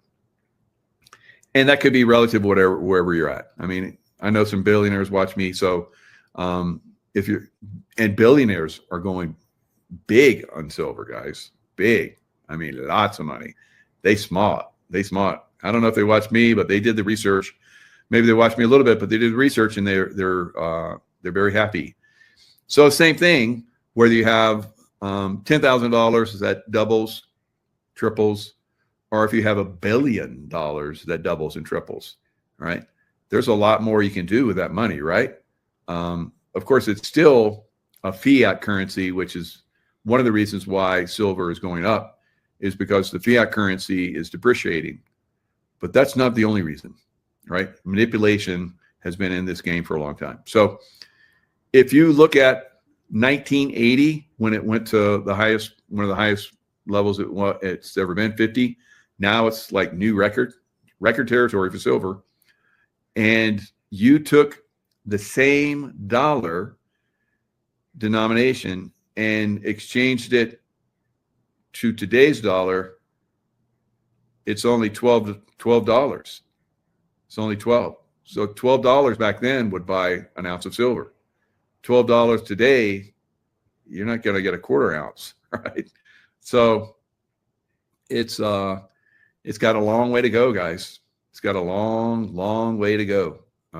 And the manipulation factor is coming to an end. And when it's completely exposed and done, it's boom time, right? More than what we see right now. Aussie dollar at 65 buys nothing, right? Bummer, right? The Aussie dollar, yeah, it's not done well. You're beautiful country, beautiful people, but a government that is deep state Nazi beyond belief. Oh, my Aussie friends, please get rid of those criminals. God, what a great country ruled by idiots, right? And not just idiots, but absolute criminal beyond belief. You know, in Australia was over the top, right? You guys should have just took down that surged through the parliament or whatever they got going on there. So anyway, hopefully you guys do better going forward. Maybe America can help you out. I think we're going to try and help the Canadians, but they're close. You guys are a little bit further. You know, you're down under, so it takes a little time to get there. But it's worth it. It's worth it. Down under. Lovely. Love it. Great people. All right. Lots of love. Stay in the love vibration, and I will see you guys next time. What's up, Facebook? I am live on Facebook, Instagram, and TikTok all at one time. Be sure you're following the correct pages right out the gate. There are a lot of fraudulent pages. I've been doing this now for a little over 3 years. And there are thousands of fraudulent pages, fraudulent people, and scammers who never, ever promote my books. So that's the first thing straight out the gate. #1 bestsellers right here. So Linktree, LINKTR period. That's where the period goes. EE/1776 Nation. You'll find all of my official accounts. If you're following me on TikTok or if you're following me on Instagram, you need to go check out my other pages where I can provide actual text material. All right. Instagram and TikTok is not where you need to be to find your quote unquote news, all right, or information. Because unfortunately, videos just don't do it justice. All right. You can only talk so long, and then you lose people's attention. Attention spans in America are why the United States looks the way it does. Short attention span. You want a 5-star filet mignon from a freaking microwave that was built in like 1960. All right. Ain't going to happen. All right. It's not going to be that way. All right. It takes time. And you got to study. And so many Americans, you look atrocious still. I love you, but some of you just look atrocious. All right. The comment boxes and my inboxes show that you're still guilty of opening your mouth like the birds in a nest, and you'll just listen to anybody as long as it's short, concise, and then something you didn't have to go read and study yourself. That is the old America. That is the reason why you have a man leading the face, the imagery, all right, of this right here. 45-47. It's there for a reason. That is a visual validation that this is a strategic plan, strategic operation, special operation. Like a broken record, daily, weekly, podcast I'm on. This is all you need right here. Therefore, in order to comprehend that, you need to lose all the drama, all the propaganda, and all the influencers who are using drama and propaganda, not laws and orders, to mislead you, but also rattle your emotions and your feelings. Now, some people don't like my delivery, and that's okay. I am who I am. I am just being me. I have a deep voice for a reason, but I speak the way I do because, one, I was raised this way. Two, my dad and grandfathers had deep voices. And then three, it's also to rattle you in the correct way, to shake you the correct way. If you want something different, then you don't keep repeating the same things that you've always done. You know what they call that? They call that insanity. That's exactly what that is. And too many people are guilty of being on social media and you just want to have a name and a voice. You just want to have a comment. And I understand that from another standpoint that, look, you're a person, you're a civilian, all right? But you got to be fed the correct things. And if you're not fed the correct things, then some of your voices and some of your comments are going to look bad, sad, atrocious, shameful, disgraceful, discolorful, whatever terminology you want to put on it. I don't want you to look that way. President Trump don't want you to look that way. The military don't want you to look that way. Like, the good guys and gals don't want you to look that way. So this is a true battle of spiritual warfare and then information warfare. Now, I'm not a preacher. I'm not a preacher, pastor, evangelist, anything. Don't claim to be. But I do know a little bit of the Bible. What's crazy about it is atheists know the Bible better than some Christians do. People who are evil know the Bible better than Christians do. But the Bible does say this specifically. Why would he come after you if he don't have anything to steal? See, the devil comes after people when they have something to steal. And when they have something to steal, boy, most influencers out there, they don't have anything to steal. Just moving lips. Same old drama, same old propaganda from days of old. This strategic plan and operation was put into place to bust that up, to put that in days of old, to expose the swamp. Get rid of the swamp. And too many people are still following swamp rats that replicate the swamp and or are the swamp, and they're trying to grow back, and they're trying to keep that foothold just enough, and they're bringing you down with it. So guys like me don't care about my reputation. I don't care about all the people out there who do slander, defame, and all those things. Right? I'm like Tom Homan now. I don't give a dang what you think about me. We are here for a plan and a purpose. And it's time that everybody, again, you realize where we are in this battle and make sure that you're on the correct side of history. Now, you can still be a good person and being misled and following someone who's misleading you as that, like they're your pillar that you go to, and they be bad or just not official, and you still make it okay. But you could have put them behind and unfollow them and come over to somewhere that's going to lead you to the correct information that the commander-in-chief is working with. And the problem we have is so many people, you think you have a respect for the military, and maybe you do from a distance, but also from another standpoint, but you don't have a respect for the military from the aspect of military operates with laws and orders. Our own laws and orders separate from federal and separate from state. We have our own laws, orders, regulations, strategies, tactics. And also in our special operations of the United States Army Special Operations, it tells you specifically in unconventional warfare, when you know the good guys are in control, but some of you you don't know the good guys are in control because you don't know anything good. All you know is drama and propaganda. But when the good guys are in control, and gals are in control of this nation, using the correct laws and orders for the restoration, but also the maintaining and sustaining of our origin, history, foundation. It specifically says in our Special Operations Command, unconventional warfare, that during a revolution, that whether the United States government supports the policies, that the military can act.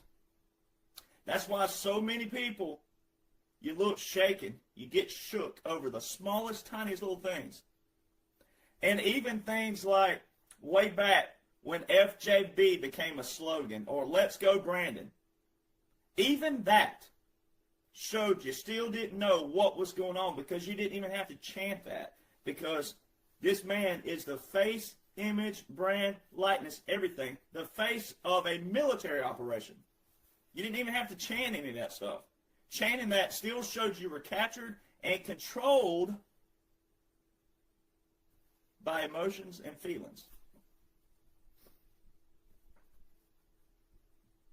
So you didn't even have to do any of that stuff.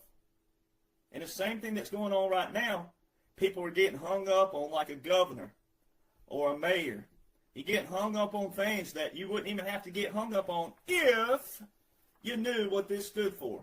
And if you knew the military laws and the military orders right now, currently in vote. All your southern border, Texas, New Mexico, California, all your southern border, Arizona, didn't forget y'all, all your southern border, Proclamation 9844 from February 2019. So how is President Trump a threat, a dictator, and all these? If every single one of those Title 10 orders made it from 2018, 2019, 2020, to present day? So if I didn't know what I know, which is unconventional warfare, irregular warfare, government in exile, puppet government, tactics of using civil affairs and military separate, that made it look like to the public there were two presidents, if you know what I know. But even if you didn't know, then you really don't know, so then you didn't even know. You thought Joe was actual president. He wasn't. This has all been done in the 1940s. It's not old fogey, even if it sounds like it. It's not far-fetched, even if it sounds like it. It's already been done before. That's how we know it works, and we can use it again. It's a strategy and a tactic. And why Republicans, conservatives, patriots, but especially people claiming to be MAGA, would have a problem with using strategies and tactics like that, then you have a problem. You might not actually be Republican. You might not be conservative. You might not be patriot, and you definitely ain't MAGA. So you can't claim that you support the military and respect the military if you don't respect all of the military. Military don't get up every morning and go, oh, shoo, the weather's changing, golly. Oh, what do y'all want to do? What do y'all want to do today, boys? You want to fight or not? I don't know. I think we ought to just chill around here at the Battery and just sit here. What do you think? What do you want to do? I mean, it baffles me to wonder how Americans think that the man that you think is so unique and different, which he is, but to think that he's not operating on laws and orders. He just says a few colorful words in a different tone and context than any other person before. It's not doing anything different with the laws and orders. But then you'll say, I believe he is, but then you get mad or upset or bitter or frustrated and all these other things with someone like me who could break it down because you don't want to study it and read it and comprehend it. The very thing that he's using.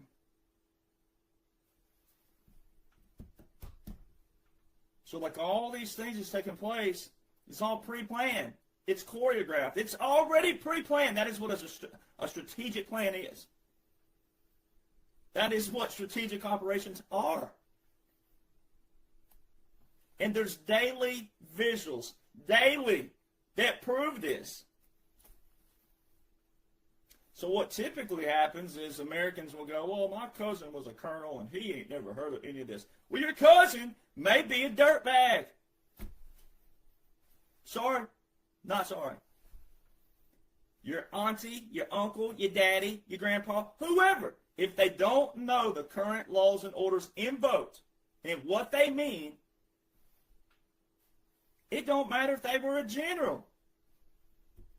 They could be influenced. They could be compromised. They could be bought by one of those entities over here that we know other generals, rare, colonels, rare, but we know they have in the past.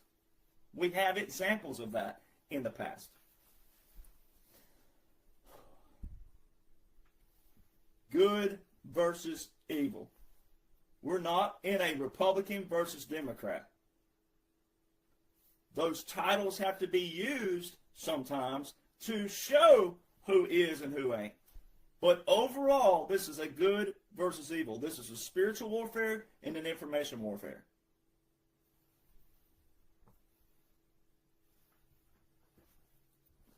It's a clean out of the swamp. Drain that swamp. So many people, you chanted, follow the money. President Trump said all these quotes, and you chanted it behind him. Follow the money. The best is yet to come. Then he said, drain that swamp.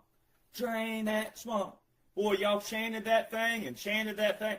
It's happening right in front of you. I'm the guy showing how it was drained and how it has been drained.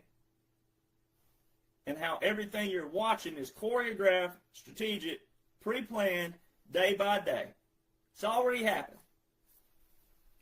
But you have people out there still going, oh, the deep state's doing this and the deep state's... No, they are not. On paper, they are strategically planned, choreographed. That shows you're still captured, controlled by the emotions and the feelings, thinking everything's real time.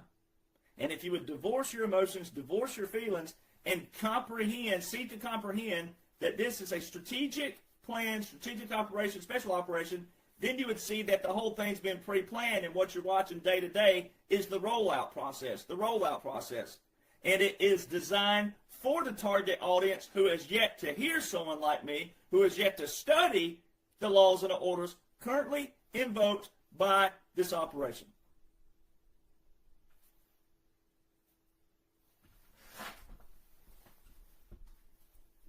That's simple. Only people make it complicated. And I can't uncomplicate it for you. I can teach it to you without complications, but I can't make you listen. I can't make you learn. I can't make you comprehend anything. And that's why people look atrocious right now. But it's still going to get done for you. It's still going to be cleaned out, still going to be a brand new slate, just as the Declaration of Independence prescribes and describes. Two different things the Declaration does. It's a prescription for future use. It's also a description of how to use. See, Americans also have forgotten terminology. You've gotten real slang. I love slang. I'm a slang dude, especially in country music. I slang stuff up. It rhymes better. But when it comes to laws and orders, the devil wouldn't want it if there wasn't anything to steal, right? He has to have something he wants to steal. If there's nothing to steal, then it's nothing that's of what? Detriment. So it's the same thing. Terminology matters. And so many Americans, one, don't even know the laws and orders. I always said this, and I got away from it, and I'm going to get back to it. If you walked up on the street to the average American and said, name the three branches of government, 68 to 75%, there's different polls out there, but it doesn't matter. 68 alone, if you went with a lower number, 68% of Americans, if you walked up to them on the street and said, name the three branches of government, cannot simply name the three branches of government. They cannot say the words, the terms, legislative, executive, judicial. Oh, but boy, do they have an opinion on the president. Oh, boy, do they have an opinion on what's going on, but cannot name the three branches. So if you can't name them, you definitely cannot tell me who writes and passes the laws. You can't tell me who enforces the laws, and you cannot tell me who interprets the laws. So if you can't even do the simplicities, then guess what you also cannot do? Know how a law reads, know how it's enforced, know when it's constitutional, know when it's against the law. But see, the thing is these people out there chanting unconstitutional, unconstitutional. They can't even name anything from the Constitution. That's what's bad about it. And what's also even more atrocious about it is the fact that every law and order that we have on paper right now that President Donald John Trump is using was in the law books long before he became president. So if they were unconstitutional or against the law, which the Constitution is the highest law in the land, and then the laws that have been passed under that, if those laws were against the law and unconstitutional, then why did all the previous Congresses keep them in the law books to be used by the present-day president?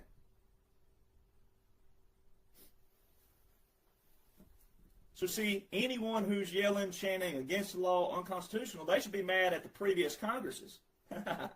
Not the current president for using it. But it's not against the law. Nothing that President Donald John Trump, wartime President Donald John Trump is using is against the law.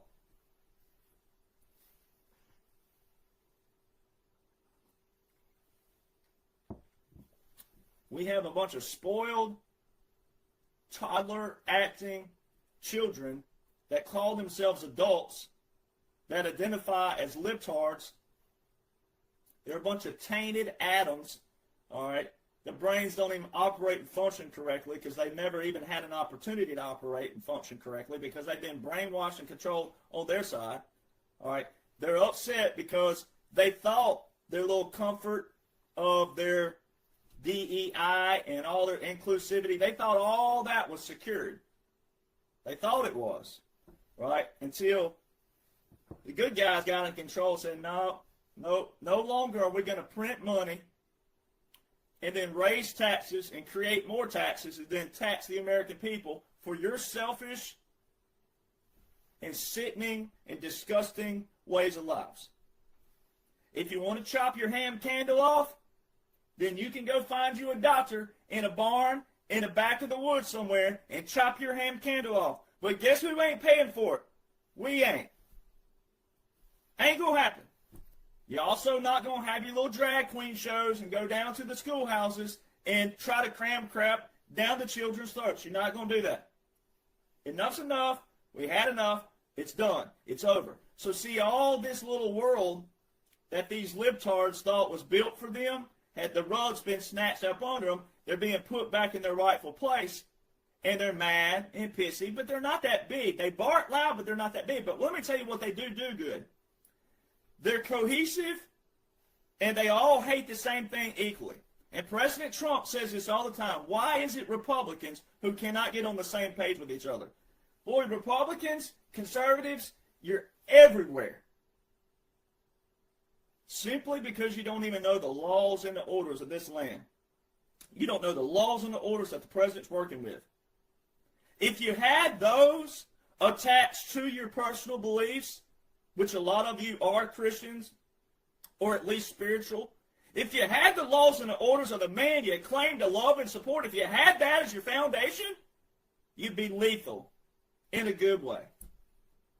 And then if you would just apply some simple humanitarian principles of the great Hank Williams, well, if you mind your own business, then you won't be minding mine. If you keep your beliefs at your household instead of you also trying to influence others in the wrong kind of way, if everybody would stay in their lane and do what you're supposed to do and pull you some Elvis Presley in there occasionally too, clean up your own backyard, right? If you just apply Elvis and Hank, the two legends from Mississippi and Alabama, if you would apply their simple humanitarian lyrics to mind your own business and clean up your own backyard, if you do that on the daily, have laws and orders as your solid foundation, this place would get back the way it looked in the 40s and the 50s without the swamp in the background that was festering and festering and festering and building what they were building behind the scenes.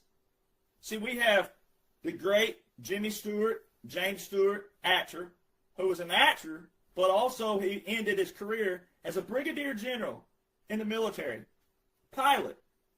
My dad got to serve around the great James Stewart in the United States Air Force. How cool is that? But you had James Stewart in a movie called Mr. Smith Goes to Washington, where he was showing in a movie how corrupt Congress was then and how they put all these bills in a package together.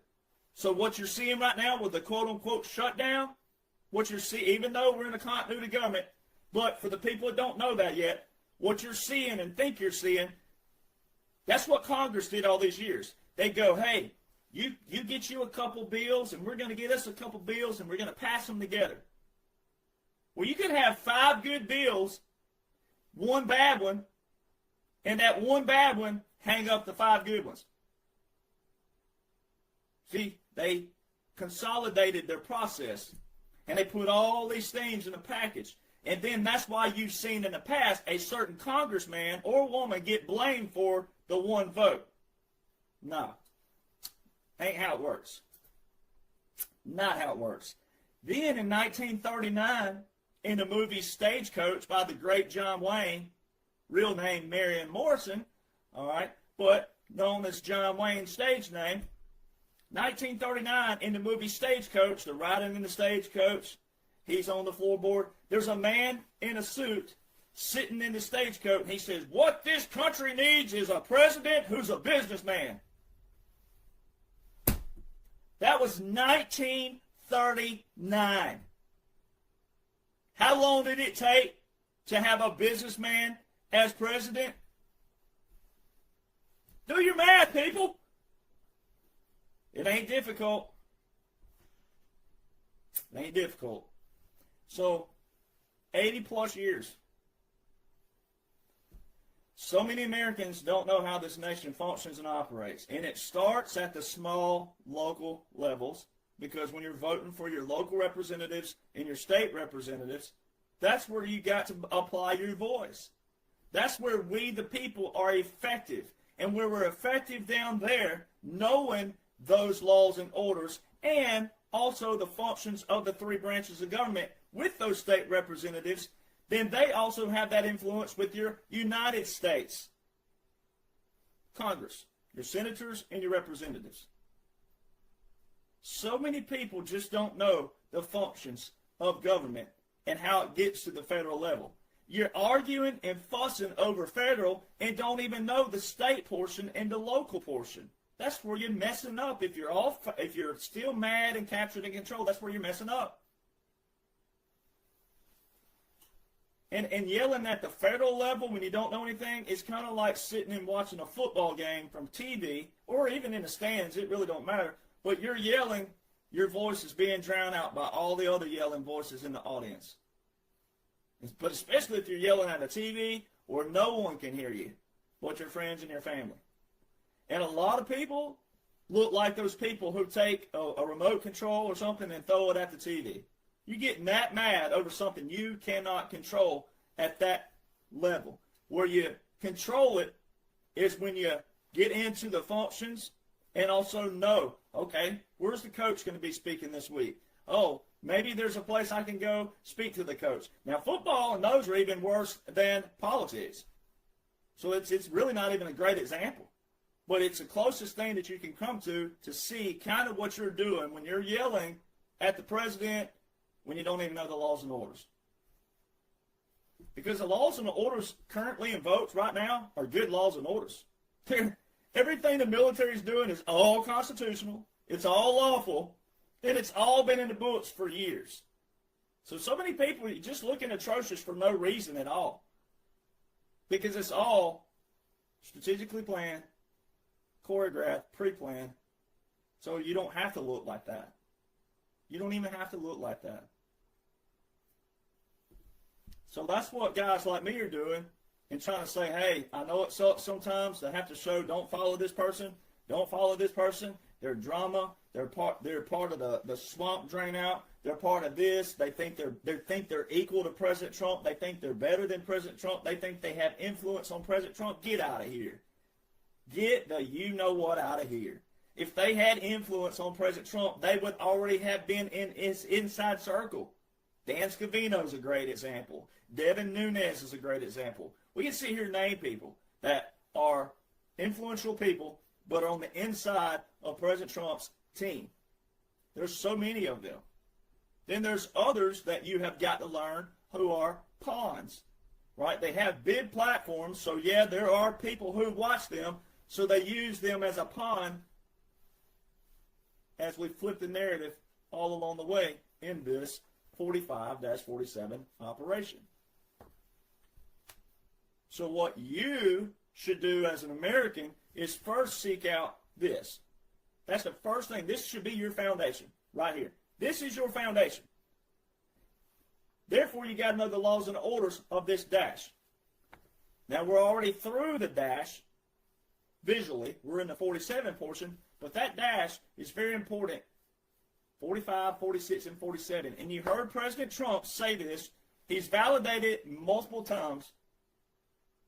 And if I can brag a little bit, right? These books that I wrote that are #1 bestsellers, The Midnight Rider Rides Again, Part 1 and 2, these stem from my documents that people have been reading called the documents.info, all right, that I published January 2021. Now, how did I know that we were in a military occupation in January 2021? Continuity of government, etc. Those are what stemmed into these. Part 1 here, only 216, 17 pages, somewhere in there. December 2023 publication. I signed my publicity contract sitting at Trump International in President Trump's reserved table at his reserved chair. From all accounts, by all members, I'm the first person he's allowed to sit in his chair at his reserved table and sign my publicity contract. That was February 2023. Part 2 here is thicker. It's 596 pages, but it's a deeper dive into special operations. How to think strategically, how to think in special operations, how to divorce your emotions, how to divorce your feelings, and go straight to how the military operation functions, but special operations. This I put out in January this year. All right, because they're a sequence. And I'm working on Part 3. That'll be your 47 portion, all military portion. All right, these are all military based and how they pair with federal, but they're military first and then how they pair with federal, that. So how did I know? And how are they #1 bestsellers? And how are they flying off Amazon like hotcakes? They're hot, as President Trump calls them. They're hot, right? See, President Trump validated me in those books. And it ain't about me, but all of us veterans that are on podcasts that knows what's going on strategically through special operations. President Trump put this on his ball cap April the 2nd, 2023. So do your math. I already had in publication for friends and family at that time period, January 2021, for anyone who wanted to be added to those Google Drives. Friends and family. Long before this visual, I already had that dash in documents. Then, he puts this on when? April 2nd, 2023? When did I sign publicity contract to write this book? February 2023? February, March, April? Come on, people. It ain't that difficult. And President Trump loves veterans who keep their oath and loyal to the oath of the good laws and orders that outline and prescribe everything about our origin, our foundation, and our history. Therefore, you have to know our origin, foundation, and our history. Military was established first in this nation. Military. Our founders started a war, then established the military, the Army first, then established 16 days later the first military laws in what they call war articles, June the 30th, 1775. Then came